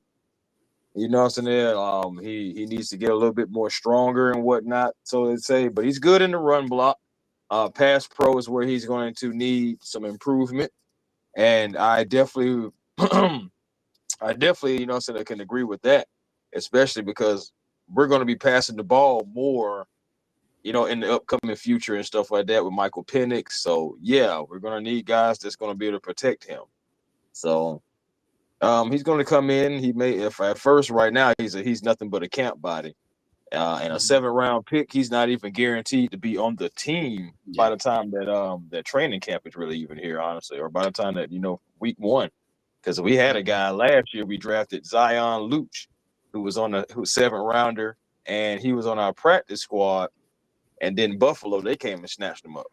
So it's not even guaranteed that he'll be on the team. We'll see what happens, but outside of that, I think it's a pretty solid draft. The Falcons went. The Falcons really technically went all defense. You know what I'm saying? Outside of the tackle. So and I feel like it needed to be like that. It needed to be an ugly draft. They needed to worry about the trenches, and I'm glad that they worried about the trenches and. They got it ugly. The Falcons win this draft if it got ugly, and it got ugly. And then they also got 2 guys that are ball hawks, 2 safeties. I know that ball hawk word, honestly, is starting to be used a little bit too much.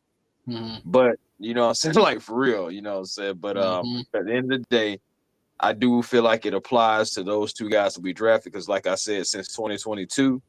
The 2 guys that we drafted, and Watts and Bowman Jr. has led the FBS in interceptions with 13 and 11 respectfully. So, so I guess, in their regard, it can be used. But yes, and then of course, James Pierce Jr., one of the top edge rushers in the SEC for the last 2 years. Jalen Walker, Mr. Do-It-All, put him anywhere. He'll succeed type thing. Of course, one of the Georgia's most dominant players on their defense this year. So, I mean, you got all those pieces, and they're coming to your team to help make you better. I feel like it's a solid draft. You did what you could do with the picks that you had. It would have been nice to have a 5th round pick. I ain't gonna lie, because some value did go in that 5th round. My goodness. But at the end of the day, you did what you could do, and that's all that you really could ask for Terry Fontenot. You did lose a 5th rounder, you did lose a 1st rounder, but you got pieces. You got pieces that you can use. Nice. Tez Johnson, wide receiver from Oregon, went to the Bucks. Yeah, that's interesting. I have been anti Tez Johnson. He's slow. He's small. He doesn't have great hands. He doesn't have great route that's running. A lot of struggles, bro. Like, I don't know why I would draft him. Like, I don't know why I would even bring him in as an undrafted free agent. I don't know what he brings that would make me say this guy's okay at football. Dang. So, he might be my least favorite prospect I have ever seen in my entire time of looking at players. That's crazy. He's probably never going to touch the field because of he's immediately the Bucks wide receiver 5. Immediately. Yeah, of course. At best. He said at best. Yeah, and that's if they don't bring in an undrafted free agent that just maybe, say like, oh, that guy was still there, Yeah. Jaguars went LaQuint Allen, running back, Syracuse. Did I scout him? I feel like I've scouted everybody so far.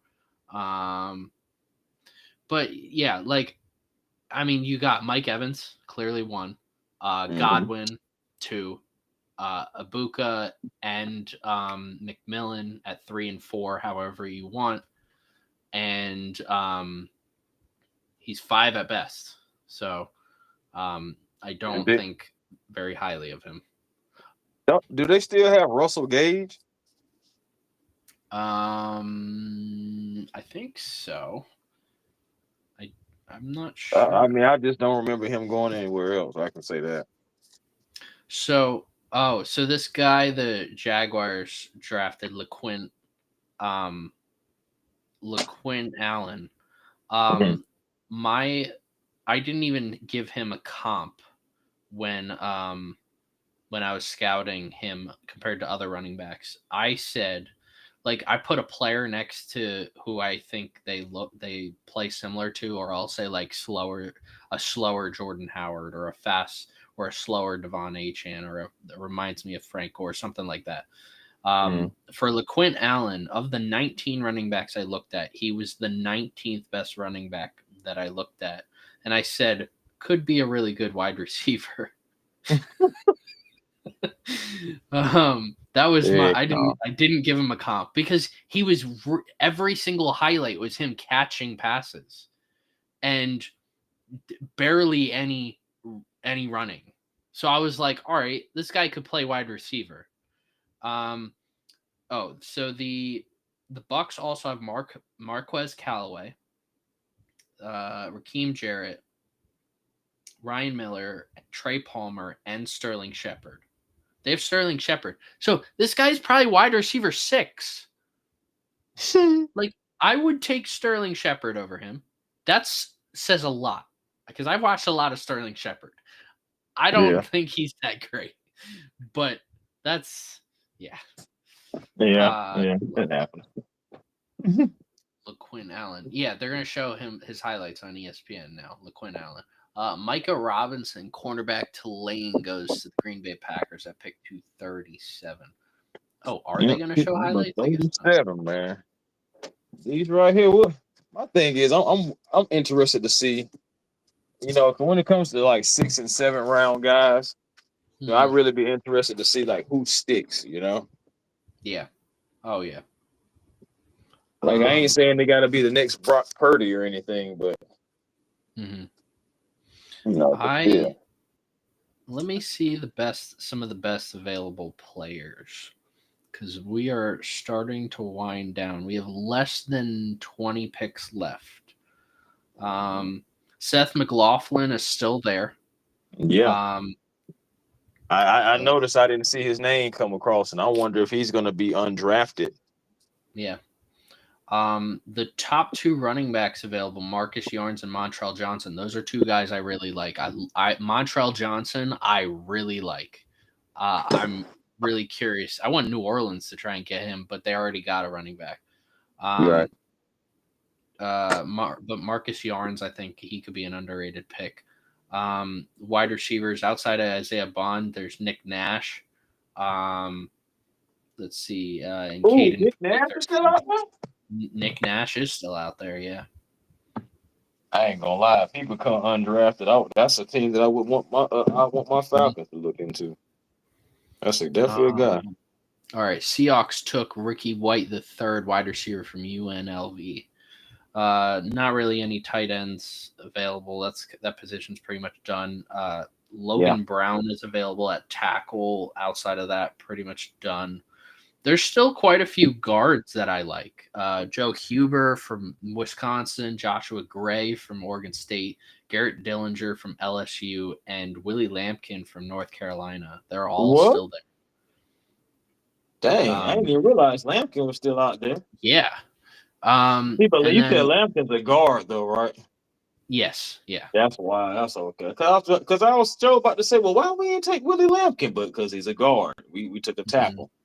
Yeah, we did need a tackle, though. I mean, there's some depth because I don't know what's going to happen with Caleb McGarry. We have Storm Norton, who's I feel like is a better pass pro. But at the end of the day, the Falcons' bread and butter is running the ball.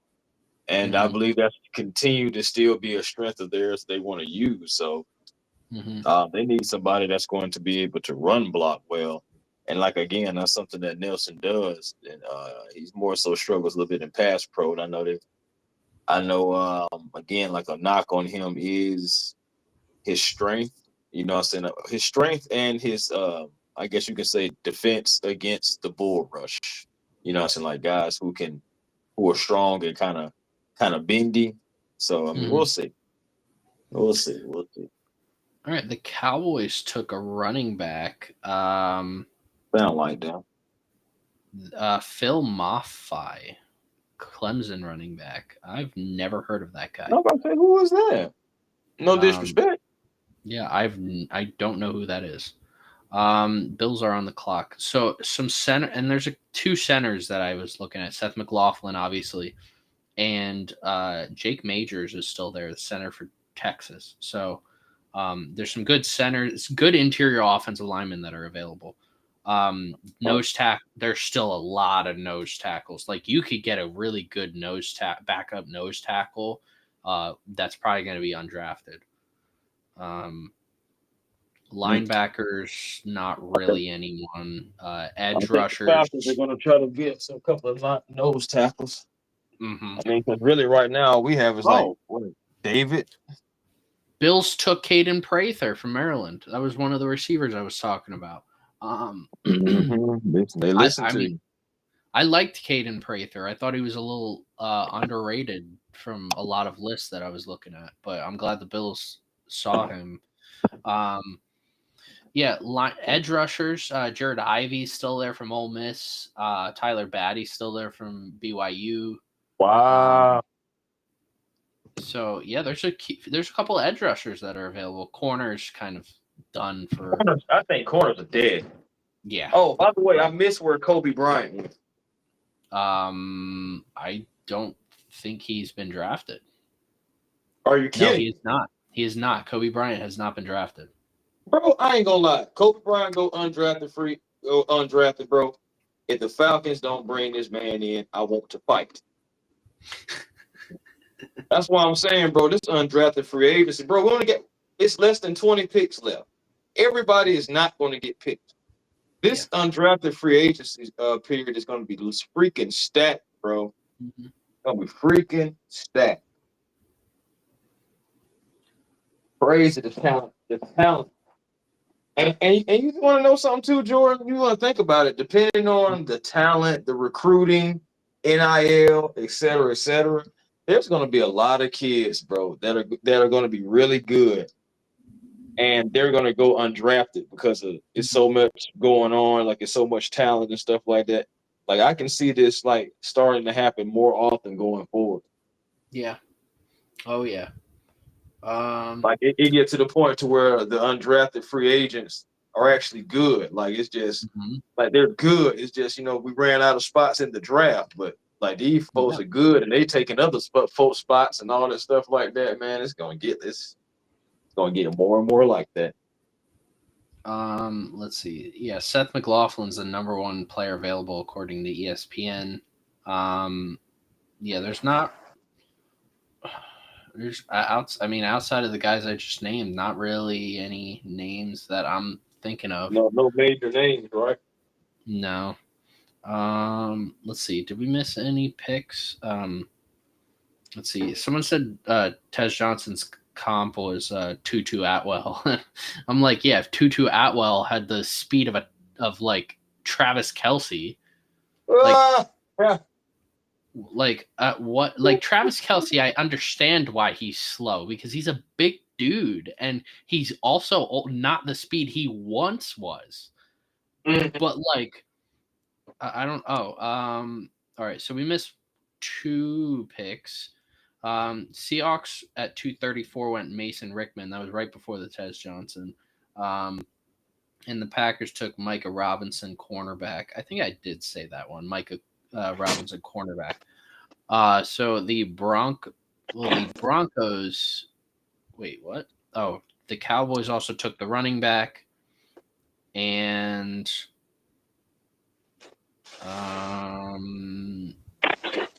Cowboys took the running back. Bills took the wide receiver Prather, and 241 Broncos, who are currently up.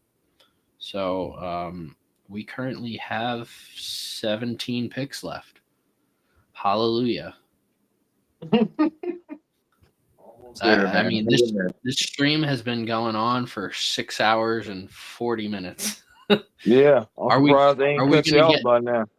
Yeah. The screen yard, you probably been ran out of space. Mm-hmm. That's another reason why I didn't go StreamYard. Was the space. Are we going to go to the 7-hour mark? That's the question. It comes. I know I'll get Mr. Irrelevant on my phone already. All right, so the Broncos went Caleb Lohner, tight end, Utah. Yeah, I know if I know that Mr. Irrelevant is going to take a million years, but I'll know the pick like well beforehand off my phone. So, okay. Yeah, but I will definitely be getting off almost immediately after this draft is done. Oh no, I could definitely understand, bro. Again, you've been on this thing since the 11 something. 11:45. Yeah, that's what I'm saying. I'm like, ooh, that's a long time to just lock in. Brother need to go get something to eat. You know what I'm saying? Stretch. How about just walk around? Yeah. Oh yeah. I took one bathroom break in between a round, and then I came back, and I was good to go. Mm-hmm. All right, 242. Rams. Let's see. Rams could possibly go defense here. I mean, it's just whatever. It's just snatch and grab right now. Saints have 2 picks left, so we have 248 and 254. I'm just kind of hoping for, I don't know. I would probably take Chase McLaughlin. I don't know how, because he's a pure center. So I mean, he would be a good backup for McCoy, but McCoy is a pure center too. So I mean, we would be set at the center position, but like we still need to figure out who's going to be playing guard opposite of Cesar Ruiz, because we know Cesar is going to be playing that. Let's see. All right, the Rams. All right. Oh man, this was I've never, before the draft, I had never done a stream that was like 2 hours. That was 2 hours or longer, and I've probably streamed what? Let's figure out how long I've streamed. So we are almost at 7 hours. Oh. So the So- Montfield. Who did they take?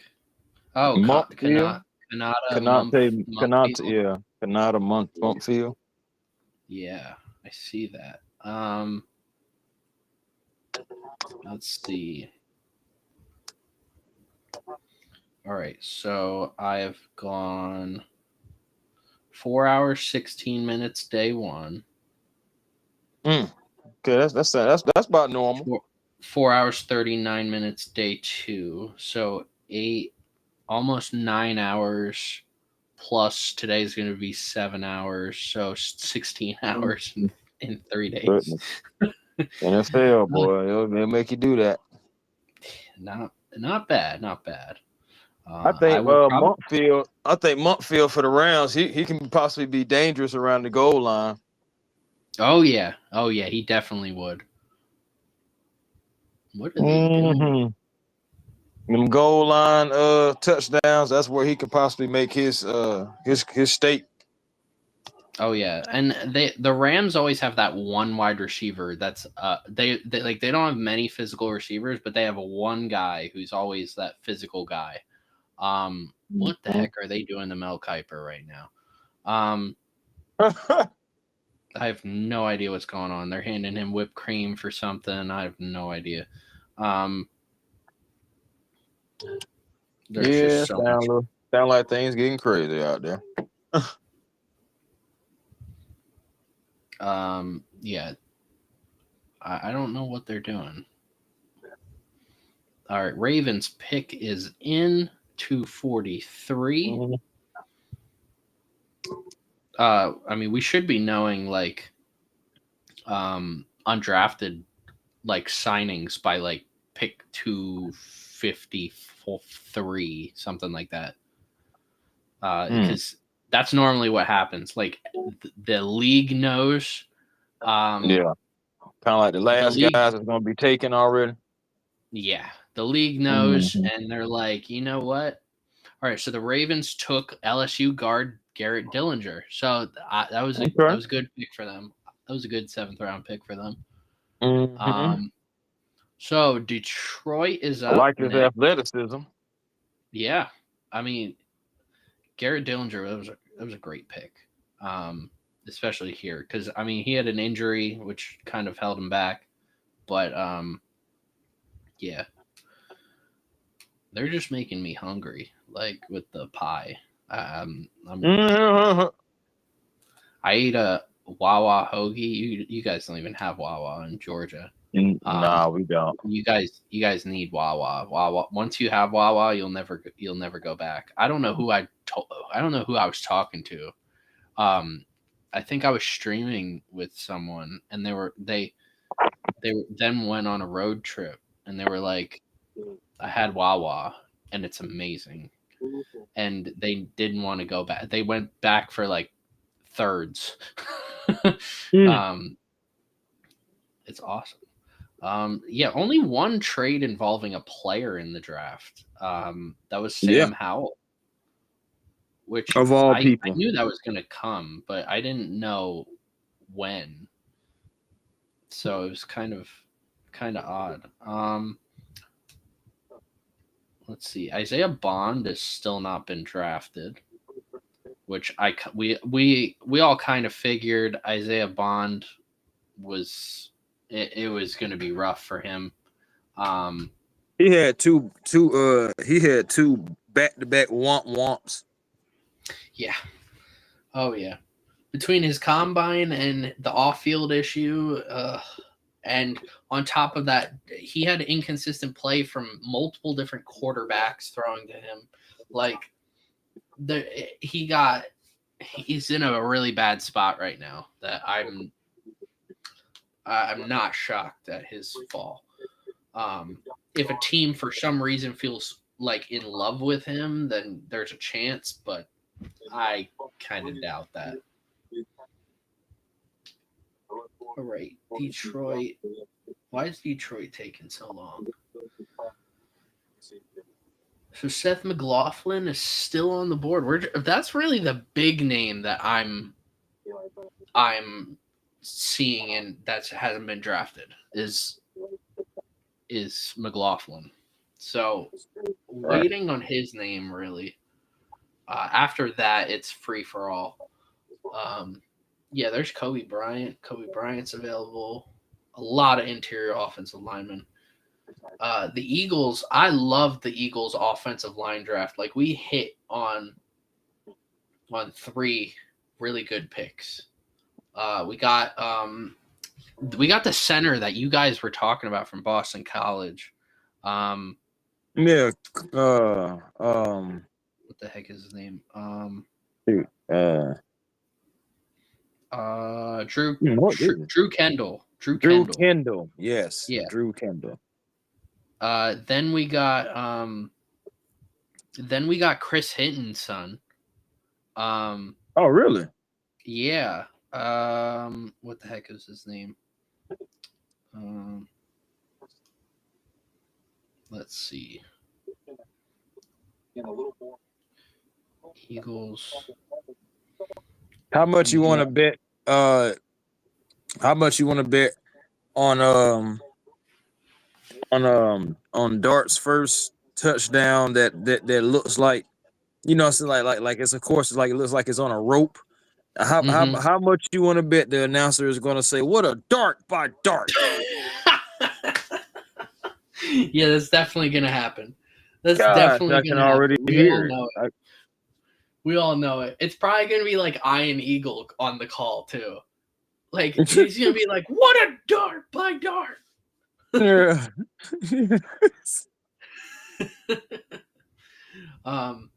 Yeah, the Eagles got Miles Hinton, Chris Hinton's son. So he's a tackle. They they list him as an offensive lineman, so he could play guard. And then we drafted later on Cameron Williams. The Giants just took Lovett. Who'd they draft? Dominic Lovett. Oh, wait, who did? The Lions? I mean, yeah, the Lions, not the Giants. Oh, Dominic Lovett. Yeah. Okay. All right. Look at Lovett getting drafted. No Shiloh. Okay. Oh no, he going to the Saints. Shiloh. Oh man, he's slow. I mean, like if he wants to play the slot, or if he wants to be a hybrid linebacker, go for it. Then you gotta put on some weight. He can be a gunner. Probably be a good gunner. Yeah, the Eagles went Cameron Williams then right after Miles Hinton. Cameron Williams was the best offensive lineman on the board for like 2 rounds. So he's a huge tackle. I mean, at this point, I was happy with like getting 1 offensive lineman for the Eagles, and I wanted a tackle, and then we got 2 of them, and now it's like I don't care what the Eagles do. Like I don't care if we get Justin Simmons, okay. If we don't, okay, I'm fine. I'm fine if like that was one thing that Howie told Eagles fans. He said to be patient, and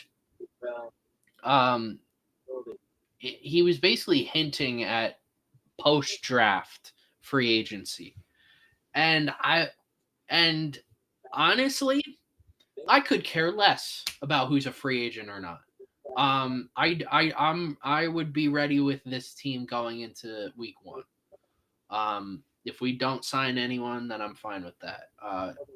On the flip side, with like the Saints, I mean the quarterback position is what it is right now. Not going to be adding anyone. We're not going to be trading for anyone.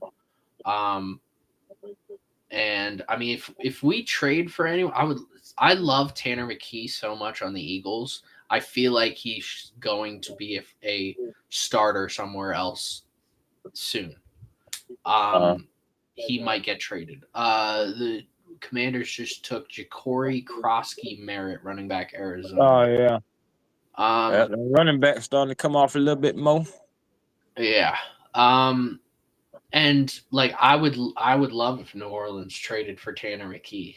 I would love it. Because I feel like Tanner McKee's skill set, I feel like he is just he's a very good quarterback. He's very smart. When him versus Pickett was night and day.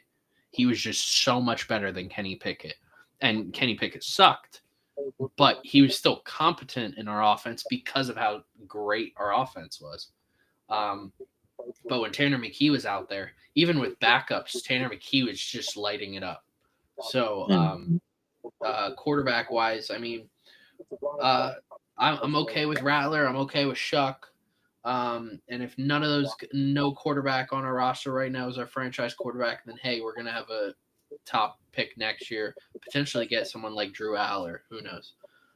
Giants go Corey Black, cornerback. Yeah, Corey Black. Yeah. State. Then we have 11 picks left. New Orleans has 2 of them. Yeah, like running back position for the Saints. I mean, we got Kamara. As long as we got Kamara, I'm happy. I love Alvin. Alvin will forever be. I knew the year he was drafted and he came out, he was just all over the place, and not just on the field but off the field. He's in quarterback rooms with Drew Brees and Taysom Hill and who was our backup at the time? It was before Winston. I don't remember who it was. There's probably Trevor Siemian or something like that. And he's just all over the place. He constantly wanted to learn, and I was like, this is the guy I want to hand the tools of the franchise to. I don't care what quarterback we draft. And he has since then, I mean, he's statistically the greatest running back in Saints history. He is the best running back in Saints history as far as I'm concerned. But yeah, as long as he's back there, I'm okay. I'm comfortable. Especially after last year. Last year, he started the year as in up there with Derrick Henry and Saquon statistically. It's just he had an injury, and on top of that, the play of the whole team went down. So a lot of things happened. Right. Wide receiver position, I love Olave. Olave's great. He got a bad luck 3 straight games in a row getting nailed with concussions. 2 of them helmet to helmet. One of them was ball. And then he got nailed like from the back or something, and he hit his head. Like he got so unlucky with that. Then Rashid Shaheed, that came out of nowhere. He caught a touchdown, and then then Monday morning it found out like he tore his ACL, and I was like, "Are you serious?" So I love Rashid Shaheed. Rashid Shaheed's so awesome. I feel like we need more of a veteran. We need a veteran receiver in there. That's why I would have liked to have gotten someone like Devontae Adams, because that would have been a nice compliment to Olave and Rashid Shaheed. But I still love the receiving core right now. Then Juwan Johnson, Foster Moreau, Taysom Hill. I mean, this is the deepest tight end group that I've seen with the Saints in years. I really believe Devontae would have came to the Saints if y'all were more closer to the Bucks, if you know what I mean. Yeah, I know what you mean. But then the offensive line, Fuaga played great last year. Awesome. We have our tackle. I knew Ramczyk wasn't going to be back the entire time. There was small hope that was like, oh, if he comes back. But the entire time I've been acting as if this dude's not coming back. So Trevor Penning, like I've said, he's got to have a head he's got to have his head right. But drafting Banks can play right tackle, Fuaga left tackle, and then we can. There's a possibility we shift Trevor Penning inside. Cowboys took Tommy Akingbesode, defensive tackle from Maryland. So center Eric McCoy. Eric McCoy is one of the best centers in the whole league. That's the corner. When McCoy got hurt last year, that's when everything derailed. That's when Derek Carr started playing worse. That's when that is about right though. Yeah. Rashid Shaheed got hurt. Then Olave got hurt. It was just like it was a domino effect. We had our guard last year. Who the heck was it? He's on the Seahawks now. Seattle Seahawks. He's older. That's why we didn't re-sign him. I think he's like 31. What the heck is his name?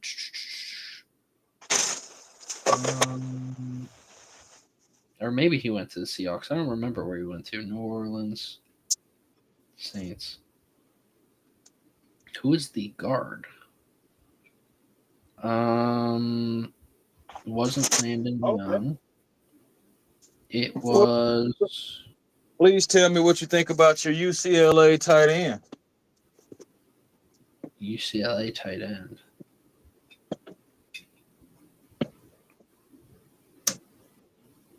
Who did we wait? What? Did we draft someone? Oh, you just drafted one. UCLA Maliki Mataveo. Mataveo, UCLA tight end. I don't know if he makes the team.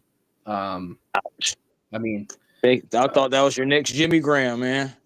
Because we still have Dallin Holker from last year, who the organization really liked him, and we run 2 tight end sets, but it's almost like we run 3 tight end sets when Taysom Hill is out there.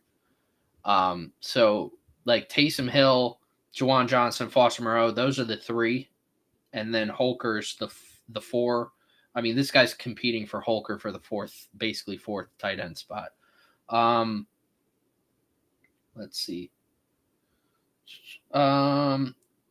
Who the heck? Where was it? Lucas Patrick. That was the guy. So Lucas Patrick was our guard. He was our starting guard last year next to McCoy. And he didn't allow a sack at all until after Eric McCoy got hurt. And 49ers went Connor Colby. Guard. Pick 249. All right, we're getting into the end game here. Got 54 starts, 50 started 50 out of 54 career games. 37 at right guard, and then the rest of them were just all over the place. Yeah. So we had him at guard, and he was playing fantastic. Then Eric McCoy got hurt. That was it. We were done. The difference, with the Saints have a good offensive line when they're healthy. We have a good starting offensive line. We do not have depth, and that's the major issue. We need to figure out the depth. I think we have the depth at tackle, but we don't, which is crazy because most teams, when you talk about depth on the offensive line, it's the interior offensive line, and everybody wishes they had depth at tackle. We have depth at tackle, and we don't have depth on the interior offensive line. So if McCoy goes down, I don't know what's going to happen. Well, you seen how it turned out last year.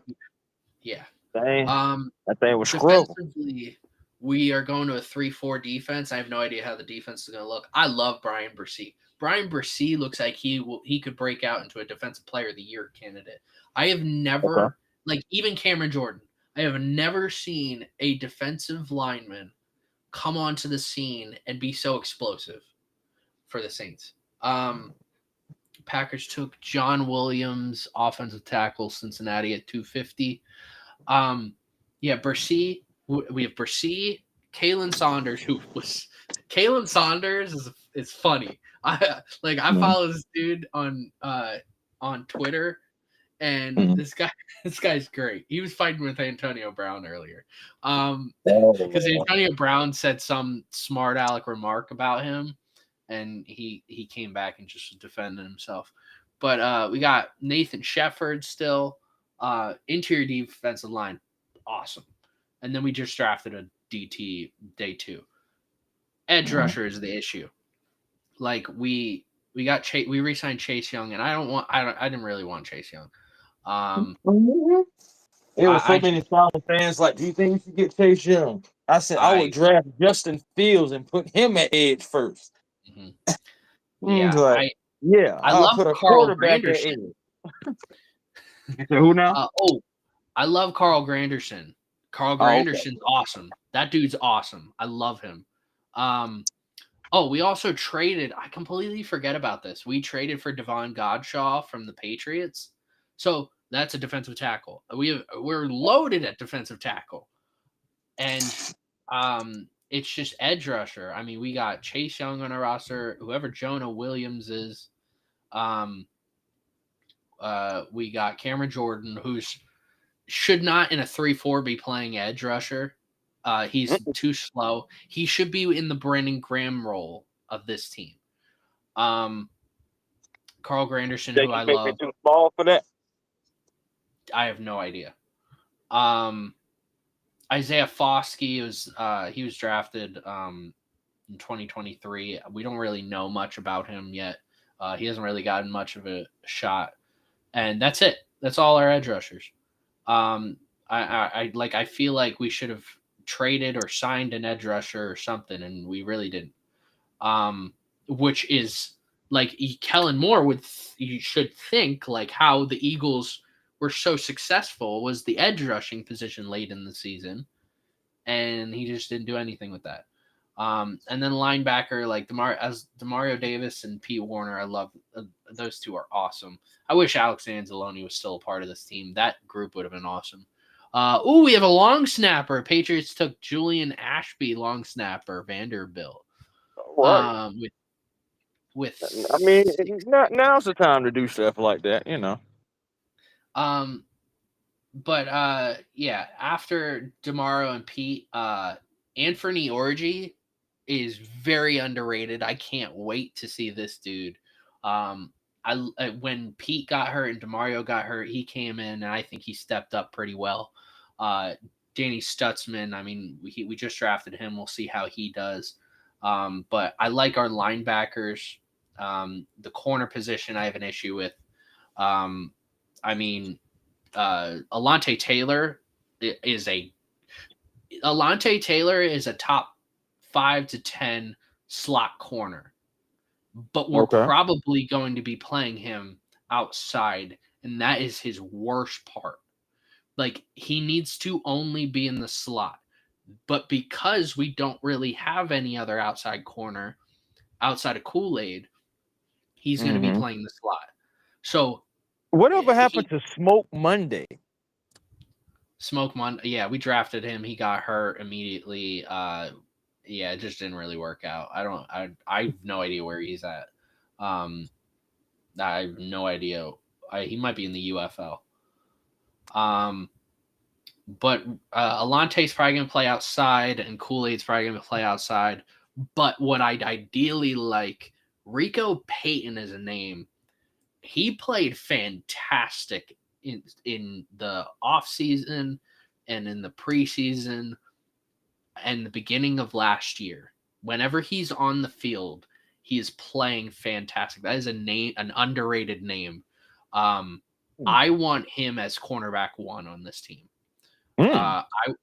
That's how confident I feel about Rico Payton. I want Rico outside, Kool-Aid outside, and putting Alontae in the slot. And then safety, I mean, we don't even need Tyrann, Justin Reed. I mean, we have 2 Pro Bowl. Well, Justin Reed's not a Pro Bowler, but we 2 really good safeties, one of the better safety duos in the whole league. Jordan Howden's backup. I don't really care for Jordan Howden. And then we drafted Jonas Sanker, so we'll see how that goes. But like, I like the foundation of this team, but we don't have an identity. 49ers just drafted Junior Bergen, wide receiver from Montana. So we have 5 picks left. Almost there. And the Saints. I forgot the Saints re-signed Brandon Cooks. I love that move. I love Brandon Cooks. That got me so excited. Brandon Cooks will Somebody to always throw hold the a ball special to. place. Brandon Cooks has always been a receiver that's been special to me. Oh yeah. I feel like wherever he goes, he's just been productive. Yes. So long as he's able to stay healthy, he's always a guy that can catch the ball and get that yards after the catch, and that's what you want. And he's closing in on 10,000 yards for his career. He's 468 yards from 10,000. He's got 60 receiving touchdowns in his career. So yeah, man, and I think he's gonna get there. I mean, he's what? He's 31 right now. He could play like another 5 years. He could. Dolphins take Zeke Biggers, defensive tackle, Georgia Tech with 253. I feel like that. I feel like that hitting the Super Bowl took about 2 years off Brandon Cooks. Yeah, he did. Yeah, it did. But like, if he plays another 5 years, gets 5 touchdowns per season, and that's 25 more touchdowns. That's 85 touchdowns for his career. He'd probably be at like 1,200 receiving yards for his career, and he'd be very close to like 1,000 catches for his career. That's a great career. No Pro Bowls, no Super Bowls right now, but that's a really great career. Yeah. And this was the first time he's been a free agent his entire career. He's 31 years old, and he was not a lot of guys can say that. Yeah, not very many, and to play for as many teams as he's played with, there definitely isn't. Because some guys would call him a journeyman because he played on multiple teams like that. Yeah, but he's just been so good everywhere. He's a perfect wide receiver 2, wide receiver 3. Like if you just need a slot receiver, he's the perfect guy to have. Yes, I agree. But I feel like this team just needs an identity, especially at the quarterback position. Like we need someone the way the Saints needed someone like Drew Brees to come in 2005, 2006. That's what this team needs now.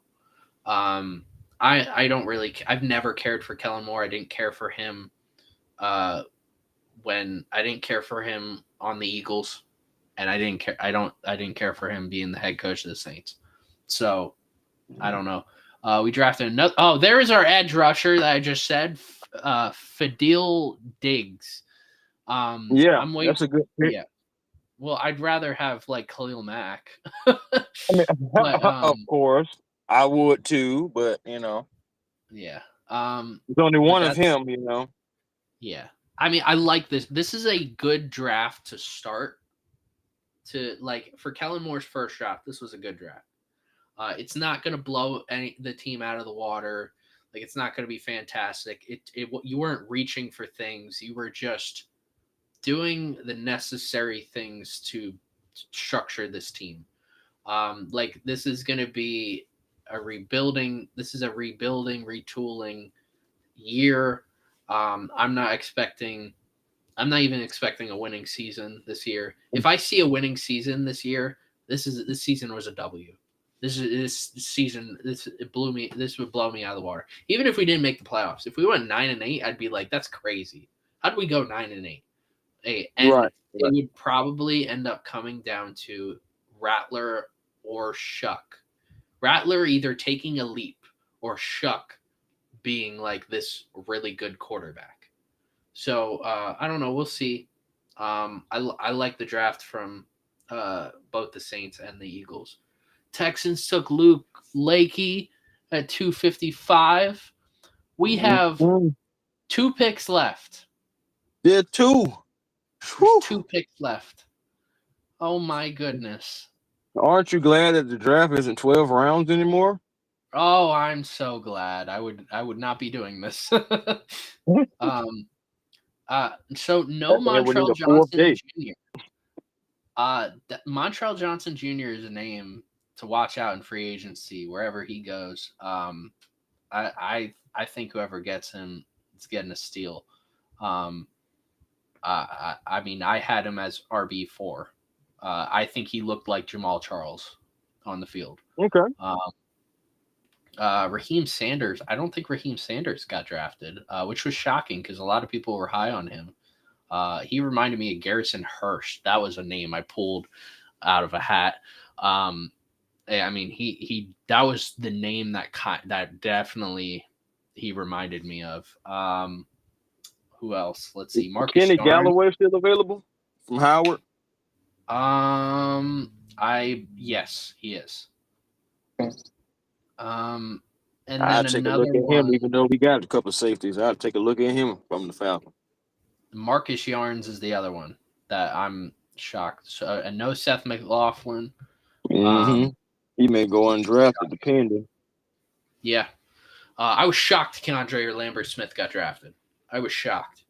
I mean, I remember him at Penn State. I watched him at Auburn. We're just really shocked. I mean, that's how weak this wide receiver core class is.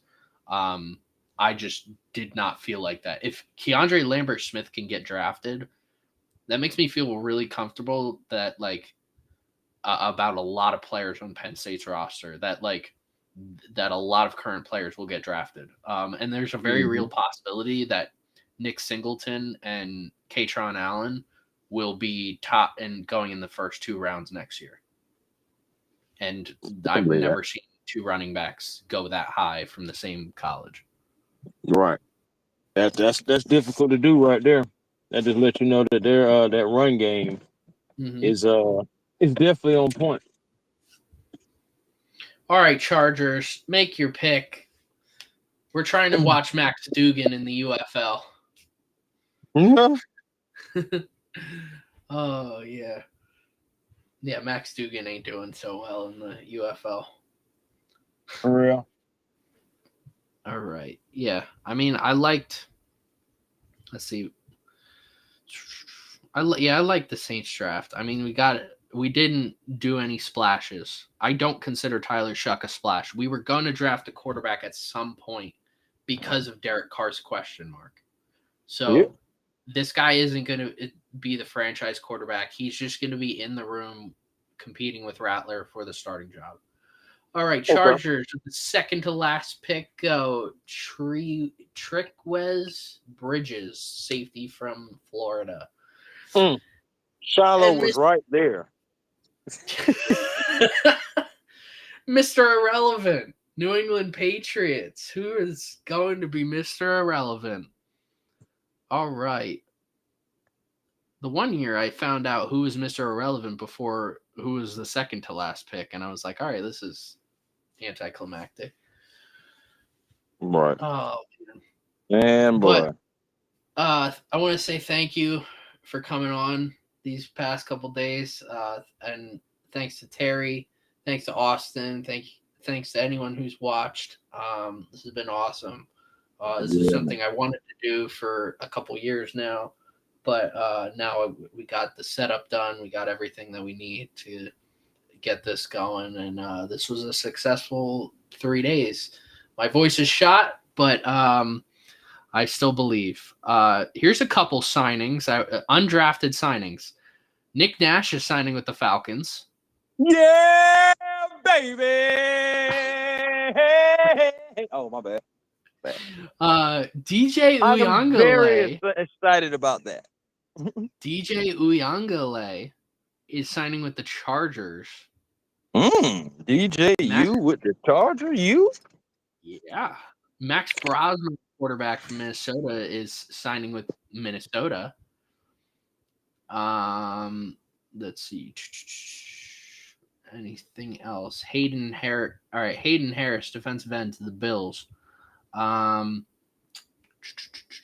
right, let's see. Brandon Crenshaw Dixon to the Titans. Isaiah Rakins to the Titans. Let's see. Ja Joyner, edge rusher to the Raiders. Jamil Muhammad was the first player to sign with the Rams. Okay.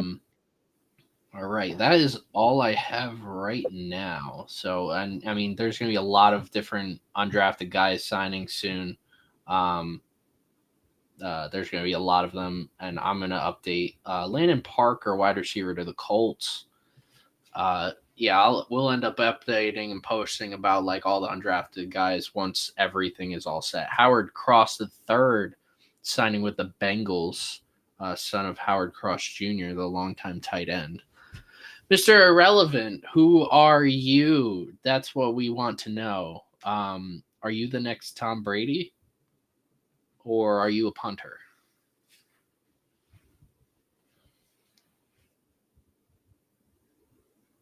Are you...